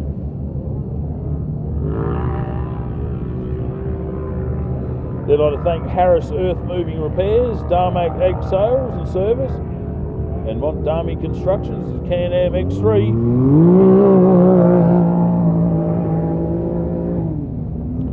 No hesitation, just four-wheel drive, straight to the ground, off she goes. Now, great to see this vehicle back here, Andy Maxwell in the 532 Performance two-wheel drive. This is the Anything Cars Mechanical Whale Excavations 5 PM Motorsports Ford Falcon. Yes, it is a full four-door machine.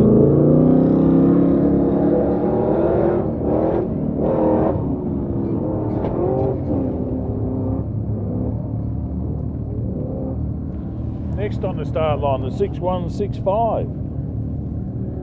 That's Chris Hadley and Sam Hadley in the CanAm X3. They've got HBR Motorsports down the side of the vehicle.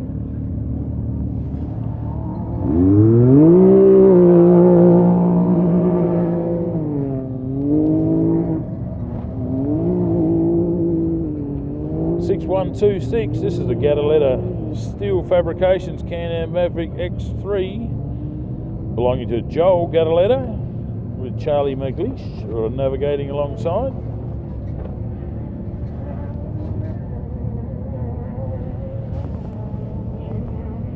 Interesting to find out, get some info what happened to his brother.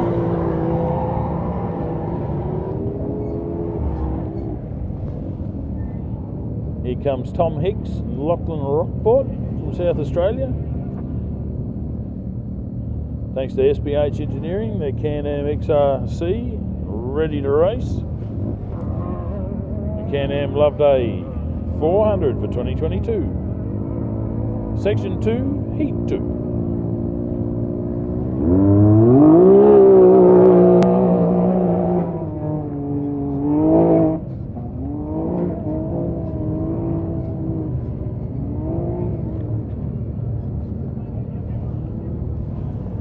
Now on the start line, the 640. This is Gary Hoekstra and Robert Gussenhoven.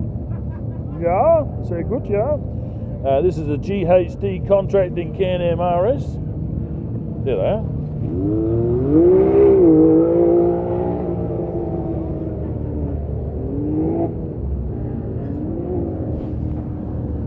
Next on the start line, the 6149. This is Kyle Reed from Western Australia. And that's the Millen Mine Maintenance Services, GT Towing and Transport, Nolchi Mining CanAm Maverick X3.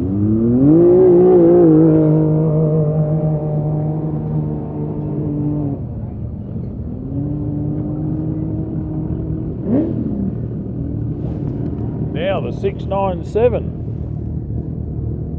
This is Phil Lovett and Luke Stanley in the BRP CanAm Love It's Earth Moving, Hunter Valley Motorsport, KTM, sponsored CanAm Maverick.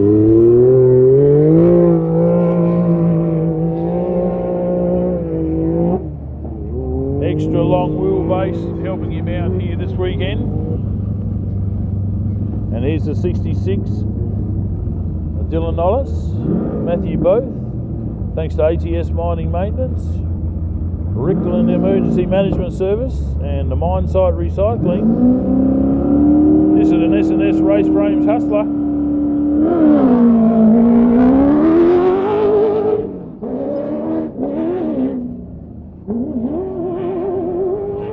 The old Scotty Schiller built machine. Next on the start line, the 665. This is Kane Nolis with Brendan alongside. There's a Rickland Emergency Management Services Penrite Oils Red Dust Print sponsored machine.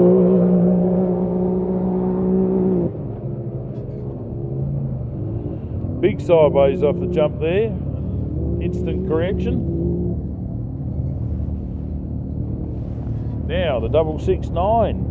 This is Ben McNamara, Wayne Pascoe from South Australia.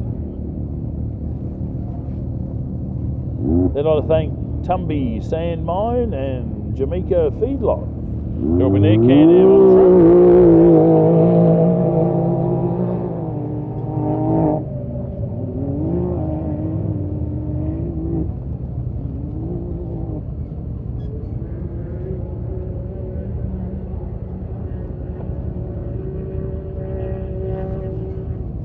Now on the start line, the 636. This is Simon Evans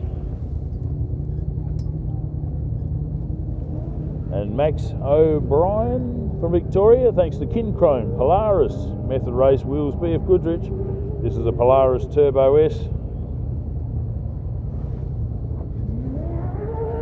with a Polaris ProStar 925cc turbo engine.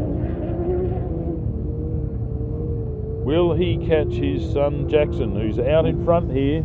A lot of cars to get past. Here he goes.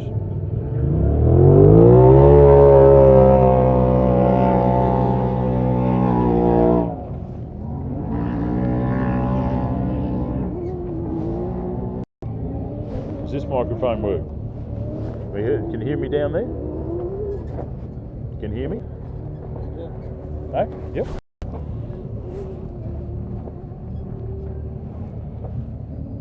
Okay, might be back now. Having fun with microphones. Oh, we've dropped out. Zero. I know what it is. We're going to have a power fade here. Right, no, we're back.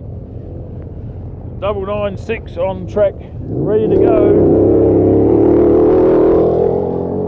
That's Paul Tuckley in the Mudgee Cranes machine. The single seater is away. Next on the start line, the 6601.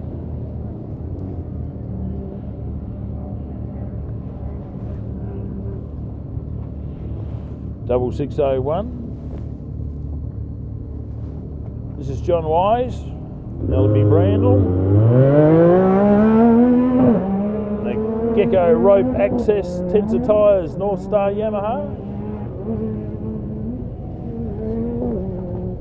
Next is the 651 of Daniel Gibson. It's a Polaris RZR.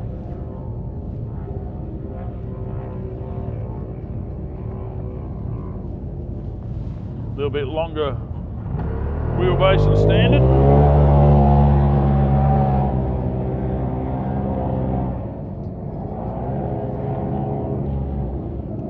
Probably the 4-seater option.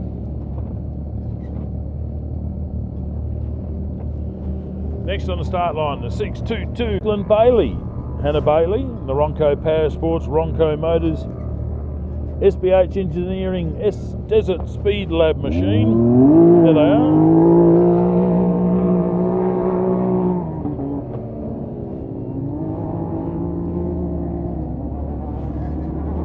Next is the 678 of Peter Rossi.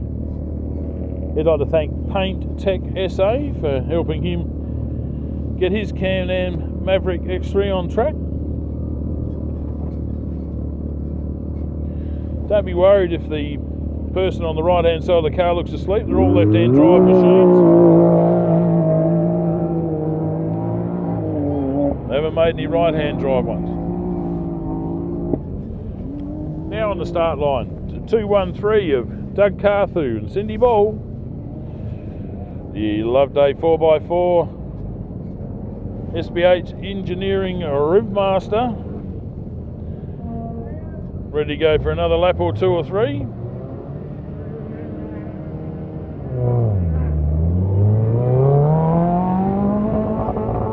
They'd like to thank Loveday 4x4 Adventure Park, Mini Pave Bitumen, Mini Pave Concrete, P&D Insulation and Edge Auto Solutions for helping them get out on the track today. And chasing them down is the 268 of Connor Corrigan.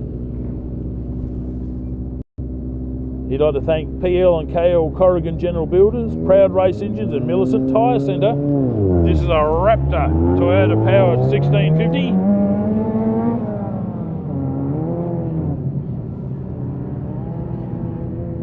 Next on the start line, you can see why he's won so many Australian championships.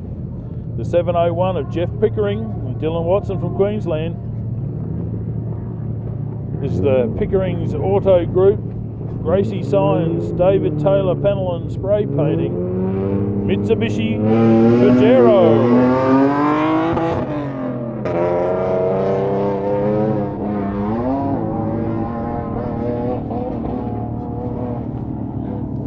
Next on the start line, the 647.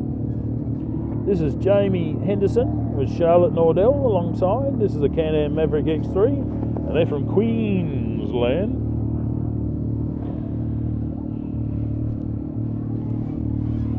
Robbie and Joe Badger.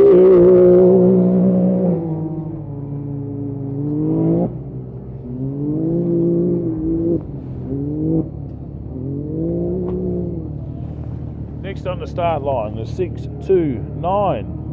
This is Ree and Amia Carlson, all the way from the Northern Territory.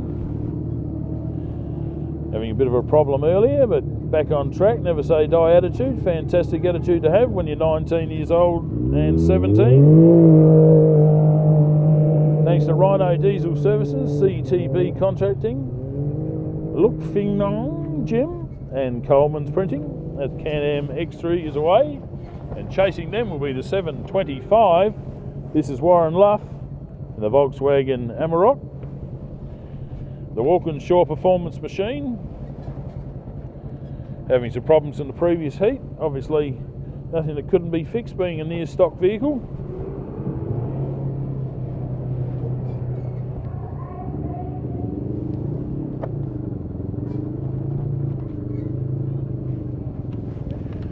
Following them, the 6613. And that is Zach Howell, the Polaris ZRXP.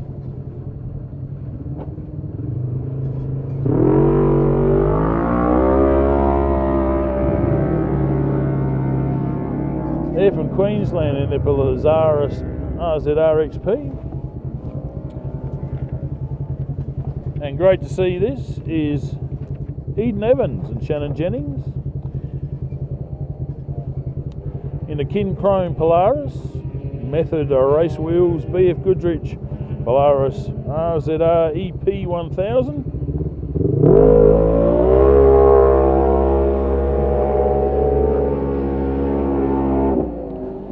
Pedal to the metal, as they say.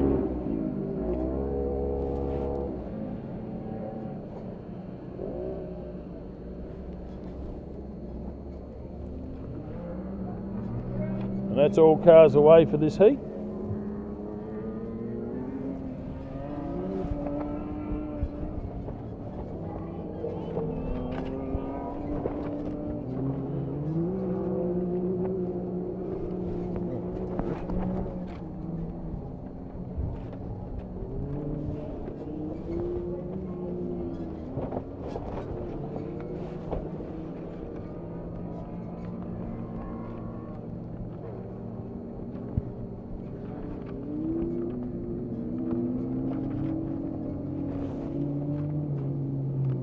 Well, coming back into pits here, Connor Corrigan, after having some problems in the previous heat. Connor jumping directly out of the car, almost a spring in that seat. Must be something simple if you're running that hard to get your car repaired.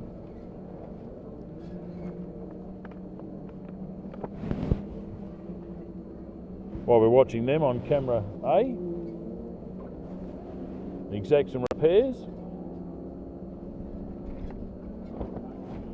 We'd like to run through another official partner of the Australian Off-Road Championship, selby.com.au. Selby Acoustics is one of Australia's largest online retailers of home theatre and hi-fi accessories. Their website and showroom locations offer a great range of items for all your home audio and video needs, including audio and video cables, wall mounting brackets for LED, LCD TVs, projector ceiling mounting systems, wall and ceiling mounting brackets for speakers, entertainment units, stands and hi-fi equipment racks, speakers and speaker cables, connectors and adapters. Selby is an Australian owned and operated company. We thank them for their support of the Australian Off-Road Racing Championship. Of course, the BFGoodrich Motorsport Australian Off-Road Championship, another one of the series partners that helps keep you entertained out here today. And of course, another official partner of the AORC,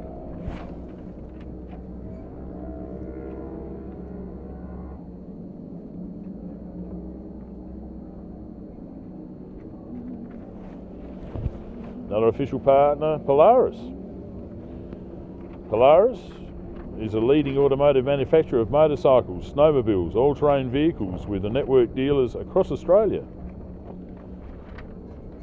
They're out in front there and they're near the back of the heat here. Nearly all of the Evans team in Polaris are out and about in this heat. Great to see the competition, because as competition creates better vehicles, more excitement for everybody at home. So we thank Polaris for coming out here to a CanAm event. So one of our series sponsors, Polaris. And I'd like to mention, of course, our number one sponsor for the whole series here is BFGoodrich, the naming rights sponsor and official partner of the Motorsport Australia Off-Road Championship and the official tyre partner for the Australian Off-Road Championship.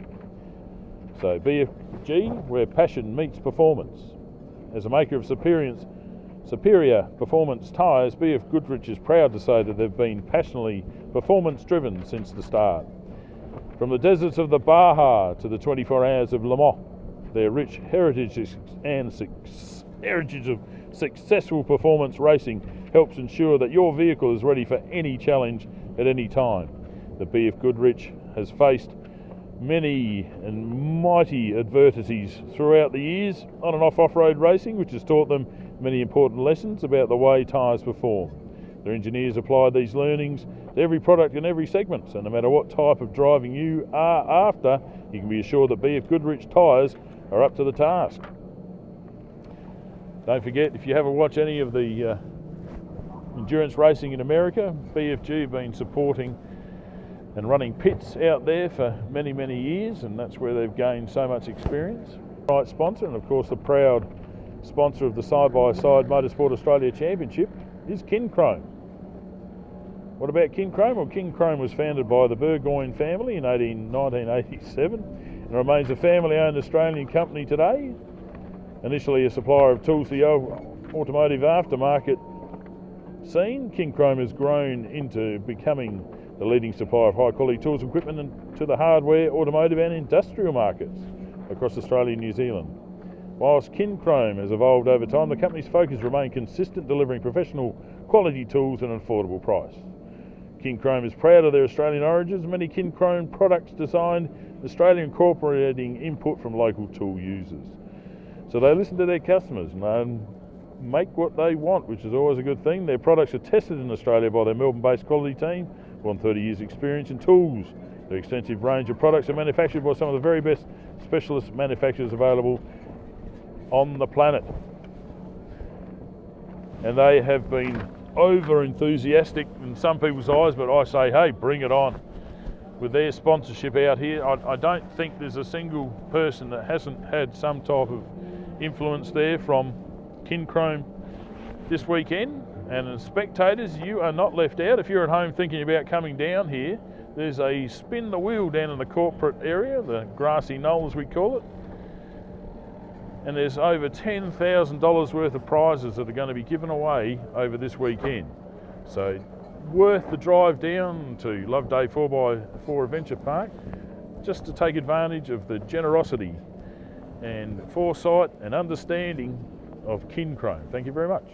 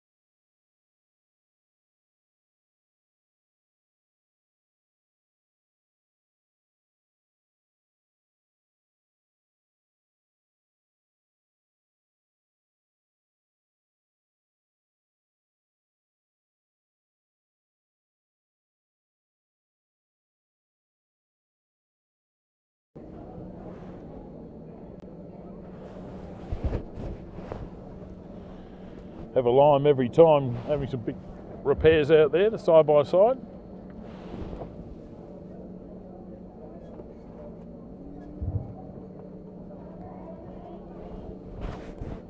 Little bit of action in the pit area there.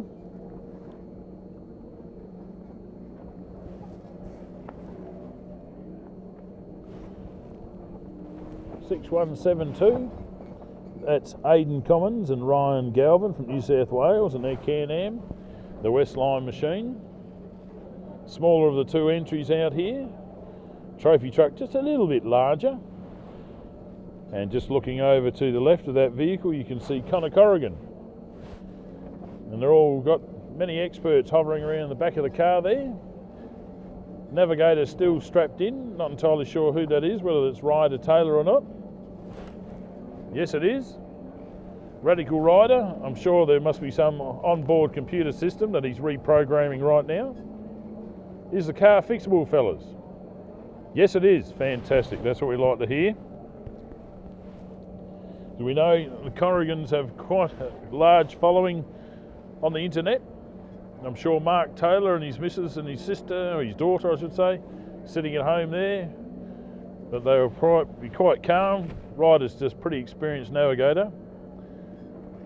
Looking pretty relaxed out there.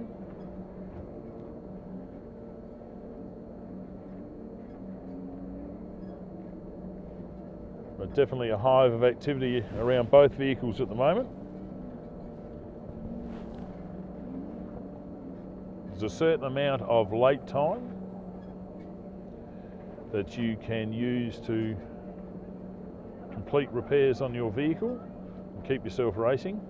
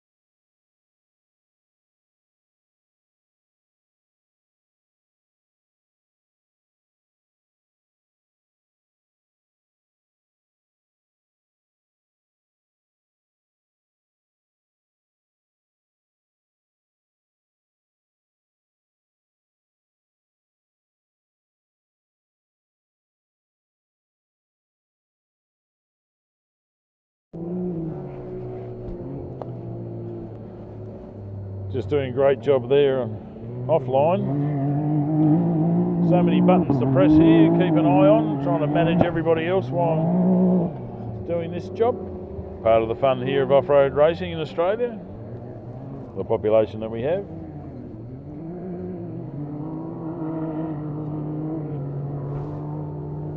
So coming along now, this will be Jeff Brennan in the 623 CanAm X3.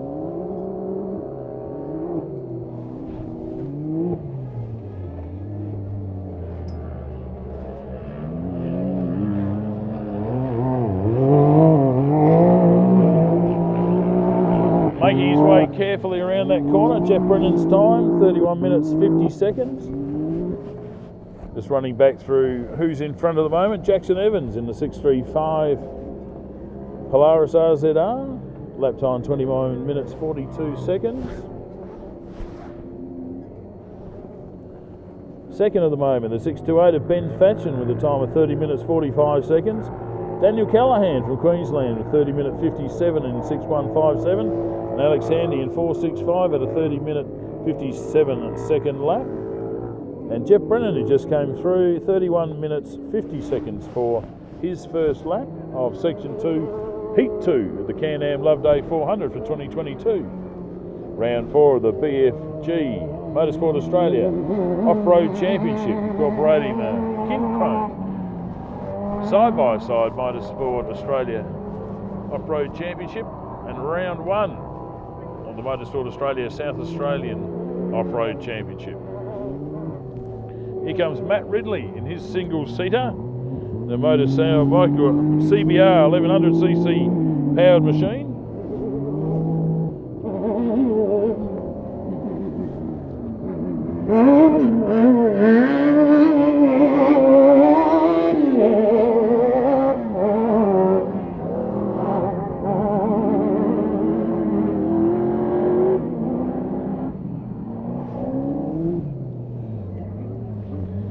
Here comes the 6170. This is Anthony Harris.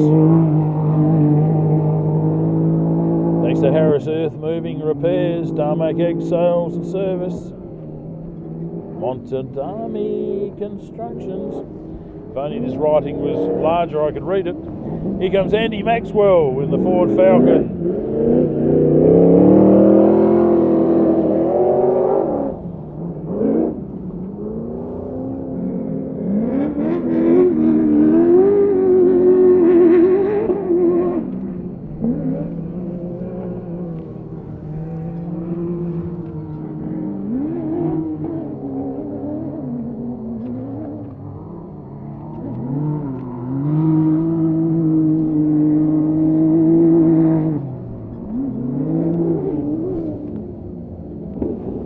Oh, huge jump there from the 66. Wow.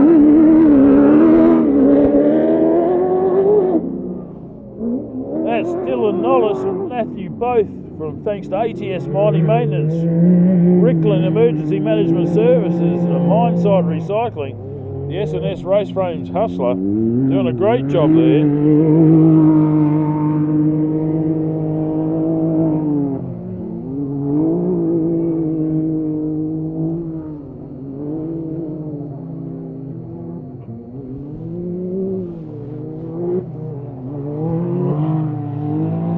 Comes the 697 of Phil Lovett.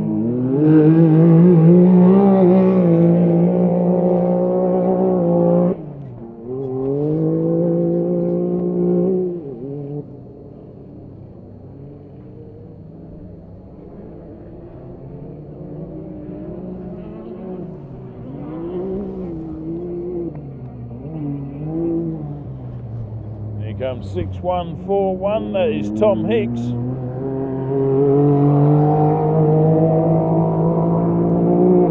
And the SBH Engineering CanAm X3.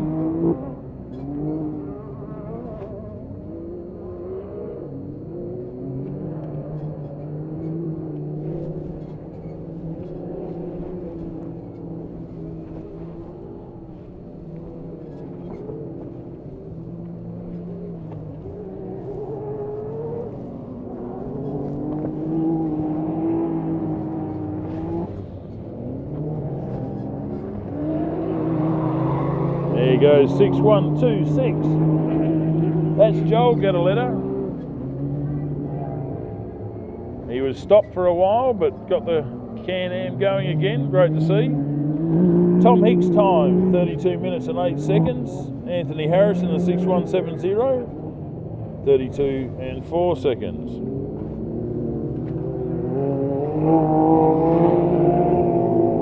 That's Jerry Hoekstra, Victoria. Being chased down by Kyle Reid, the 6149. And not far away, 665. That's Kane Nolis.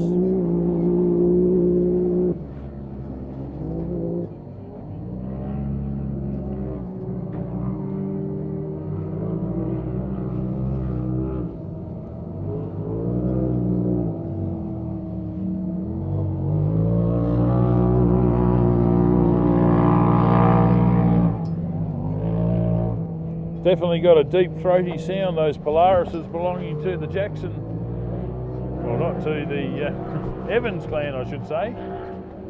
Simon passing on the DNA there to son Jackson, leading the heat.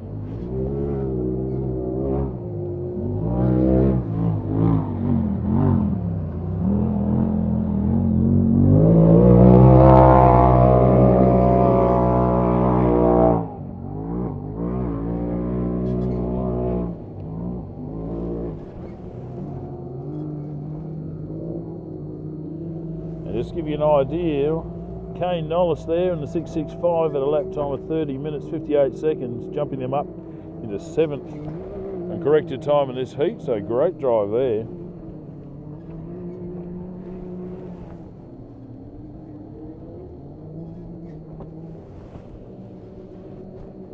And just as I say that, Simon Evans has kicked himself up into 5th outright in this heat in the Kincrome Polaris Method wheels, Method race wheels, BFGoodrich Polaris, showing a true form there. Now he knows his daughter Eden's all right.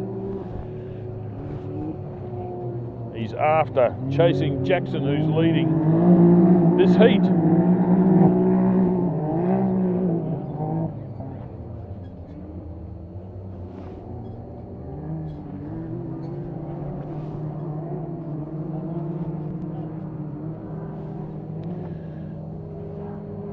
Have a look at these two having a ding-dong battle. Nose to tail, both of them.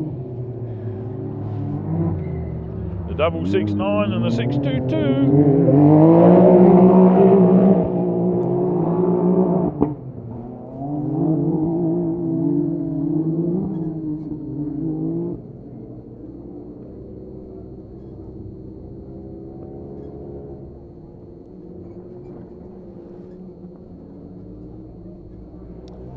Double 69 is Ben McNamara.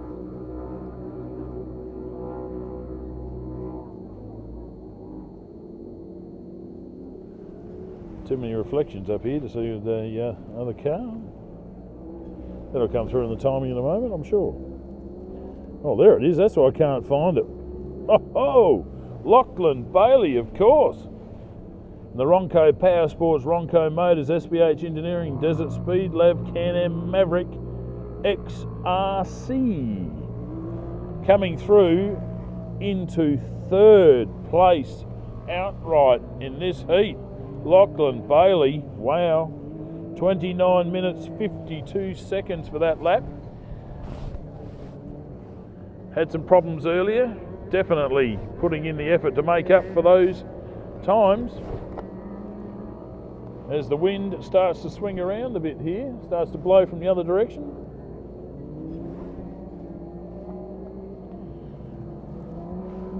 We're all starting to eat some dust from the insane mega jump.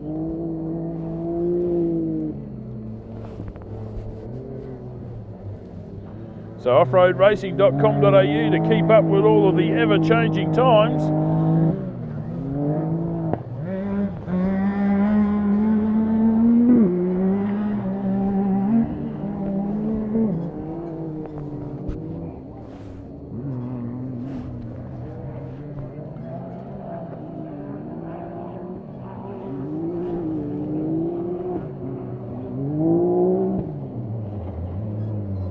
There's a 678.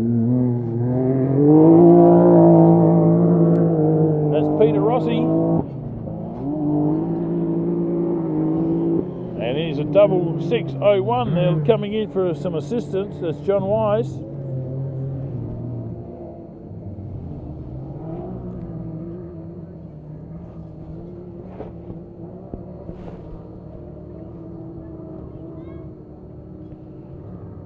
Our West Line CanAm still feverishly fixing a problem. Driver putting on their helmet and anticipating a restart.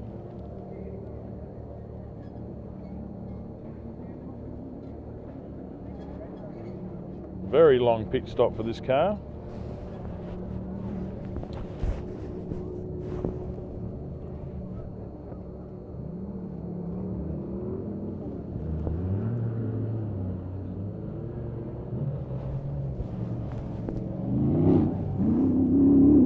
Yes, here comes Paul Tuckley from New South Wales and the Mudgee Cranes PMR LS1 Chevy powered buggy, single seater, 996.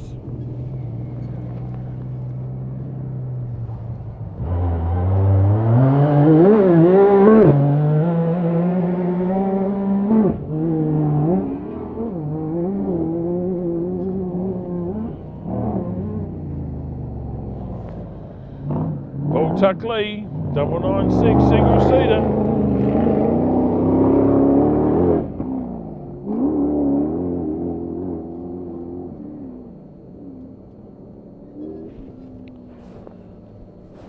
He had a lap time of 35 minutes and 6 seconds.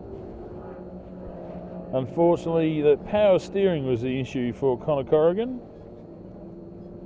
And Warren Luff has stopped out there somewhere in the Volkswagen. We're still looking for Jeff Pickering, Jamie Henderson, Reed Carlson, Zach Howe, Eden Evans, and Adam Commons there, where we know where he is, 6172 in the pits there. Thought he would have had one lap time already recorded, but a whole lot of electricity has been going on around the place today. Just reminds me of that movie Gremlins.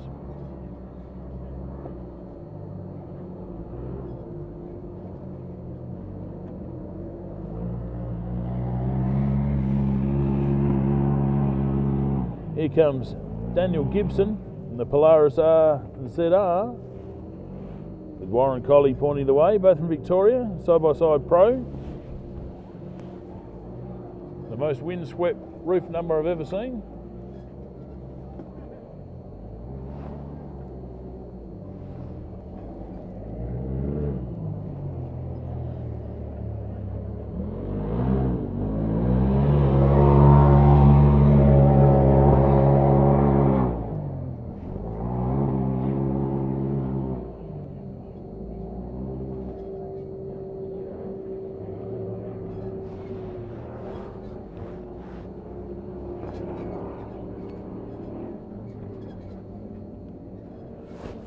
Testing, 1, 2, 3. I can hear myself behind there. Loveday Tavern, you guys can hear me, can't you? That's right. Yeah, it is all right. Okay, Daniel Gibson's time, 35 minutes, 56 seconds. As the West Line machine gets back on track, great to see. Coming into the background here is Doug Carthu and Cindy Bowl. And the SBH heavily breathed on Rivmaster buggy. So fairly early Rivmaster frame this one. That's the great thing about off-road racing, all the rules, everything old can be made new again. With a grinder and a welder and a bit of effort, you can bring an older race car with a logbook into the new era.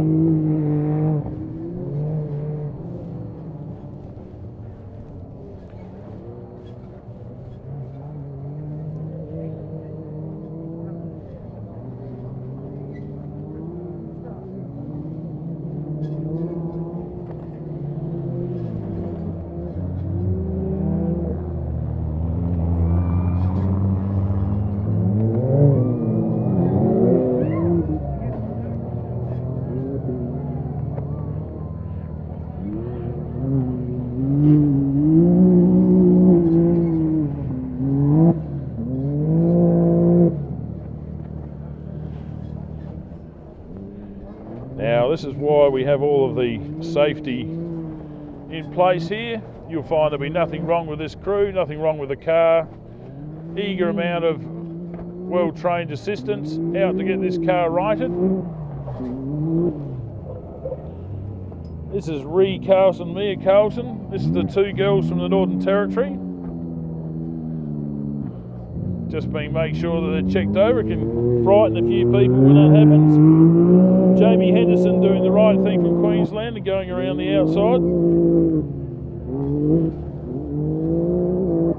You find these two girls got no problems. Put the safety net back in place. Thumbs up from the assistants and well done, back on track. Give them a round of applause, folks. That's tough. Territorian tough, they'll tell you. And their lap time was 34 minutes and 24 seconds.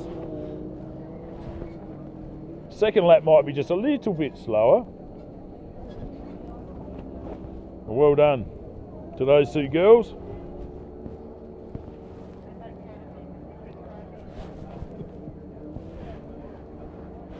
You're recording. He's recording. That's what I wanted. Right on it. Right on it. I'm recording. Having a bit of a giggle amongst us up here. Not all the time that we get to film a car tipping onto its side, but just shows you how tough these side-by-sides are. The CanAm Maverick X3 side roll demonstration team. Now I know a lot of people will say that was a bad driving mistake, but just have a scratch of the head. Was that to get better TV coverage? Bit more advertising for the girls? According to the Ree Birmingham, they're 19 and 17 years of age, so they probably need every little bit of help that they can get. So no doubt they'll have a couple of good stories to tell about that one around the fire tonight. And speaking of telling good stories around the fire, Jackson Evans is going to be telling his sister Eden, do you know, you give me another few minutes and I'll lap you. Because she's having some real problems out there, getting in front of Jeff Pickering in 701.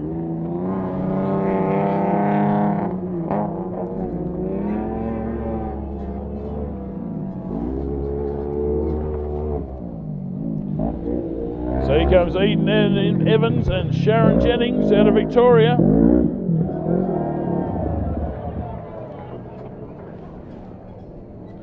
And much to the crowd's applause, I'm going to tell you that 2 out of 3 cars are having a bit of a trouble here with the final corner, the U-turn start finish again.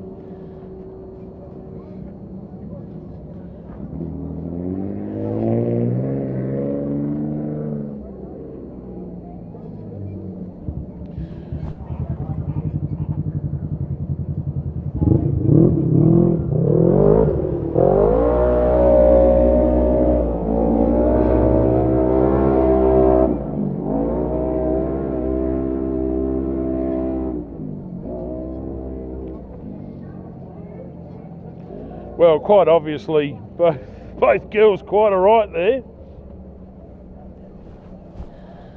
I can tell you the look on the face of Eden Evans. If eyeballs could burn holes in items, she just set fire to the whole tavern then. She was very angry. And did she want to get out of here in a hurry? Yes. She did. So already talking about how there's going to be a bit of a conversation between brother and sister around the fire, that's just intensified tenfold, hasn't it? So Eden Evans' time, by the way, 36 minutes 21 seconds. Jeff Pickering, the 701 machine. I'll tell you in a sec. 38 minutes 48 seconds for Jeff Pickering. He is in the repair, refueling lane, Jeff Pickering, now making his way back to the track. Not entirely sure whether he's going to pull over or he's just diagnosing a problem.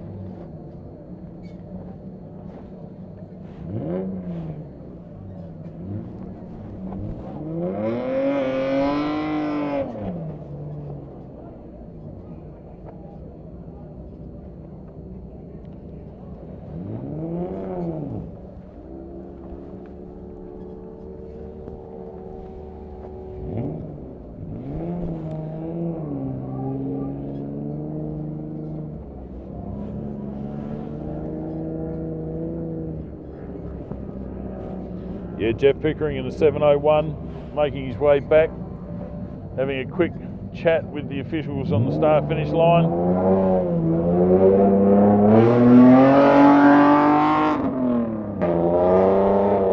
Release back on track.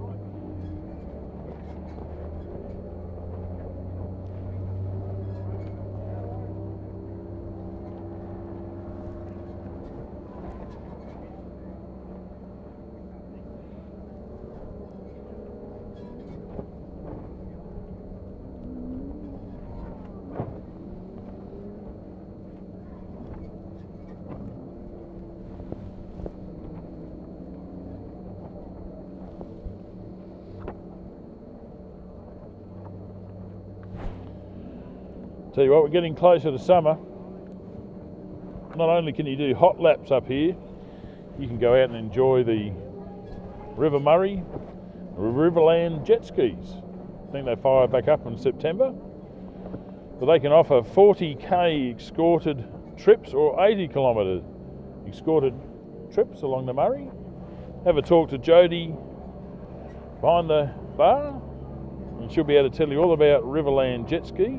Or look up www.riverlandjetski.com. Find out all the information you want to know. No licence required, full instruction, observation and teaching provided. What a great way to come up here, go for a hot lap, then go for a cool lap. If you need to look up on all of the timing here, get on to offroadracing.com.au. Trailer's just alongside me here.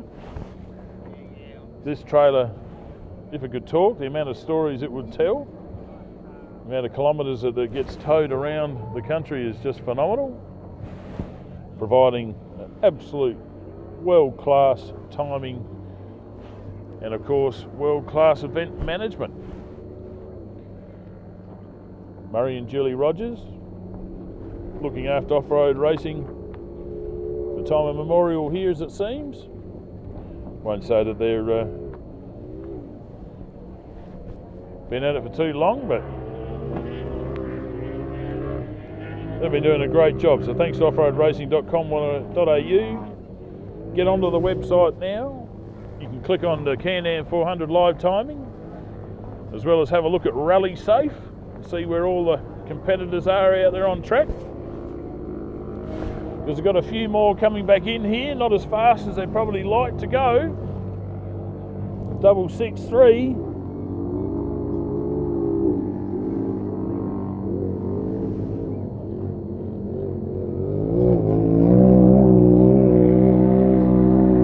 Warren Luff pulling over in the Volkswagen Amarok double cab.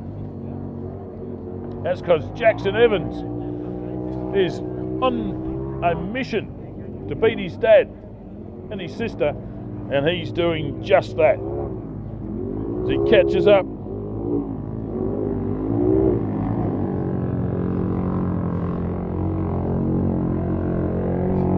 finishes his lap. Congratulations to Jackson Evans.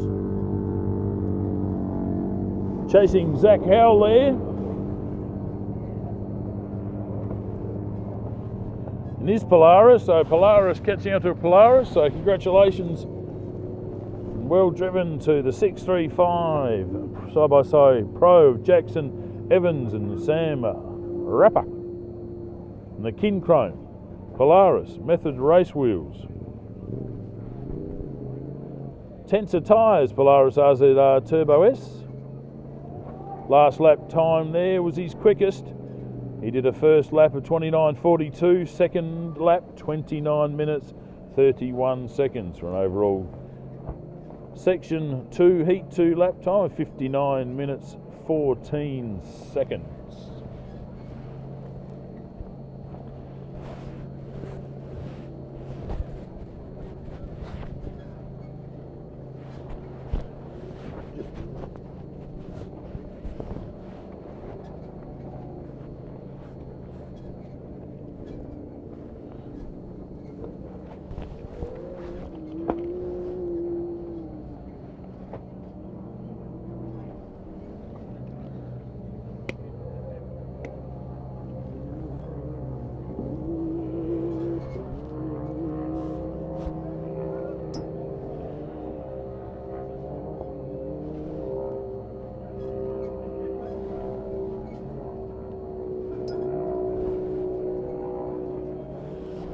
Plenty of side-by-side noise coming into the Loveday 4x4 Adventure Park playground.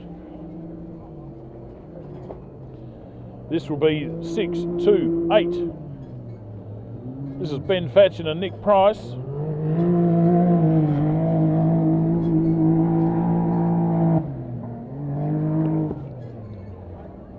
These guys have holidayed many a time up here, having a play in their black side-by-side.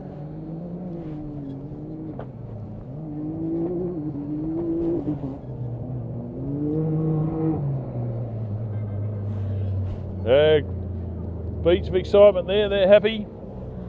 Don't forget, one more lap today.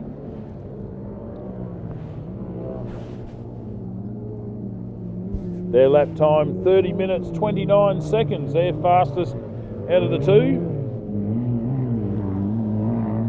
It's Connor Corrigan.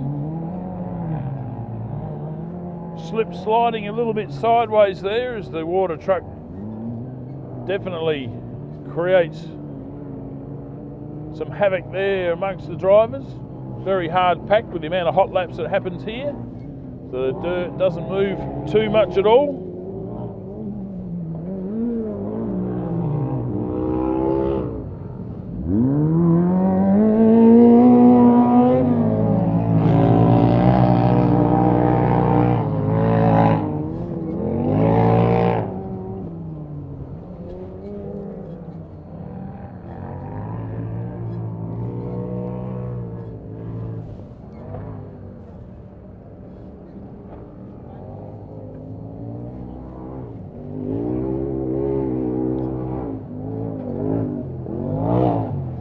Done to the 6157 machine. That's Daniel Callahan. His second lap time 31 minutes and 7 seconds.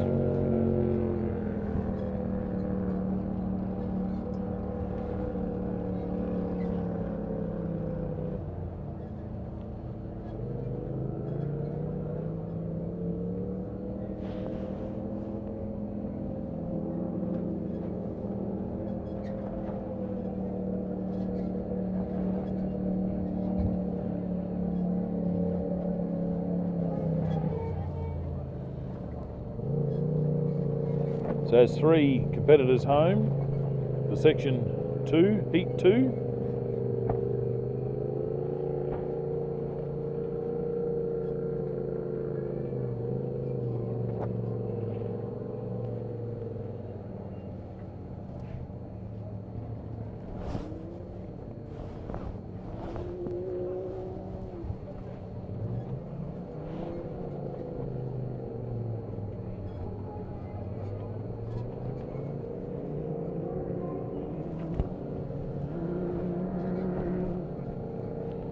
I'm guessing this might be...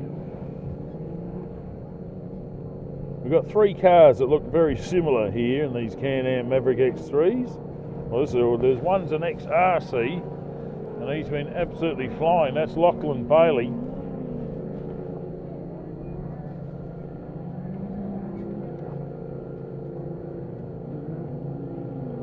We've got the Brennan and the Winter car look almost identical to this sticker scheme. And indeed, this one is Jeff Brennan.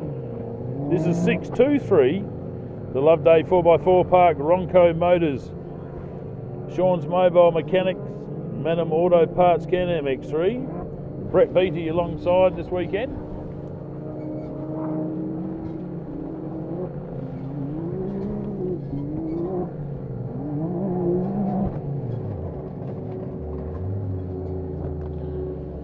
Congratulations to them. That was a fast lap for them, 31 minutes 32 seconds. Overall time 1 hour and 3 minutes. So looking at the Section 2 Heat 2 cars, definitely the track must be getting rougher out there because the times are definitely getting a little bit slower. Most of these cars will be over an hour. Jackson Evans just under with 59 minutes 14 seconds in total.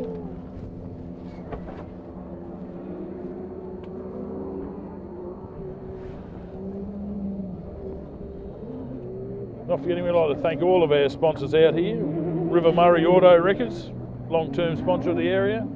Do some very comical ads.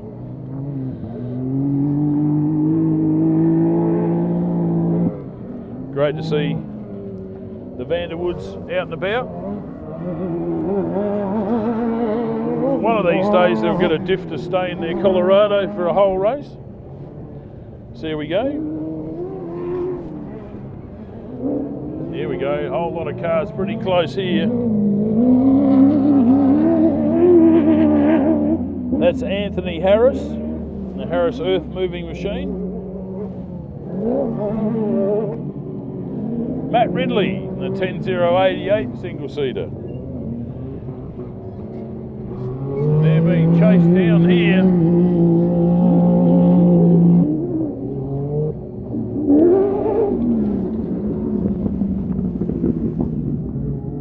That there is Dylan Nollis from Western Australia in the 66 Pro Buggy.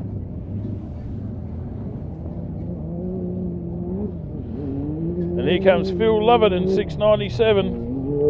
His CanAm Maverick X3 to complete his 2 laps. And the extra long wheelbase. CanAm, that one.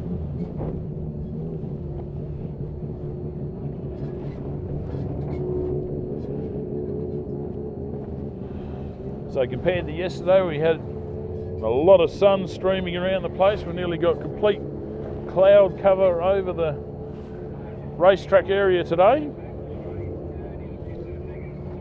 Because all the amateur meteorologists would know, with the cloud cover, the wind increases.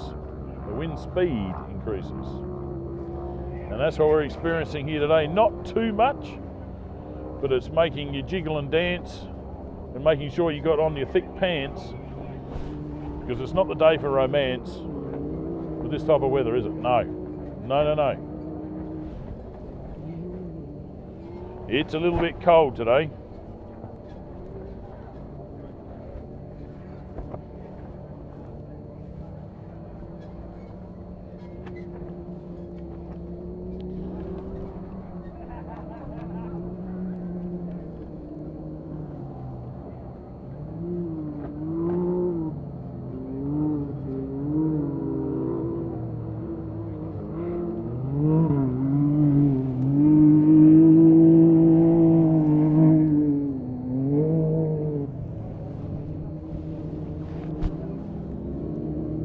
Well, we've got a whole heap of competitors locked into each other's dust, creating quite a spectacle through the Backlots here today is 6165. Chris Hadley comes through. His CanAm X3.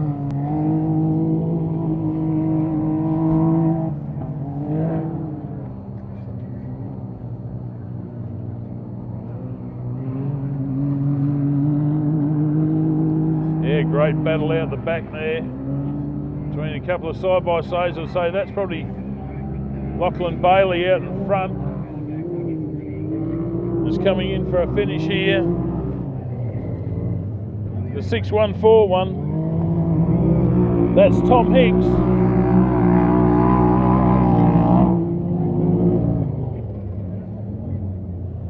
The 6149. That's Kyle Reid, West Australia. And I'll tell you what, here comes Lachlan Bailey, being chased home by Simon Evans. This is the story of the weekend there, CanAm versus Polaris. Bet you those two will have some interesting conversation back in the pits there afterwards.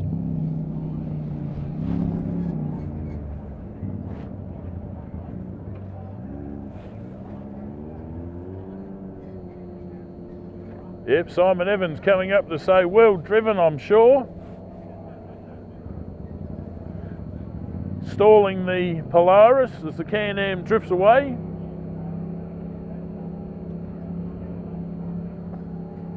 Anyone who's followed Simon Evans' career probably knows exactly what he was saying to young Lachlan.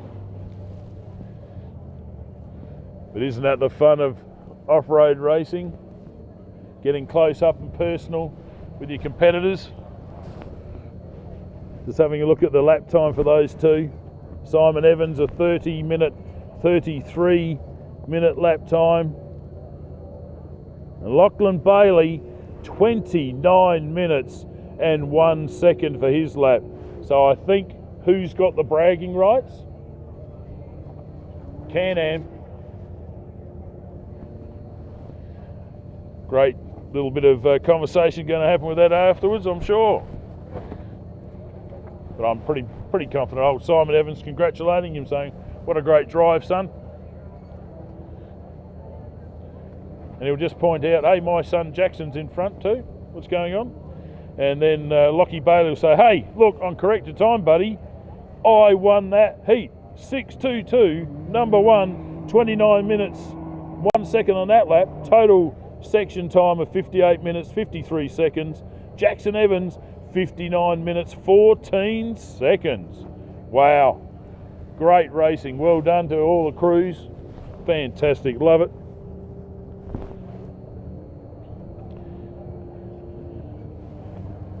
And for Galiletta Steel Fabrication,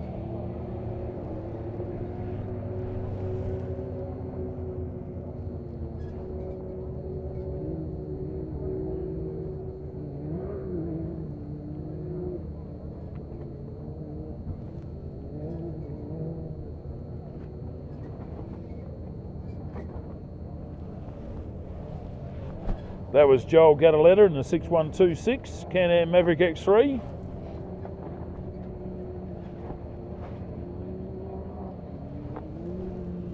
And trying their best to get home here. And going to make it is the 640. And he's got some parts hanging off the front of that car that don't look like they're supposed to be in that position.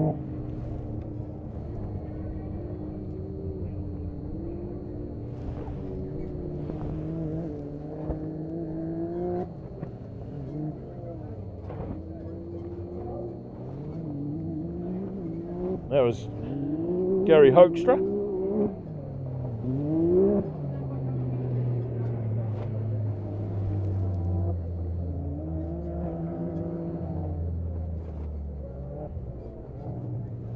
And that was Ben McNamara in the 669 coming home in his CanAm Maverick X3. So our eagle-eyed finishing flag official spying some parts that fell off that vehicle previously, storing them for future distribution back to the owner. Ben McNamara's time in the 669, 32 minutes 27 seconds through his second lap.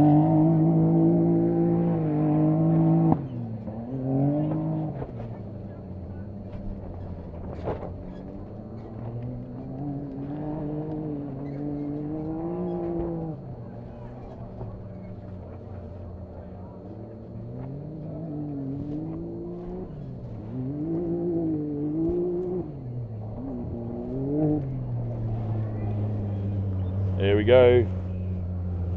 768 or 678. That's Peter Rossi in the Paint Tech SA Can-Am Maverick X3.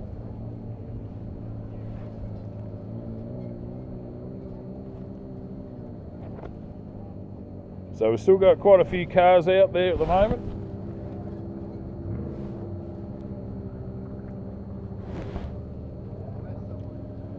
Heading towards 3 o'clock here, Central Australian Standard Time.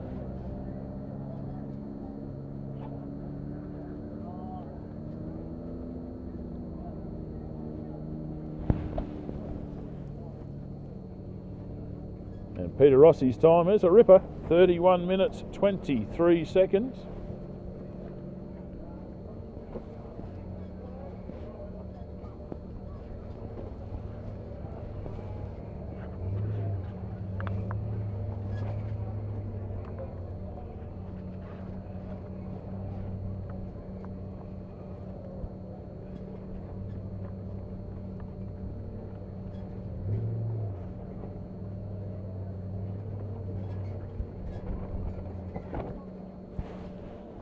Are you feeling like you've got a bit of aggression in the system?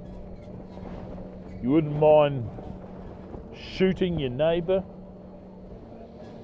Getting a bit angry with your siblings? You might want to book in for a day down at the Loveday Gel Gun Field. Not only can you go for a jet ski out here, Loveday Gel Gun Field. They've got a trench-made field out here. They've got a water field. All Aussie games, full automatic guns, unlimited. Yep, that's right, unlimited free ammo. Ages 10 and up. Where else can you go and legally shoot your mates? Ha ha! Of course, at Loveday 4x4 Adventure Park, you can have a minimum of 8 players, so knock on your neighbour's door and get them to knock on their neighbour's door. Got some relatives that you want to settle some score with from last Christmas? Get up here to Loveday Gel Gun Field. Maximum of 50 people. Get a bus, hire it, come up here. Spend the whole weekend. So contact loveday4x4adventure.com and all the links there, and you'll find out all about the Loveday Gel Gun Field. Coming back into view here.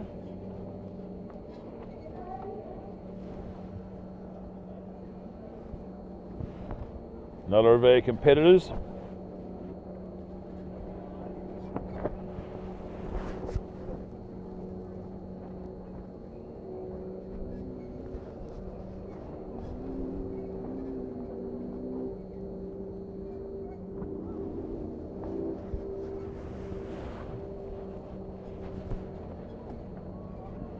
I'd say this will be Paul Tuckley, the Mudgee Cranes PMR Chev. Single-seater, all the way from New South Wales.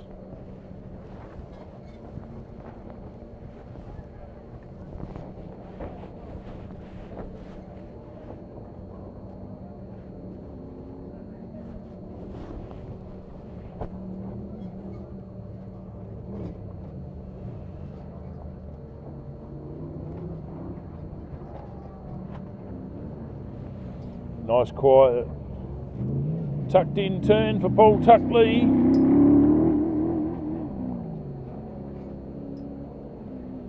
Car looks to be a little bit soft on the left hand rear. Maybe got some suspension problems, but probably not going as fast as he'd like in this vehicle. But nevertheless, making it through. Another 2 laps at the super tough Loveday 4x4 Can-Am 400 racetrack.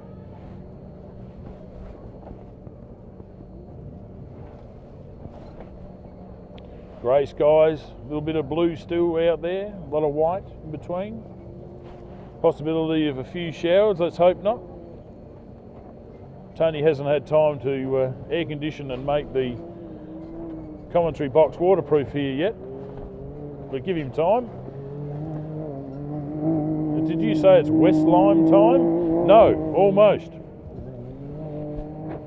But here comes the West Lime Express.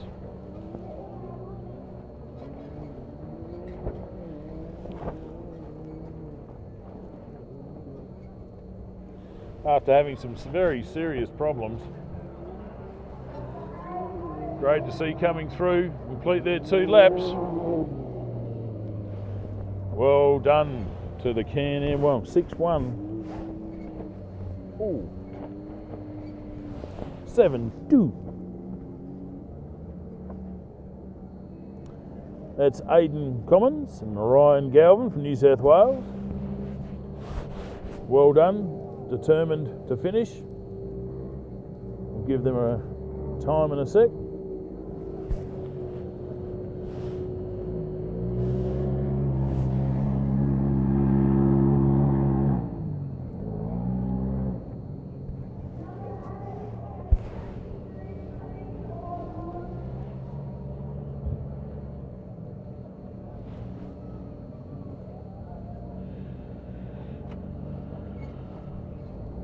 Another side-by-side to the finish line. The windswept 6-5-1 of Daniel Gibson and Wayne Colley. That's a Polaris side-by-side. Oh, there's Tiger Mica or something that colour. Glows in the sun.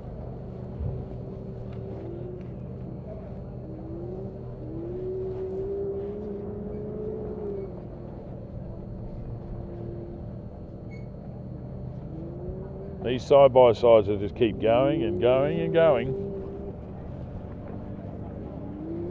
They're all trying to gather as many points as they can for the Kincrome Motorsport Australia side-by-side off-road championship for 2022.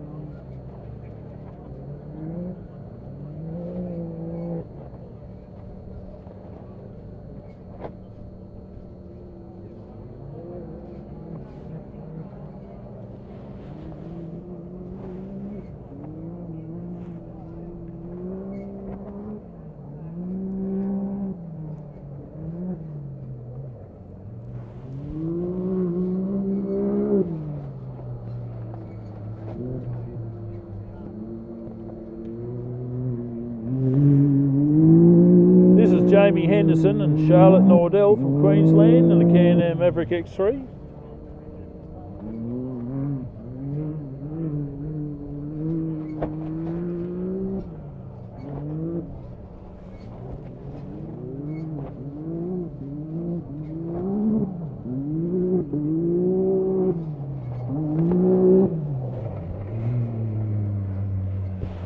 Well done, that's a finish for them.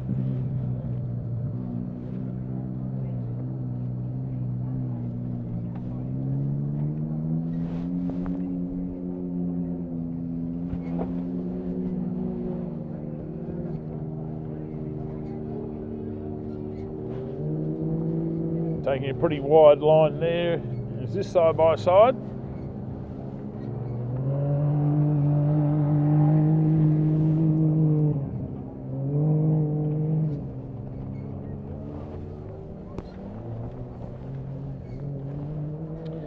I'm pretty sure this is Ree and Mia Carlson from the Northern Territory, thanks to Rhino Diesel Services, CTB Contracting, Luping.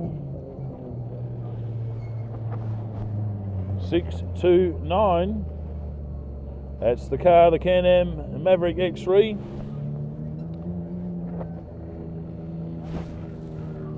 Just shows you how strong these side-by-side CanAms are. Putting it on its side there doesn't even look like it's had a problem like that at all. Fantastic.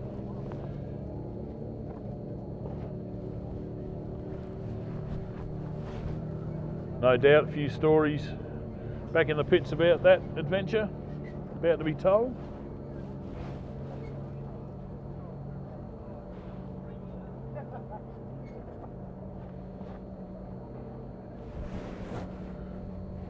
So we've got a few more vehicles making their way down the border straight.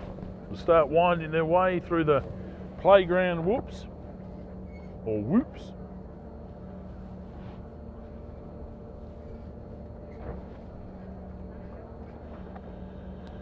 Don't forget, if you want to spend a bit of time up here and your kids are itching to get behind the wheel, but it's too dangerous to do it in town, you don't have someone with a large property or a car they want to expend, come up here to Loveday for a rally car drive. Kids rally car driving. Sophie will be your chief instructor. She's 8 years old and she knows this track like the back of her hand.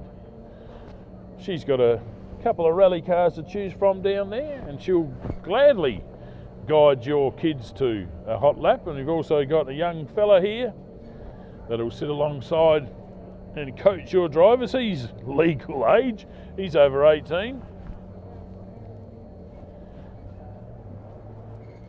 So think about coming to Loveday, there's a rally car drive for kids as well. Are you starting to see that there's a whole lot of fun for the whole family up here at Loveday? Get the kids, get them to have a drive. They won't pester you to take the car out or steal it when you're not home just to go for a thrash, because they've got it all out of their system. They know what it's like to have a car sideways, to hang it out, do a handbrakey, all of those things done in a safe, observed environment. Even come out and hang out with this crew coming in now on car 213, the Rivmaster, Doug Carthu and Cindy Bowl, and the SBH Engineering Super 1650, getting a little bit wild in the last couple of corners there, hanging out a bit sideways.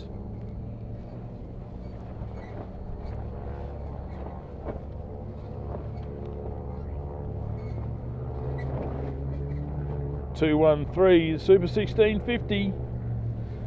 Well done, Doug and Cindy.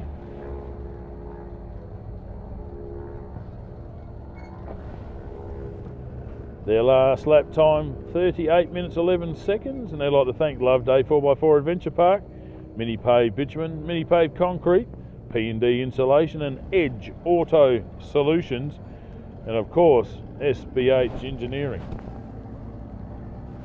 And by the look of them here, they're driving straight into the workshop here at Loveday. Actually, that's where they're camped for the weekend.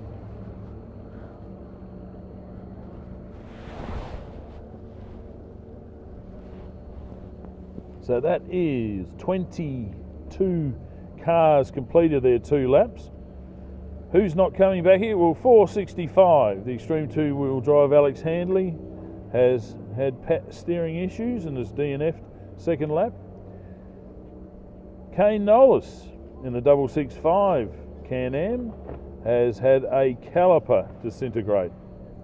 So we saw coming over the line here.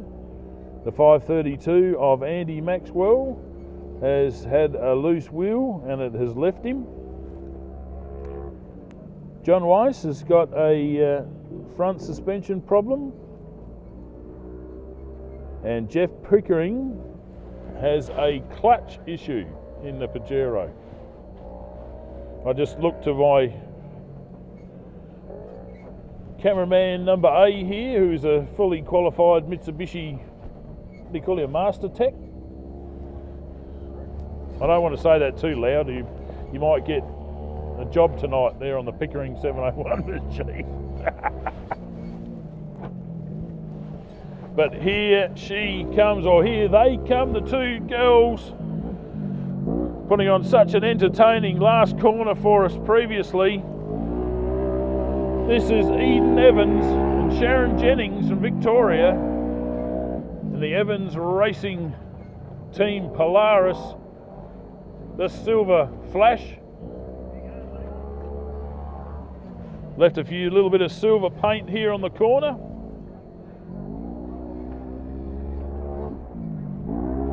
But well done. Didn't hurt the car at all. The Kincrome Polaris made it to the finish line.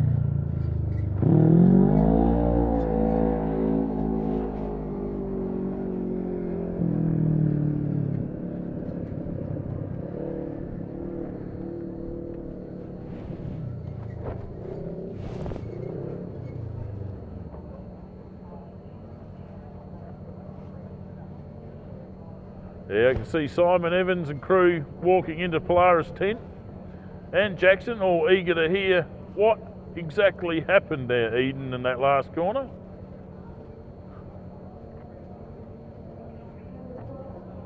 And like any good race driver, I'm sure Eden would automatically turn and say, it's the navigator's fault.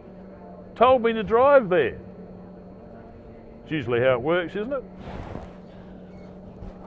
With my experience with rally drivers, the navigator's always to blame.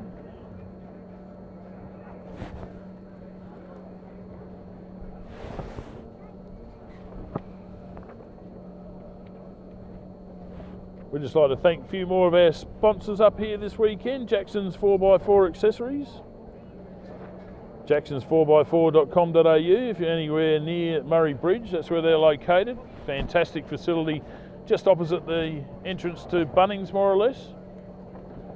Just off of Adelaide Road. Do they produce some fantastic 4x4 vehicles out of that facility? Jackson's 4x4 Accessories. Been pretty good in looking after us for a long time. So if you're heading towards Murray Bridge and you feel like getting all of the latest info, colour schemes, graphics, lights, anything to do with ARB, Jackson's 4x4 Accessories. www.jacksons4x4.com.au. Thank you for your continued support of looking after the CanAm Loveday 400.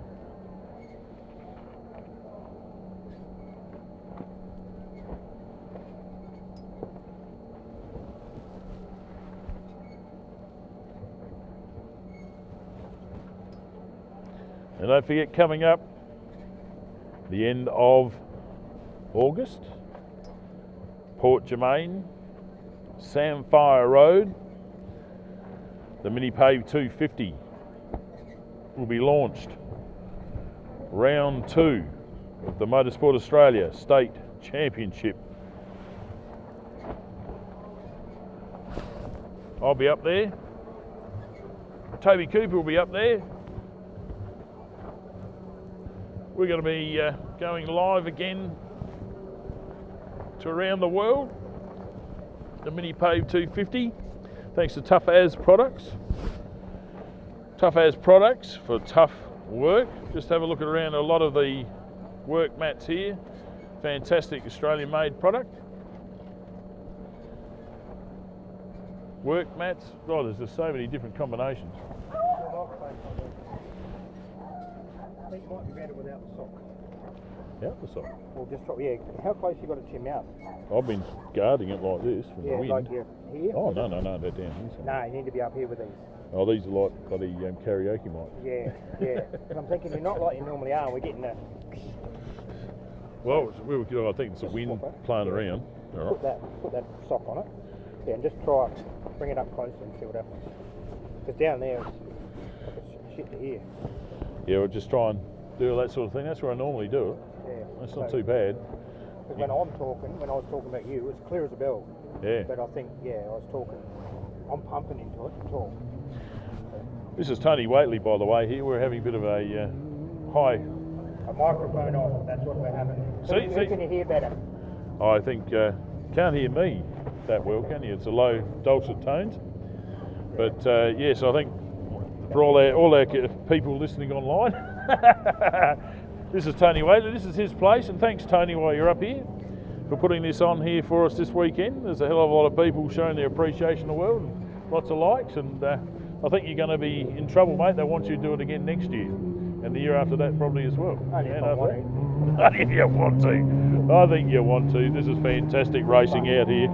Good fun. Thanks, Tony. We'll leave that with you because it's still charged, just in case you need it if it goes flat. Yeah. Gotcha. Do you want this other blue one? Yeah, I do need one anyway. Here we go. This is Connor Corrigan and Ryder Taylor coming home for their big finish here.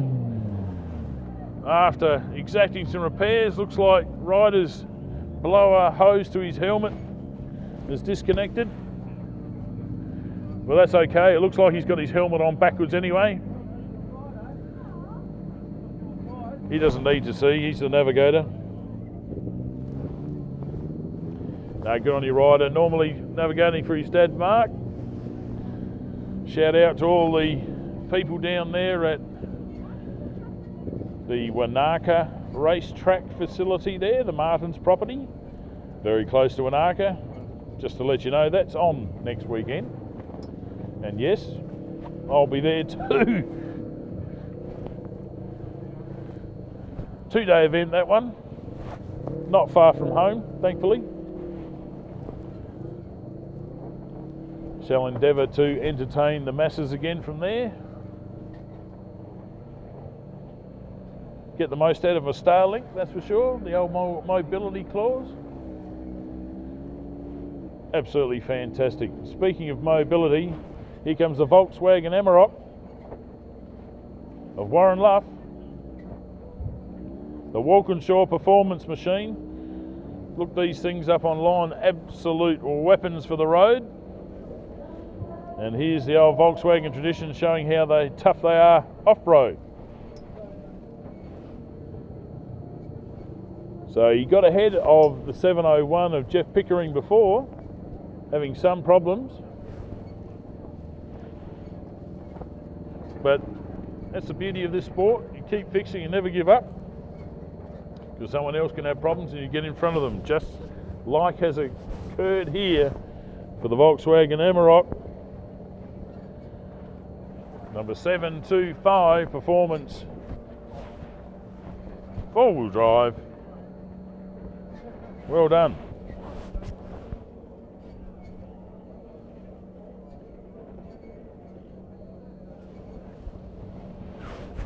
Now Eden Evans had a last lap time there of 37 minutes and 12 seconds. So only, ooh, what's that? Less than 50 seconds slower than her first lap. So she was definitely having an aggressive drive there. Cindy Ball, Doug Carthew, 38 minutes 11 second lap. Warren Luff and Anthony Romano from Queensland at a time of 37 minutes 23 seconds. That was quicker. And Connor Corrigan, 32 minutes 14 seconds for his lap.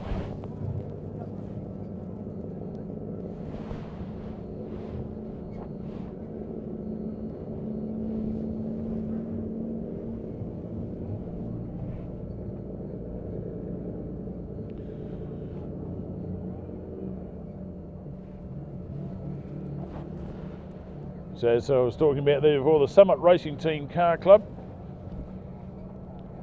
Been running Wanaka for as long as I can remember. Back into the 80s, I think. Bob Shegog might remind me. For the Martin family, it's a farm property. Been up there many times myself. Had a few night races up there, good fun. A few fun working bees, as there is going on right now as we speak. Getting final preparations ready. That's why we're probably missing a few competitors for this race that probably would have really pushed the entries over 100 or so. So with this COVID and everything causing all sorts of confusion, so many good races getting amalgamated too close together, unfortunately. We saw the cancellation of the Waikerie Enduro, or the new Riverland Enduro, just a few weeks ago. Just so many events, so many people wanting to race, there's no doubt about it. There's plenty of cars out there, but the price of petrol and parts and what have you, yeah, you've got to spread a few of these races out, and you've got to pick and choose what race you do.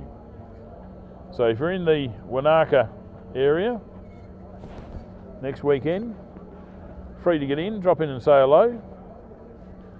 Just Google Wanaka Off-Road Racetrack and it will come up with the directions for you. Fantastic viewing at that racetrack, as it is here at the Loveday 4x4 Adventure Park. I think it's about 26 kilometres a lap or so, depending what they're marking out today.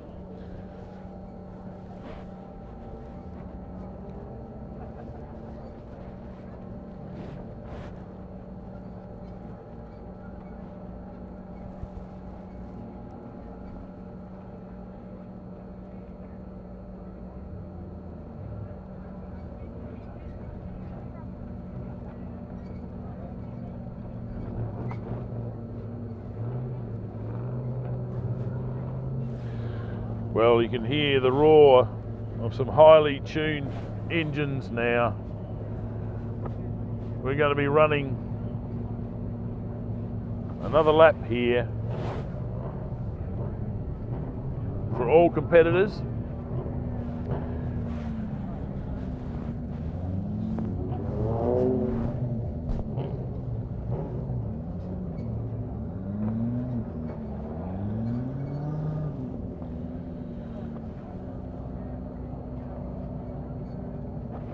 See Gary Turnbull in the 79 car. This was a frame that Shannon Wrench had but never built. It's his spare frame as he sold his other car on. He's bought the Jimco Hammerhead. You can see just as they both passed each other there, you can see the physical difference in both of these frame design and body panel design. Seems to be the right hand side panels are a lot higher up. There's a less to see of the occupants in the Jimco Hammerhead.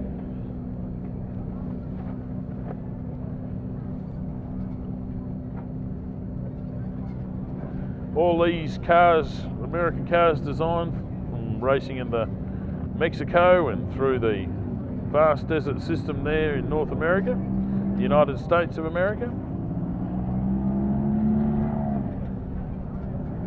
And as our tracks get tougher and tougher, so do the cars.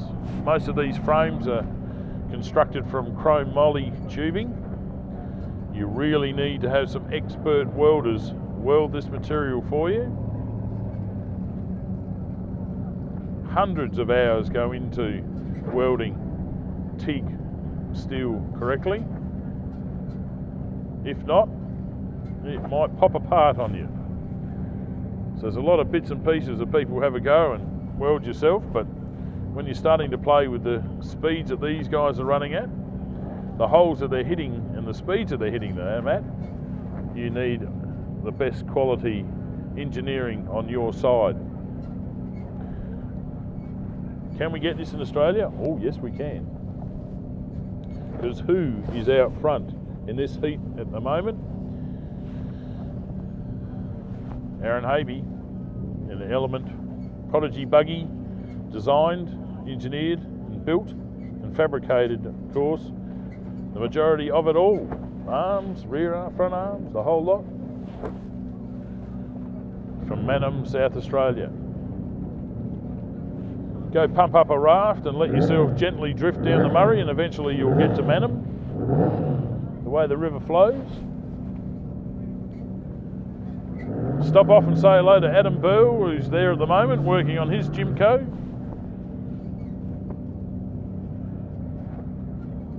Sorry to hear he not making it today.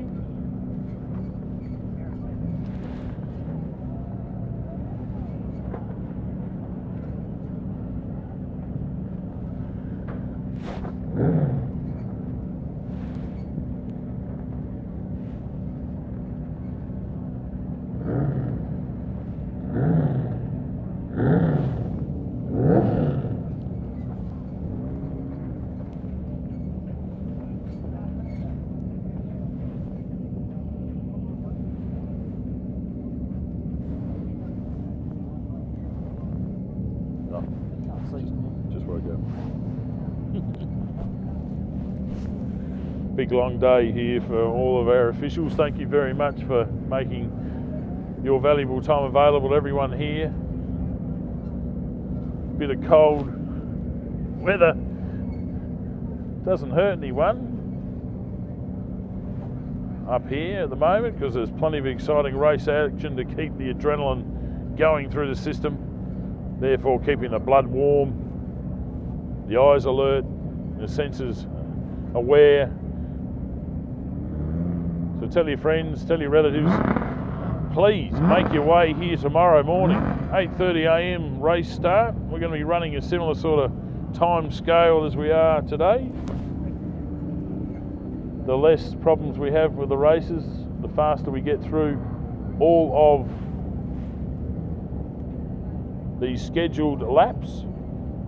It's 400 kilometres. Doesn't sound like much when you've got an average speed of 110 kilometres an hour. It certainly does. It'd be lucky for a lot of these cars to have that type of average time. Looks like about 28, 29 minutes for 41 kilometres here at Loveday.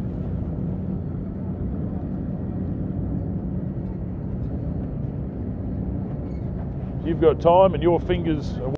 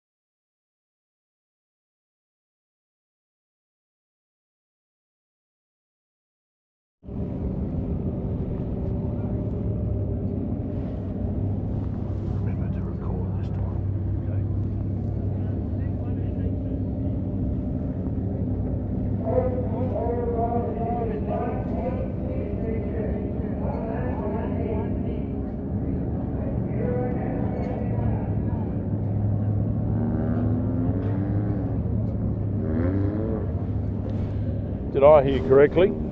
Did Tony Waitley just say that all cars are going out this heat? Is that right?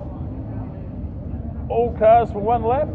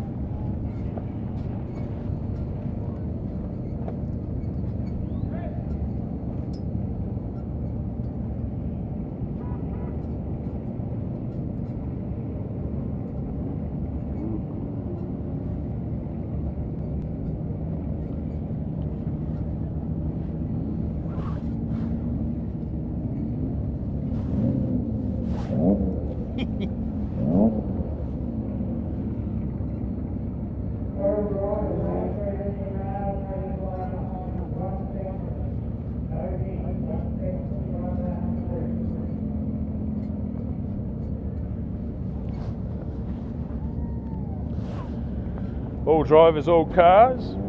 One more lap to go, allowing a bit of time for the competitors in the last section to refuel, recharge, revitalise, get ready to rumble for the last lap on Saturday, the 2022 CanAm Loveday 400, round 4 of the BFGoodrich Motorsport Australia Off-Road Championship, incorporating the Kincrome side-by-side Motorsport Australia Championship, and of course the Motorsport Australia South Australian State Series Round 1 here today.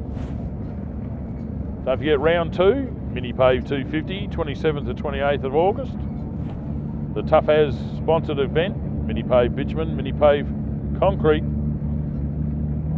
Off-road racing at Samphire Ride Port Germain. Get out to the Rock and Roll Bar.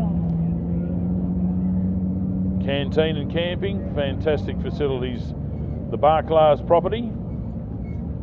It's their backyard playground. They turn it over to off-road races on a regular basis for the Spencer Golf Off-Road Racing Association. Was up there a number of weeks ago there for the Gwyddelin Carpentry 200. Great event.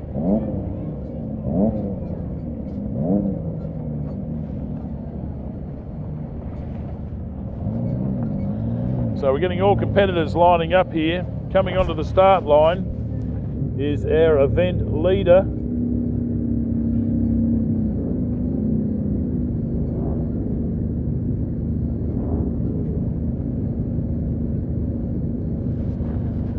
this is Aaron Havey. Daughter Chelsea alongside today.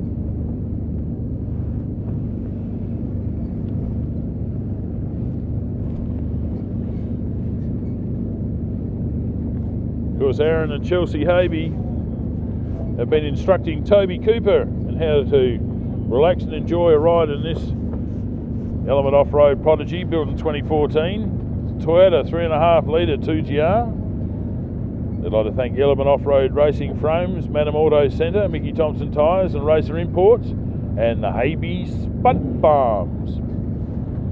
For all the information,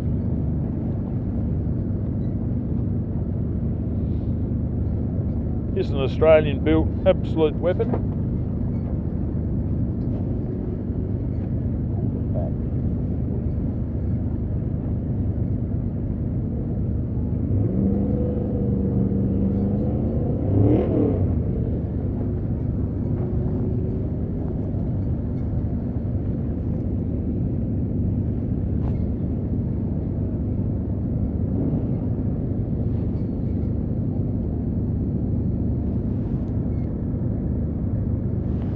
So don't think that daughter Chelsea doesn't know how to steer. She came second outright at Port Germain. First time in this car. Looked a little nervous, but absolutely was a total champion. Chip off the old block, as Aaron would say. Talking to a very proud mum, Liz, this morning. She was happy to be watching all weekend. Very happy that Aaron's doing so well here in such esteemed competition. So we won't be far away now. Countdown timer all set. Whole lot of our other cars, we've got to give them enough time to assemble for a start. This is going to be one absolute ripper of a last lap here for Saturday. Deciding to amalgamate all of the vehicles because it's getting cold quick here.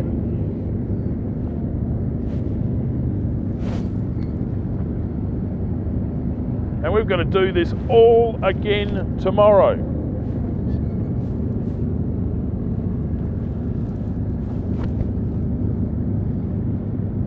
So don't forget to go and have a look online on Facebook, Twitter, YouTube, Twitch, for all of the photogs, videographers out there today, getting a whole lot of fantastic footage as usual. The digital age enables us to really get some fantastic images out for your eyeballs to enjoy.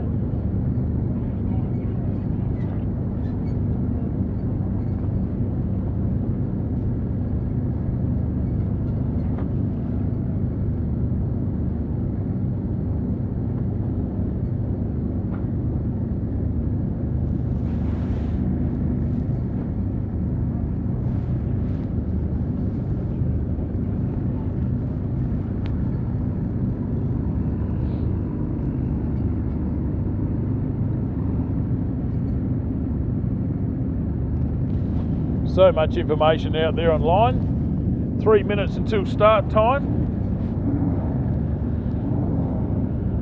until the Element off-road machine heads out.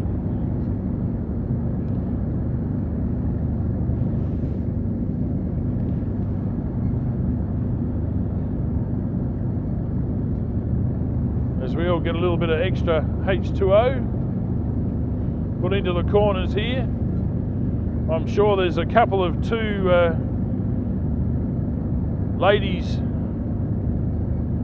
in side-by-sides are probably saying, that's enough water, thanks.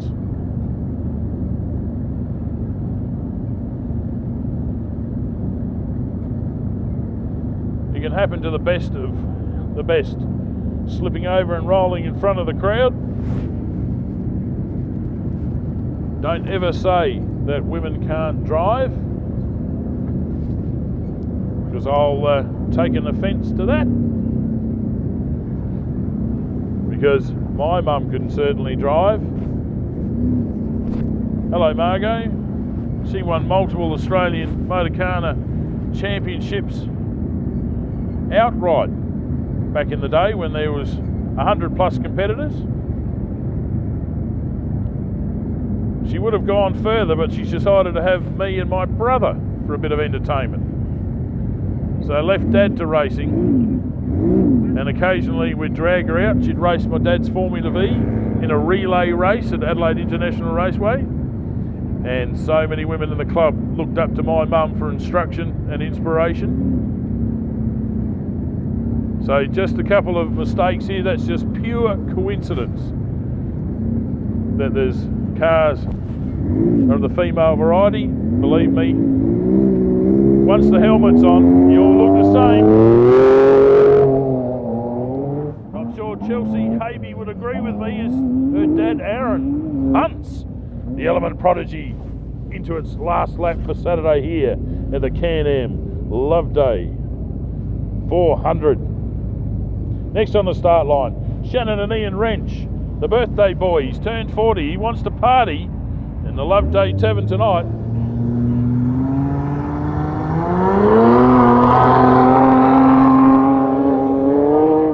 Jimco Hammerhead is on course. Next, Ryan Taylor.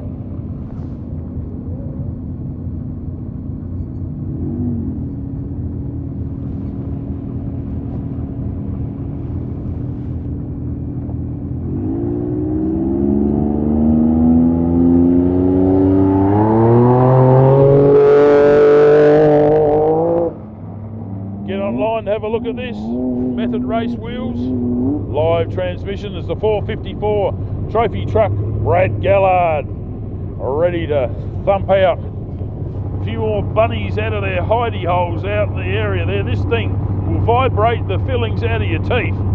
She's a ripper, this guy's a brother's trophy truck.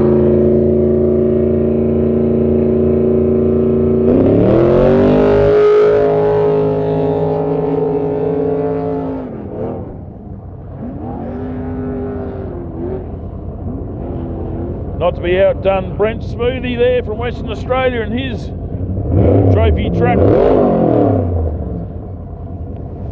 Yeah, full of beans this engine. Ready to spread the sand here at Loveday.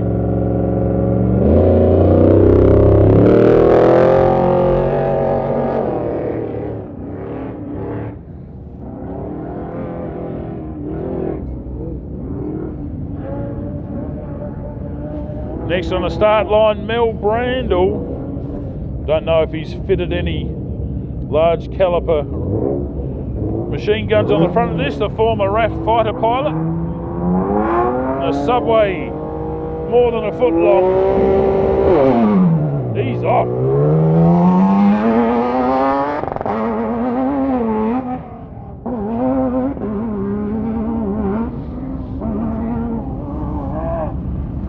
Now Gary and Tamara Turnbull and their Jimco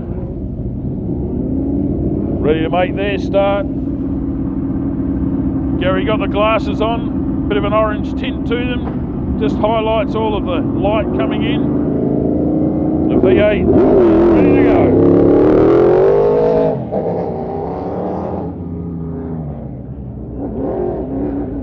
Ali Howes next to start, the 115. Jimco machine, Nissan Power. Another all-girl crew. Steely determination on the face of Ali Howe as she starts her last lap.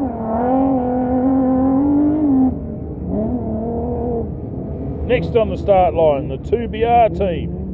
Brett Rogers, Brett Richardson.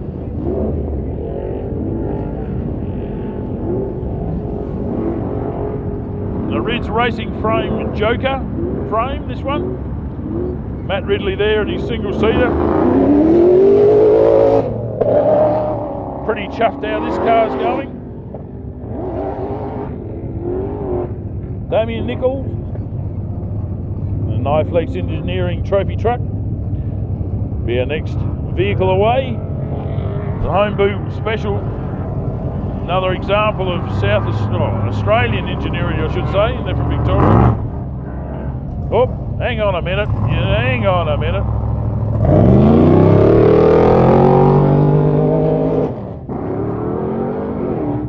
That's how keen everybody is. Get out there and get racing. Next on the start line, Simon Tucker, the Southern Cross Racing Frames Next Gen.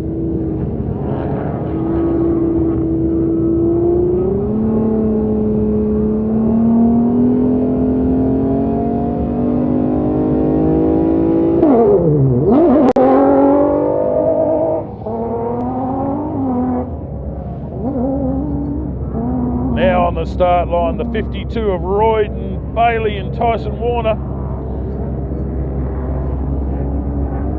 The brand spanking new, the latest Element Prodigy to be out on track here out of Manham. Still looks super clean.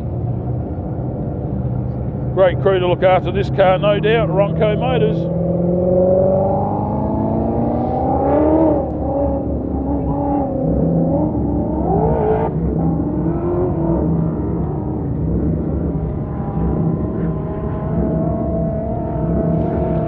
Into the course they go. Now, Nicholas Cummins, the West Lime, the best lime anytime. Brenthal trophy truck. Don't mind a lime. He's off on his last lap here at Loveday. And where he likes to be in the middle of a trophy truck sandwich is Chris Pickett in his Mitsubishi Triton. This V8 powered machine. ready to entertain for Whyalla Excavations and anything cars for all your mechanical needs.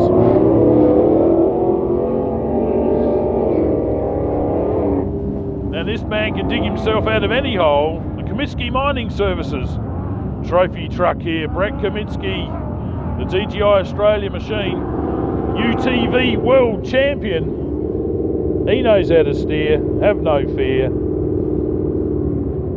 Coming out of Queensland, entertaining around Australia, a great sponsor of a lot of Queensland races. Watch out for them in the Don River Dash later this year. Look that one up, one of Australia's premier races on the rise.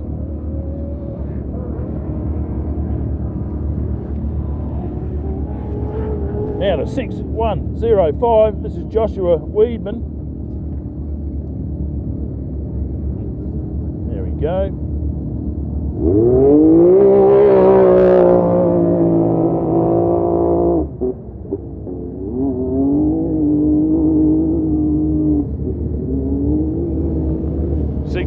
This is Glenn Ackroyd on the start line now.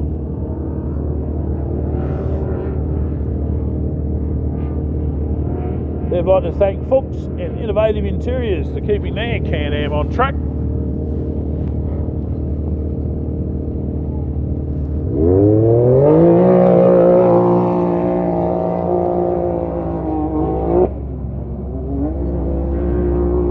Now we've got Dean Carter, the number 18 Razorback.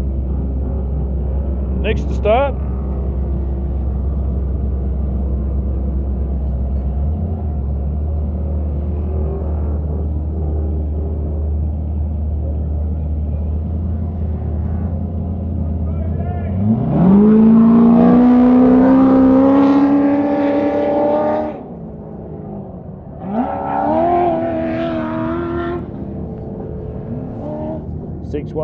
This is Glenn Brinkman, experienced rally man.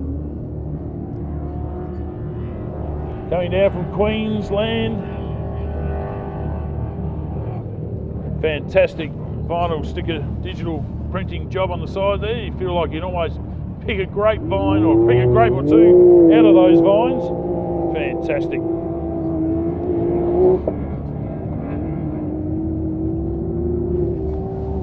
Now we got the 622. This is Lachlan Bailey, having a stellar run this weekend, really showing he knows how to drive a Can-Am Maverick machine. The Ronco Motors sponsored Can-Am, looking absolutely fantastic there. They're away on their last lap for Saturday. We're going to be doing all of this again tomorrow. Very much probably in the same sort of system. So we've got competitor BLANK, or have we got Captain See-Through, or is this the invisible man driving this car? I'm not entirely sure, but it's a very quiet vehicle all the same. So that means Rod Visser is going to have a lot of clean air in the 1057 Sports Light. He won't be complaining about it at all.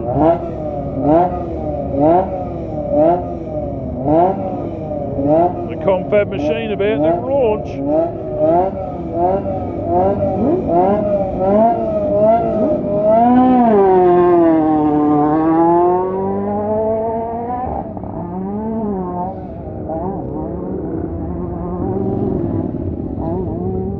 Now we've got Jackson Evans on the start line in his Polaris, winning the family battle this weekend. The Black Attack Polaris, sounding ready to go. Everything looks pretty good. The tensor tyres look good. The black Kincrome machine is away. Oh yeah, have a look. Bit of extra rebound off the jumps there. He's got that at full forward fast mode. Now Moneybox Racing 153. This will be Alan Dixon from Victoria. the Fury Engines and Automotive Custom Fab machine.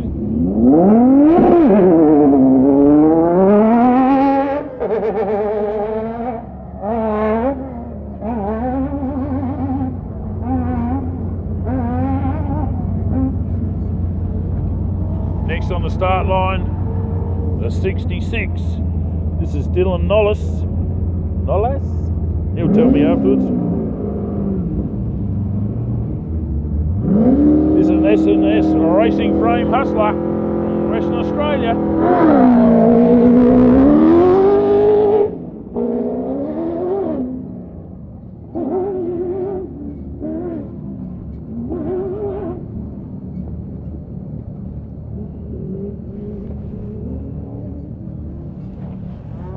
Now again, we've got the Invisible Man number 2 on the start line. You'll be taking off in a matter of seconds.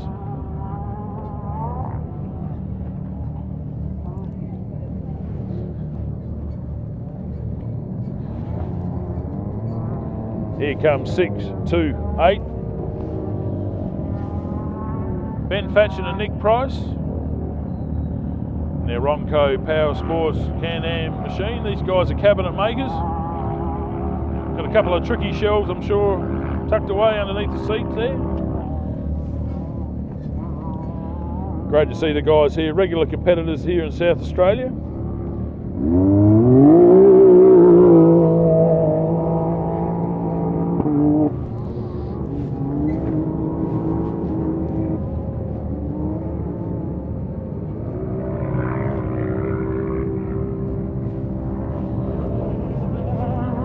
Next car we've got from will be Simon Evans. He's been called up.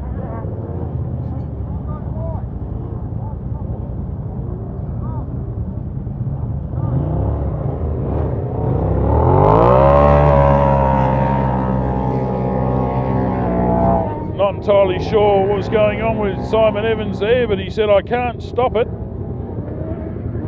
And he's off. Simon Evans in the Polaris.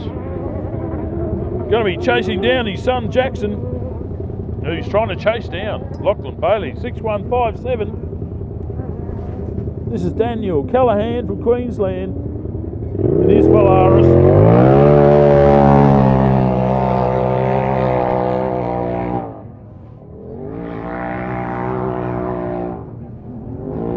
Glenn Collis coming up next from New South Wales. Here's Rimco Nissan VQ35 power machine, number 147. I reckon they started off as a beam car, be modified to front A-arm.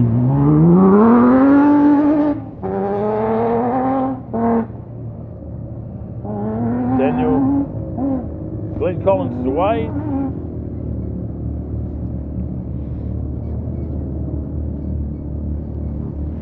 Next, number 678. That's Peter Rossi from South Australia. Thanks to Paint Tech SA. This is the Can-Am Maverick X3.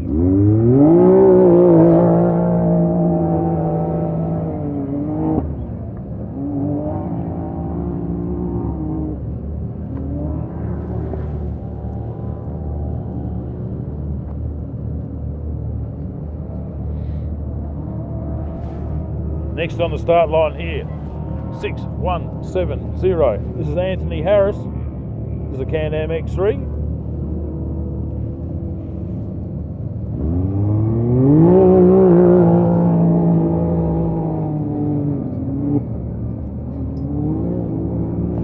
And chasing him will be 623, and that is Jeff Brennan with Brett Beattie. A couple more guys very experienced here at Loveday 4x4 Adventure Park. Cut a few laps on all types of the circuit that's available here at Loveday 4x4 Adventure Park.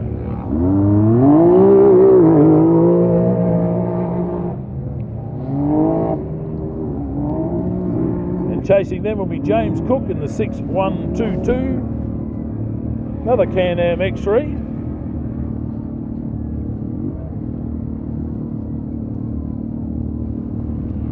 Great support down the grassy knoll for that team. Now 6-1-2-2, James Cook.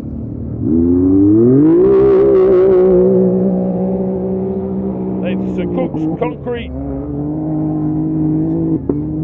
and Construction. Certainly flying along there. Chasing them will be the 6-1-4-9. That's Kyle Reid, the CanAm X3.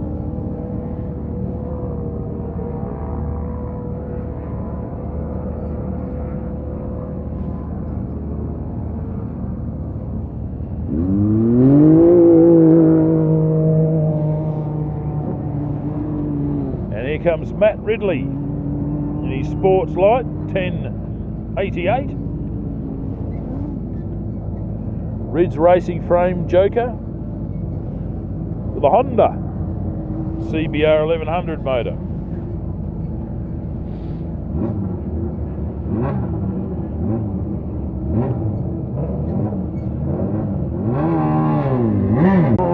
Chasing Matt Ridley will be 6141. This is Tom Hicks and Lachlan Rockport from South Australia.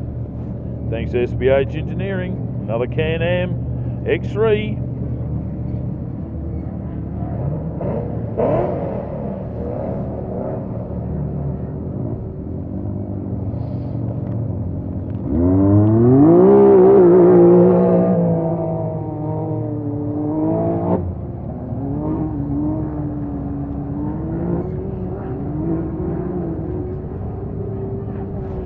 Now on the start line, the 4-6-5. This is Alex Handley from Victoria. A Pro 2 Chevy powered LS engine trophy truck.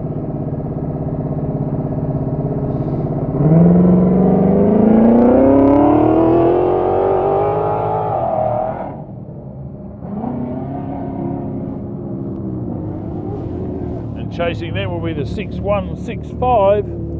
That's Chris Hadley in a CanAm X3 with Sam Hadley navigating. Come across from Victoria to race here this weekend.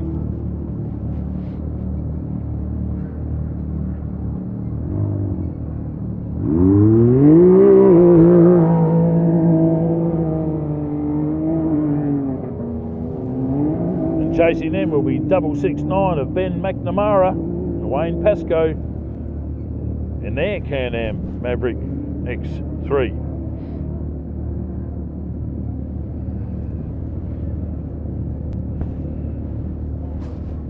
Pretty appropriate for the CanAm Loveday 400 here.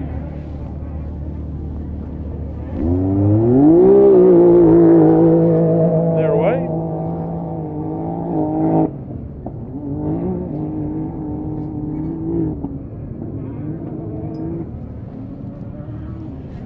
Chasing them is number 3. This is Greg Campbell, Sandy Wallace, current leaders of the Australian Kincrome Motorsport Australian Championship. I'll get it the right way around eventually. Glenn looking after a lot of CanAm drivers here and around Australia. Very keen to see how he went out here at Loveday. Started off really fast, must have struck some problems, probably looking after a hell of a lot of other people.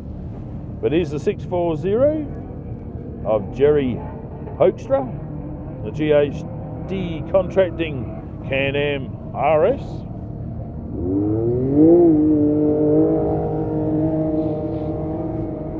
This is the spiritual home of racing Can-Ams here. Get Tony to tell you the story, have a read in the program. You'll find out why. First racing Can-Am in Australia. Came out of Loveday 4x4 Adventure Park.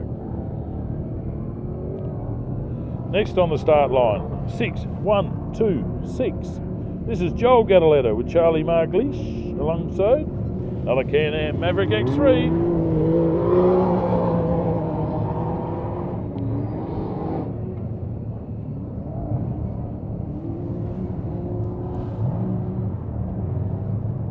And here comes Paul Tuck Lee by himself there in the Mudgee Cranes single-seater.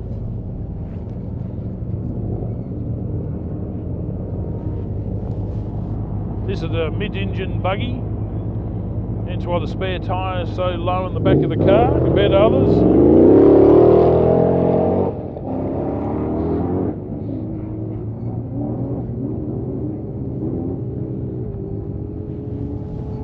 Next up will be 629. This is Ree Carlson and Mia Carlson.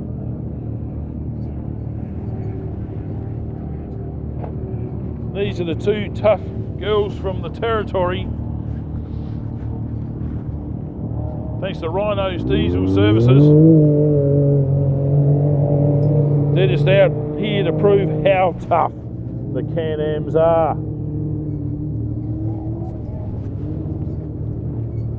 Next on the start line, 6601, John Weiss from Queensland.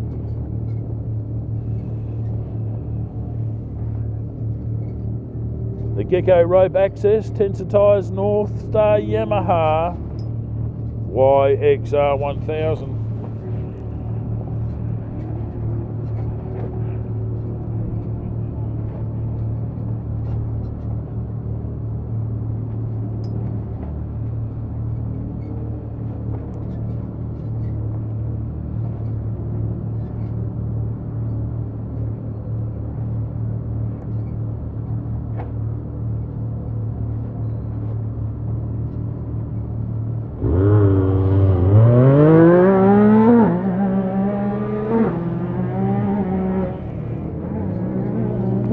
Next is the 647, the side-by-side Pro Can-Am Maverick X3.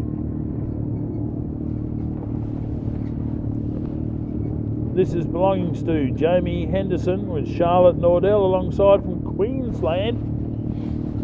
And they've got the Romy and Jade Made with Attitude on the side of their Can-Am. Next to 605. This is Warwick Mitchell and Reese Wilson from New South Wales and their Can-Am Maverick X3.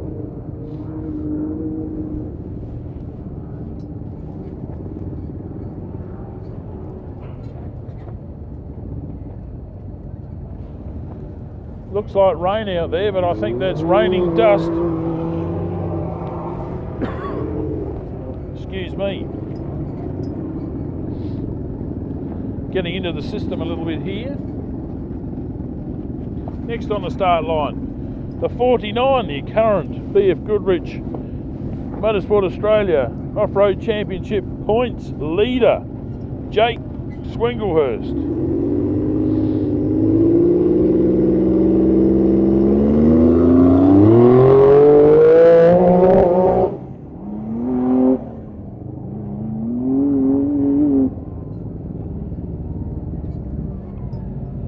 That's going to put a few side-by-sides under pressure there, having Jake Swinglehurst chasing you down. Now the 651 on screen. That, of course, is Daniel Gibson and Warren Colley from Victoria and their Polaris RZR.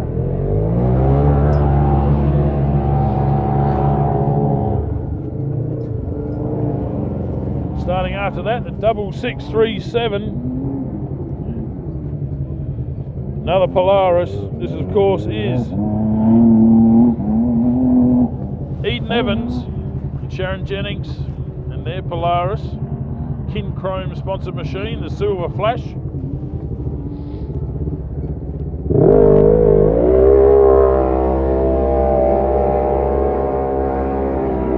As in the background, coming in to complete their lap, Aaron and Chelsea Haby. Well done.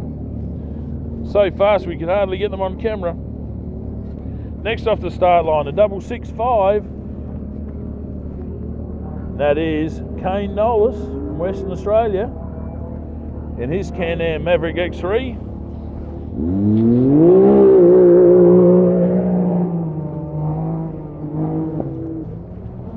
And here comes Shannon and Ian Wrench in their BFGoodrich sponsored Jimco Hammerhead.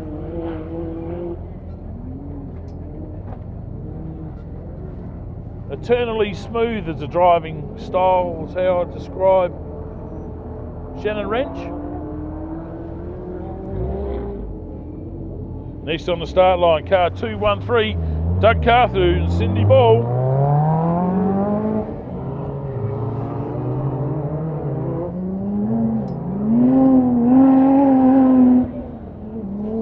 As Shannon Ian Wrench come through, we'll give you some lap times here after we get 7:25. This is Warren Loveday. Starting in the Volkswagen. As well done to Sharon and Ian Wrench. And as the Volkswagen takes off, Yamrock is away. Got a couple of other cars here to start their lap. Next away will be the Super 1650 of Connor Corrigan and Ryder Taylor. After some power steering issues, which they've fixed.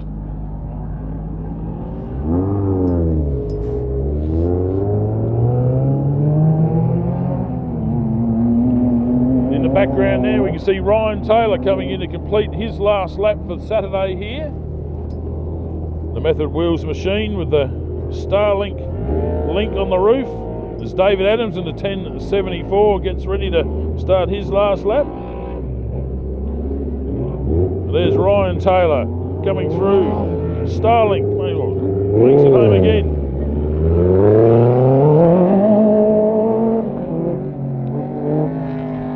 And the big blue trophy truck, my niece's favourite. Hello, Lainey Wilson. Brad Gallard's trophy truck. She doesn't like any other one. She likes Brad's because it's blue. Like Sonic Xy.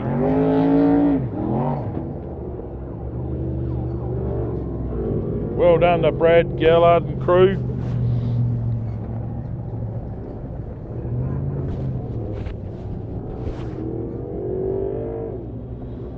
Right, let's have a look at some lap times here for you. Aaron Havey, lap time of 25 minutes 39 seconds. Wow. Shannon Rentz, 26 minutes, 29 seconds. Ryan Taylor, 26 minutes, 58 seconds for his lap. Brad Gallard, 26 minutes, 59 seconds. So it's pretty tight up the top there. And here comes Brent Smoothie, the Western Australian miner. Absolutely digging for gold here. He wants a high result. He's doing great things in the BFGoodrich Motorsport Australia Off-Road Championship points chase. He's a contender.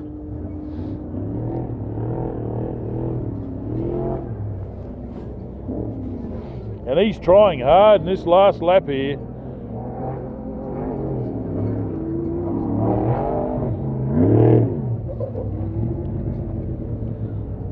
Bit of a lock up to slow down, but no problems there for Brent Smoothie.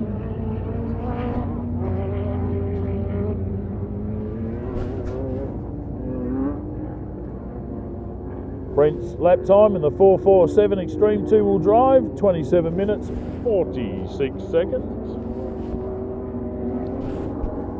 So the average is, the cars, the way they're starting is the way that they're finishing in terms of outright times for this heat.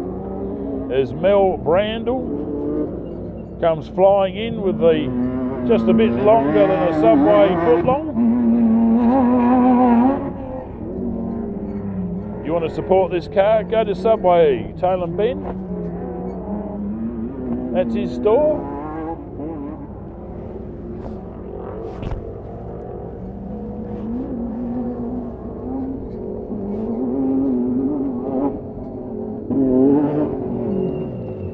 Great job, Mel Brandle.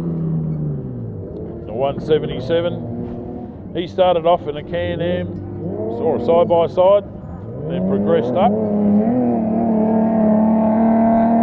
Seeking and progressing up, the whole Towers family started in a Super 1650. Great way to learn how a buggy handles. If you can steer one of those around without any troubles, you step up your engine size, and they've stepped up majorly here with buggies. The Howes Motorsport fraternity, great job. Well done to the girls. They're way up there in the Australian Championship chase as well. Mel Brandle's lap time 28 minutes 20 seconds. So as they're starting, as they're finishing, that's still the same place. Except for Ali Howe. She's the first one to push Mel Brandle down a position. 27 minutes 56 seconds for Ali and Sarah and their Jimco. Fantastic as the 2BR team comes in, the two Bretts.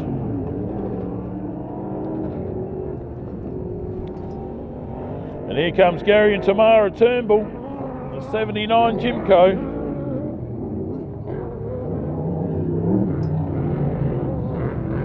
Brett Rogers, 28 minutes and 8 seconds for his lap, pushing Mel Brandle down another position.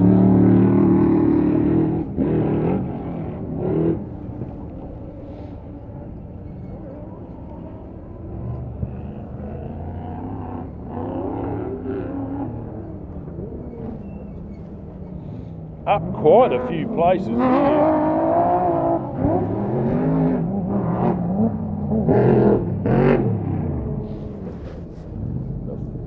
Wow, what lap time happened there? Gary Turnbull, lap time 29 minutes 22 seconds.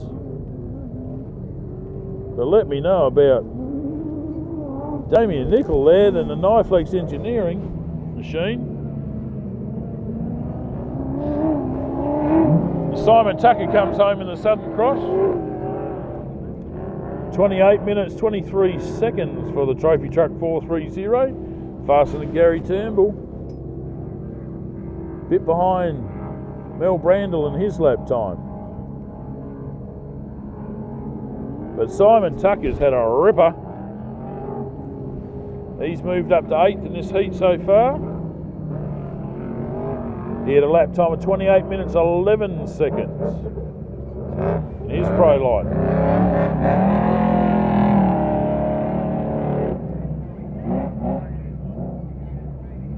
11 cars home.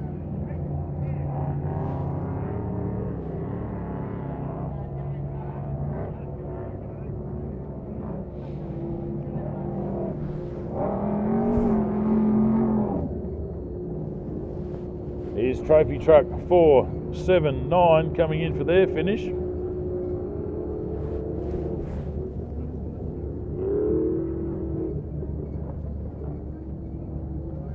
Nicholas Commons in the West Lime Anytime machine. A lot of these cars moving up from there where they started, and indeed the West Lime Trophy Truck finishing in 10th so far for this heat. 28 minutes 14 seconds for them, so a lot of improvers going for it here. This is great to see.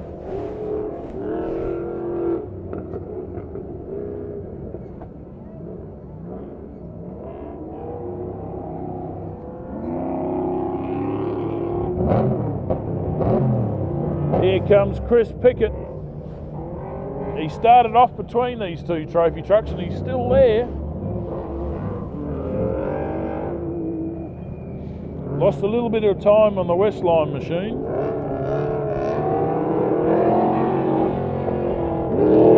Well done to Chris Pickett in the Performance 2-wheel drive car. Hotly pursued there by Brett Kamitsky.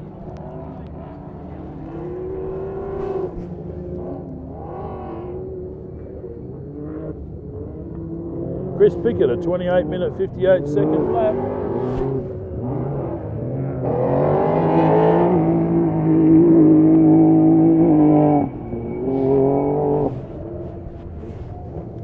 Yes, as the action's fast and furious here, definitely, you know.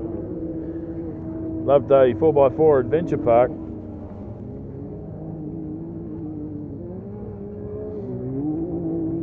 Waiting for some times to update here.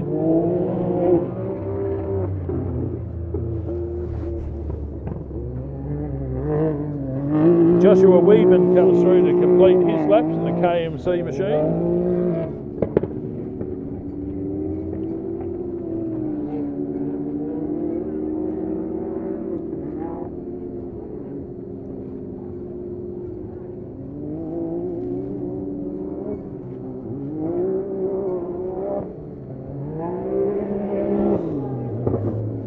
Oh, great finish there for 617, the side-by-side pro of Glenn Ackroyd, away from New South Wales.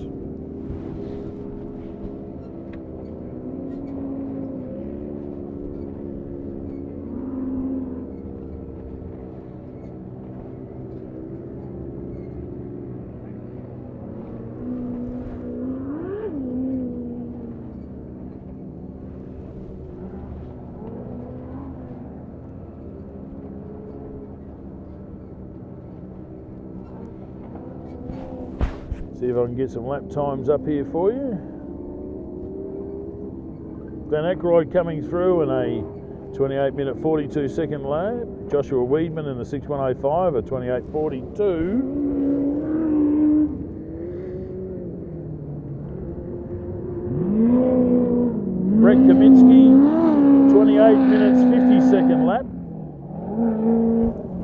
Knocking Gary Turnbull down the order a bit there. We've got 17 cars home. Here comes Dean Carter. It's going to make it 18.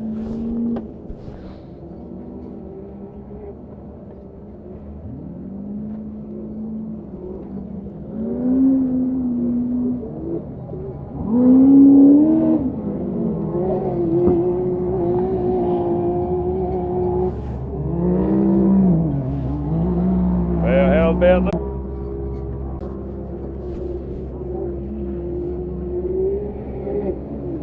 Being chased by Lachlan Bailey, I reckon. Yep. Oh, 622, no.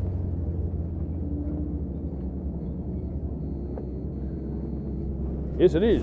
Lachlan Bailey. Gee, I like it when I don't make mistakes. That's fantastic.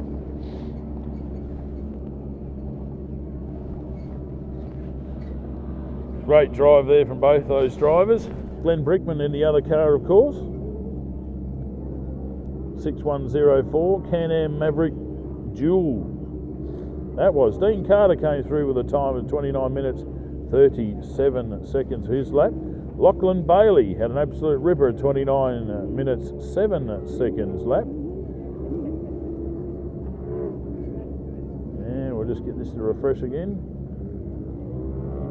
Glenn Brinkman had a 29 minute 33 second lap. So Lachlan Bailey continues to climb up the side-by-side field here.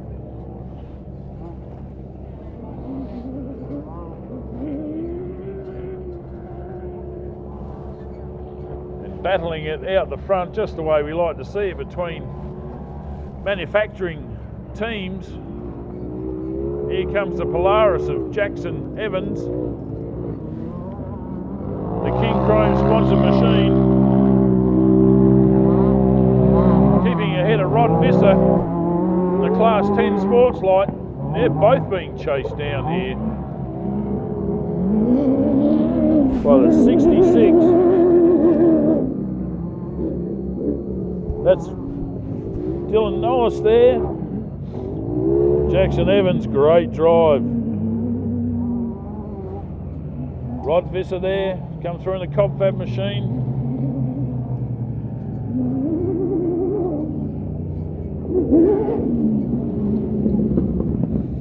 And Dylan Nollis there from Western Australia. Fantastic. As we look for more races coming in from the border straight into the playground whoops.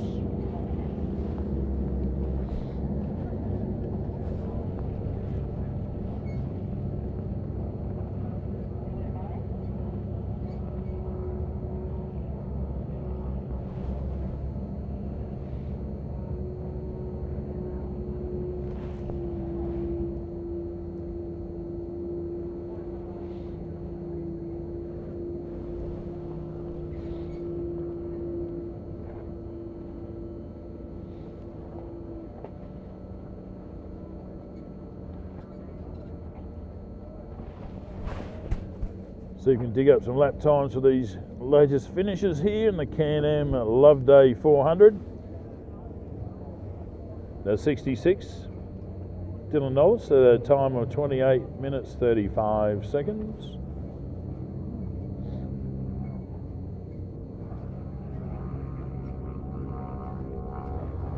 That's put him right up into 13th outright in that heat. That's a great drive. Rod Visser, a 10.57, he had a 29.58. Jackson Evans in the 6.35 Polaris had a 29-minute 22 lap. Lachlan Bailey, of course, 29.07. So we're getting some fantastic results here from our side-by-side drivers. Absolutely awesome.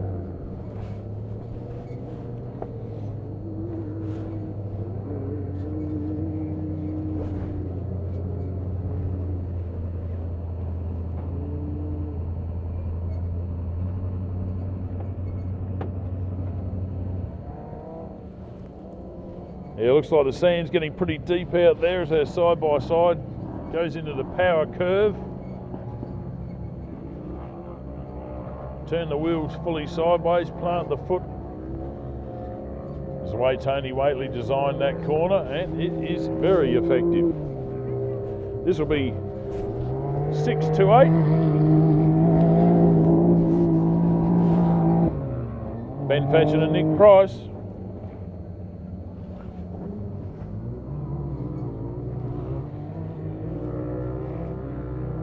Saw Ben Fatchen's lad there last night, a little bit taller than he is. Might be keen for a bit of a drive pretty soon.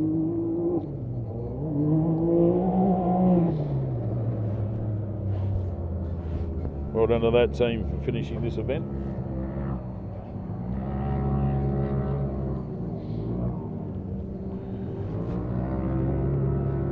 And speaking of finishing the event here, Simon Evans.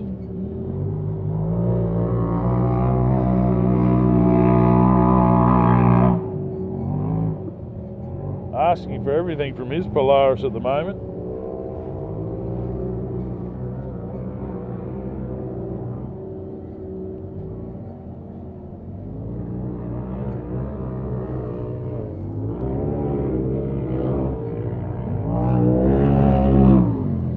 The Kincrome Polaris team member home, well done. Another rally ace, spreading the good word of off-road racing.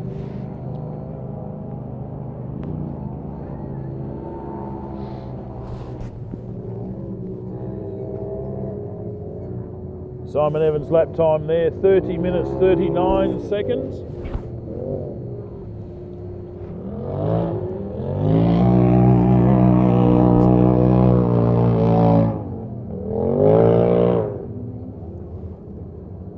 This will be Daniel Callahan from Queensland and his Polaris, number 6157.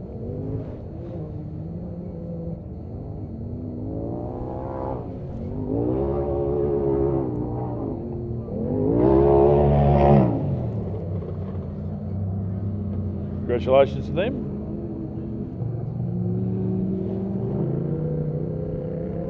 Oh, have a look at this side-by-side. Whole right foot full of beans here.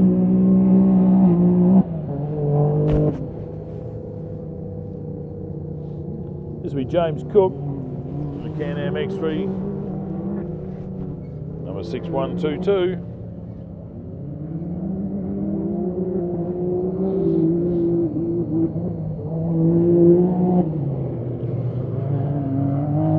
Well done to them.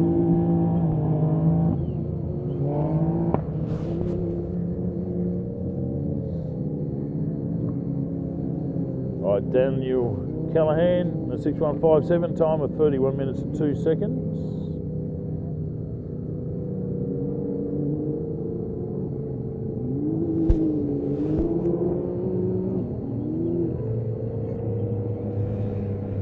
Six, 7, 8. That's Peter Rossi in his CanAm X3. And they just keep rolling in these side-by-side vehicles.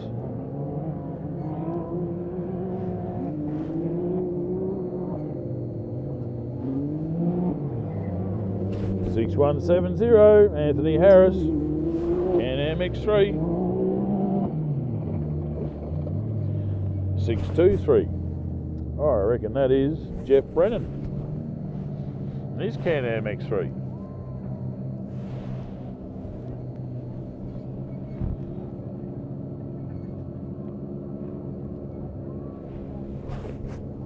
Well, out on track we've lost Alan Dixon due to electrical dramas.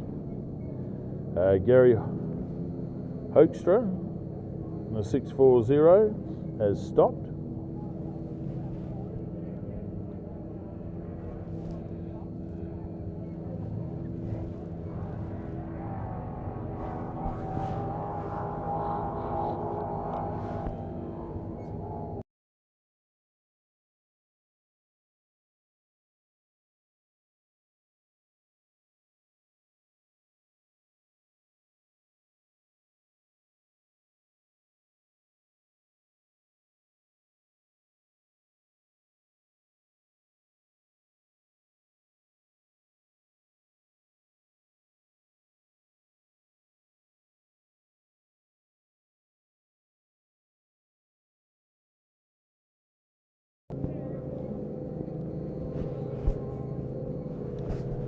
Okay, looking at Jeff Brennan's lap time there, 30 minutes 47 seconds.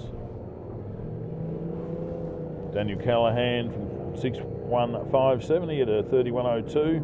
Anthony Harrison 6:170 at a 31 minute 10 second lap. Peter Rossi then a 6:78, 31 minutes 11 seconds.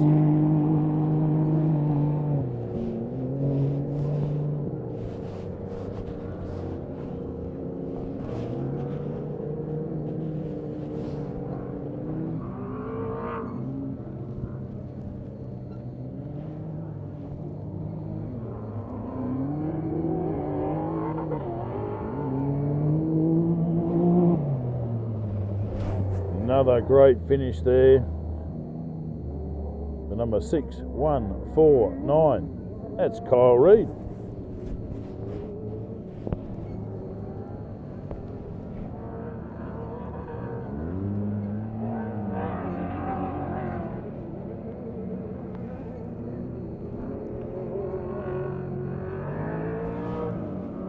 I reckon this will be the trophy truck number 465.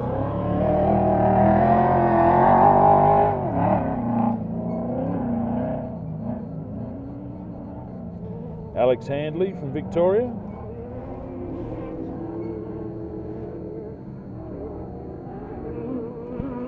Big jump there. Excited, they can see the finish line. It's the last lap for Saturday here. Well done, congratulations. And here comes Matt Ridley of Rids Racing Frame Joker organisation. He'll make you a frame or two. Making a super lightweight, super cheap race car is the idea with this single-seater. After a few teething problems, he's sorted this car out and getting more and more reliable. Local to the Riverland of South Australia.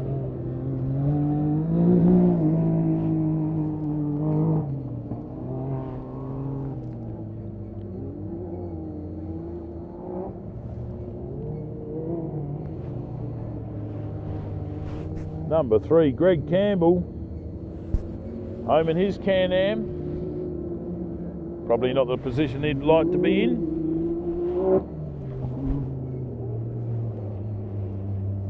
And here comes the 6141. That's Tom Hicks. Saturday done for Tom Hicks.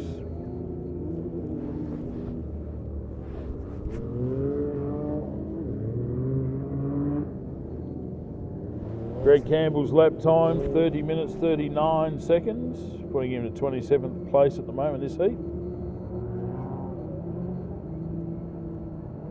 Matt Ridley had a 32 minute 44 second lap. Tom Hicks, 32 minute 54 second lap.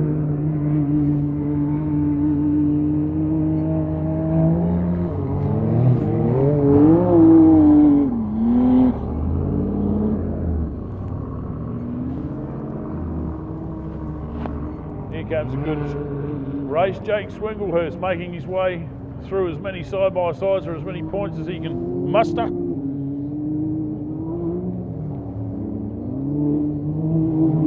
Caught in the dust there at 61.65.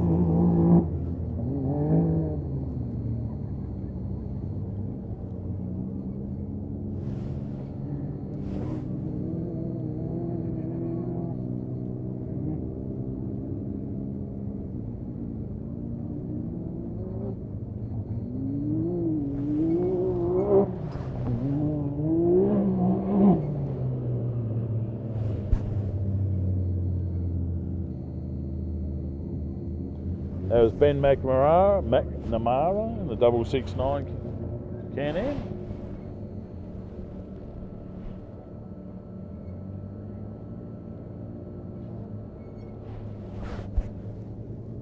Still a few more races on track. Ben McNamara's time was 32 minutes 57.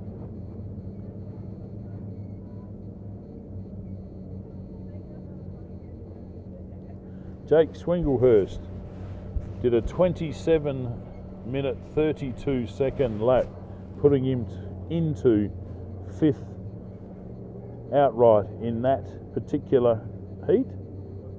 Definitely making up some time from yesterday. And Chris Hadley in the 6.165, 33 minutes even, basically, for his lap. So that means we've got 38 cars home at the moment. Still out there. Got David Adams, Phil Lovett, Glenn Collis, Joel Gadaletta, Paul Tuckley, Reed Carlson, Aidan Commons, John Weiss. So look, the list goes on. We've still got a lot of action here at the Loveday 4x4 Adventure Park. If you've got any good pictures, anything like that, send them into Kincrome. You've got a chance to win a few prizes for the most spectacular photo and most spectacular video of the weekend.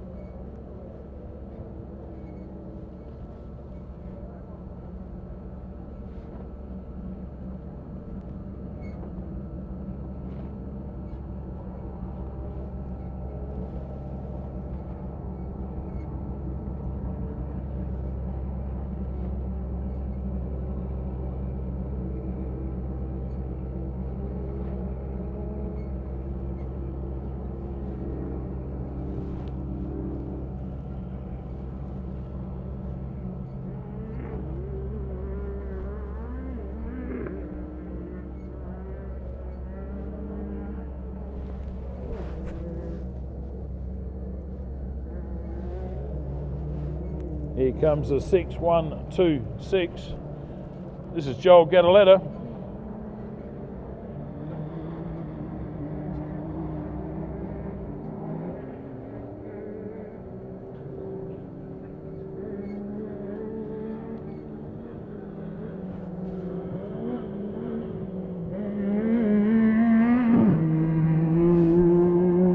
The 6601 of John Weiss coming in. Racing hard there.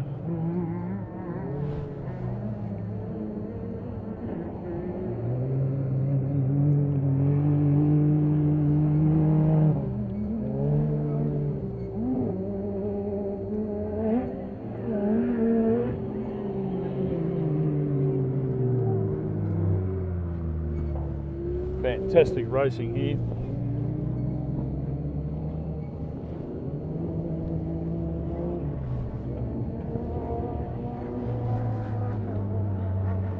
And there's Can-Am number 629, Rhea and Mia Carlson from the Territory. Well done.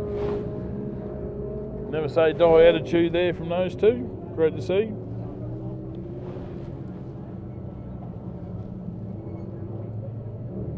Here comes Paul Tuckley in his single-seater.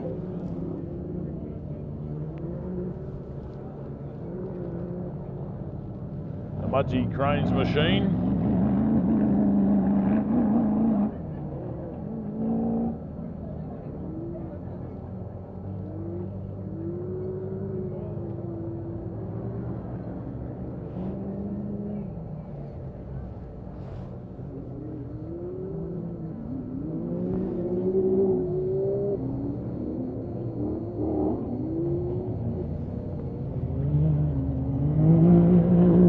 Under Paul Tuck Lee there.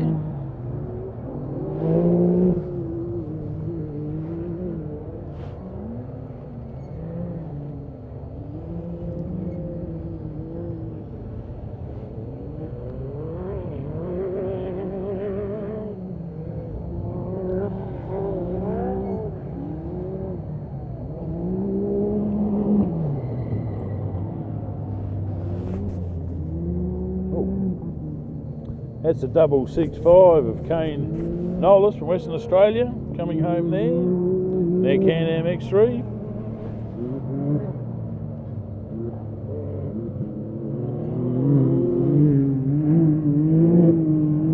Jamie Henderson keeping David Adams at bay in his Sports Light single-seater. Looks like David trying his hardest to catch up.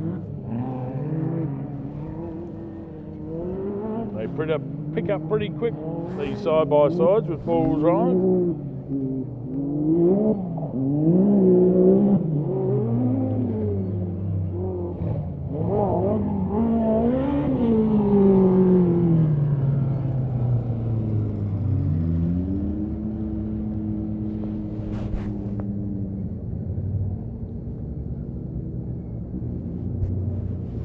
So Kane Knowles had a lap time there, 31 minutes 45 seconds.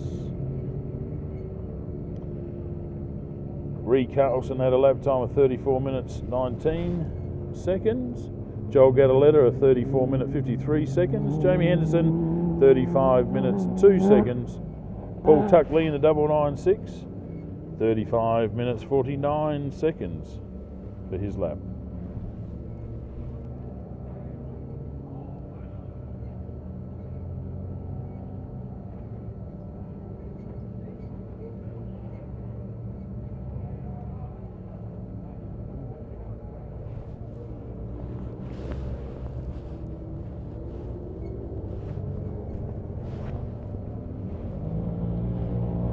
A 147 there sneaking through on us.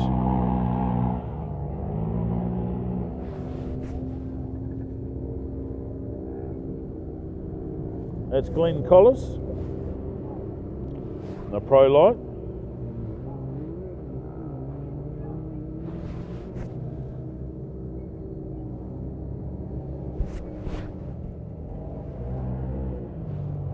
That's a finish for 6-5-01.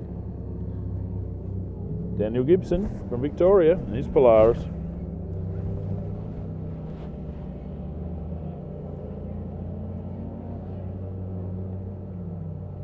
Nope, too much. Too much. Go back a bit. Here's Connor Corrigan and Ryder Taylor on the Super 1650.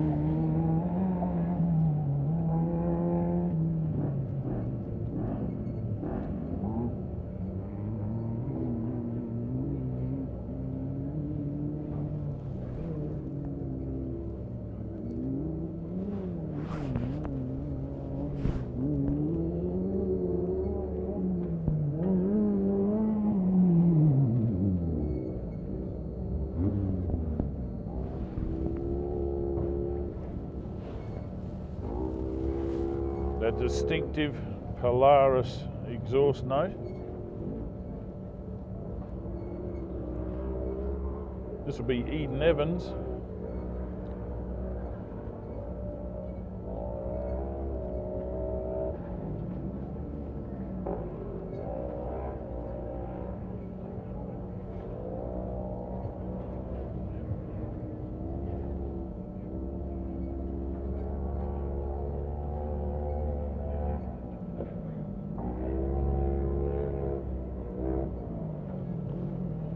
Eden Evans trying super hard there.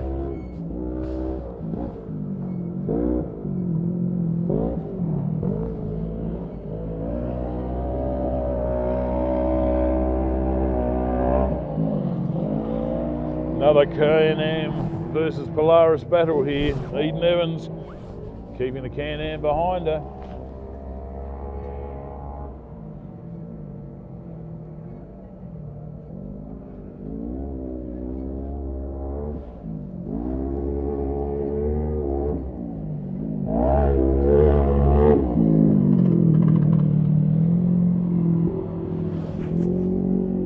That was Warwick Mitchell there chasing Eden Evans. Caught right up there in the finish. Fantastic bit of motor racing here. Great skills on display from all of our drivers, navigators here this weekend.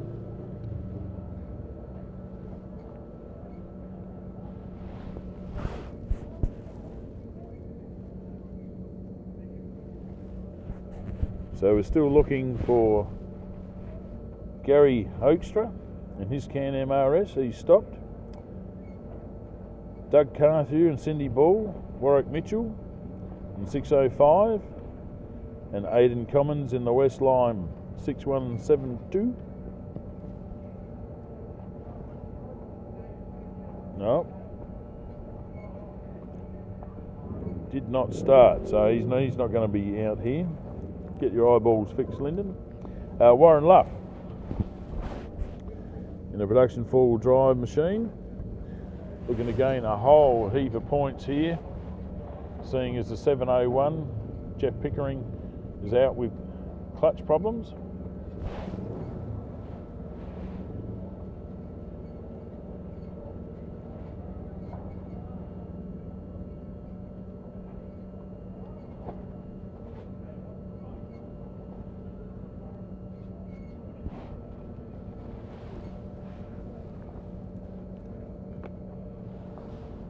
The Walkinshaw racing machine coming around for the last few kilometres. Definitely reckon it's going to be wearing out some brake pads there with the amount of demand on the system there, with stop before the big jumps. It's part of the skill of driving these cars, is getting them to the finish, no matter what suspension and transmission and engine and body you're dealing with. Starting to get dark here at Loveday. All of the lights starting to be ablaze on the back of the cars. Rather noticeable, the blue flashing light, for your information, makes its presence felt through the dust better than an orange light. The flash grating your attention. Been used in America for many years, very successfully been brought and used here in Australia. And big jump for the finish there from Warren Luff. Go the Volkswagen.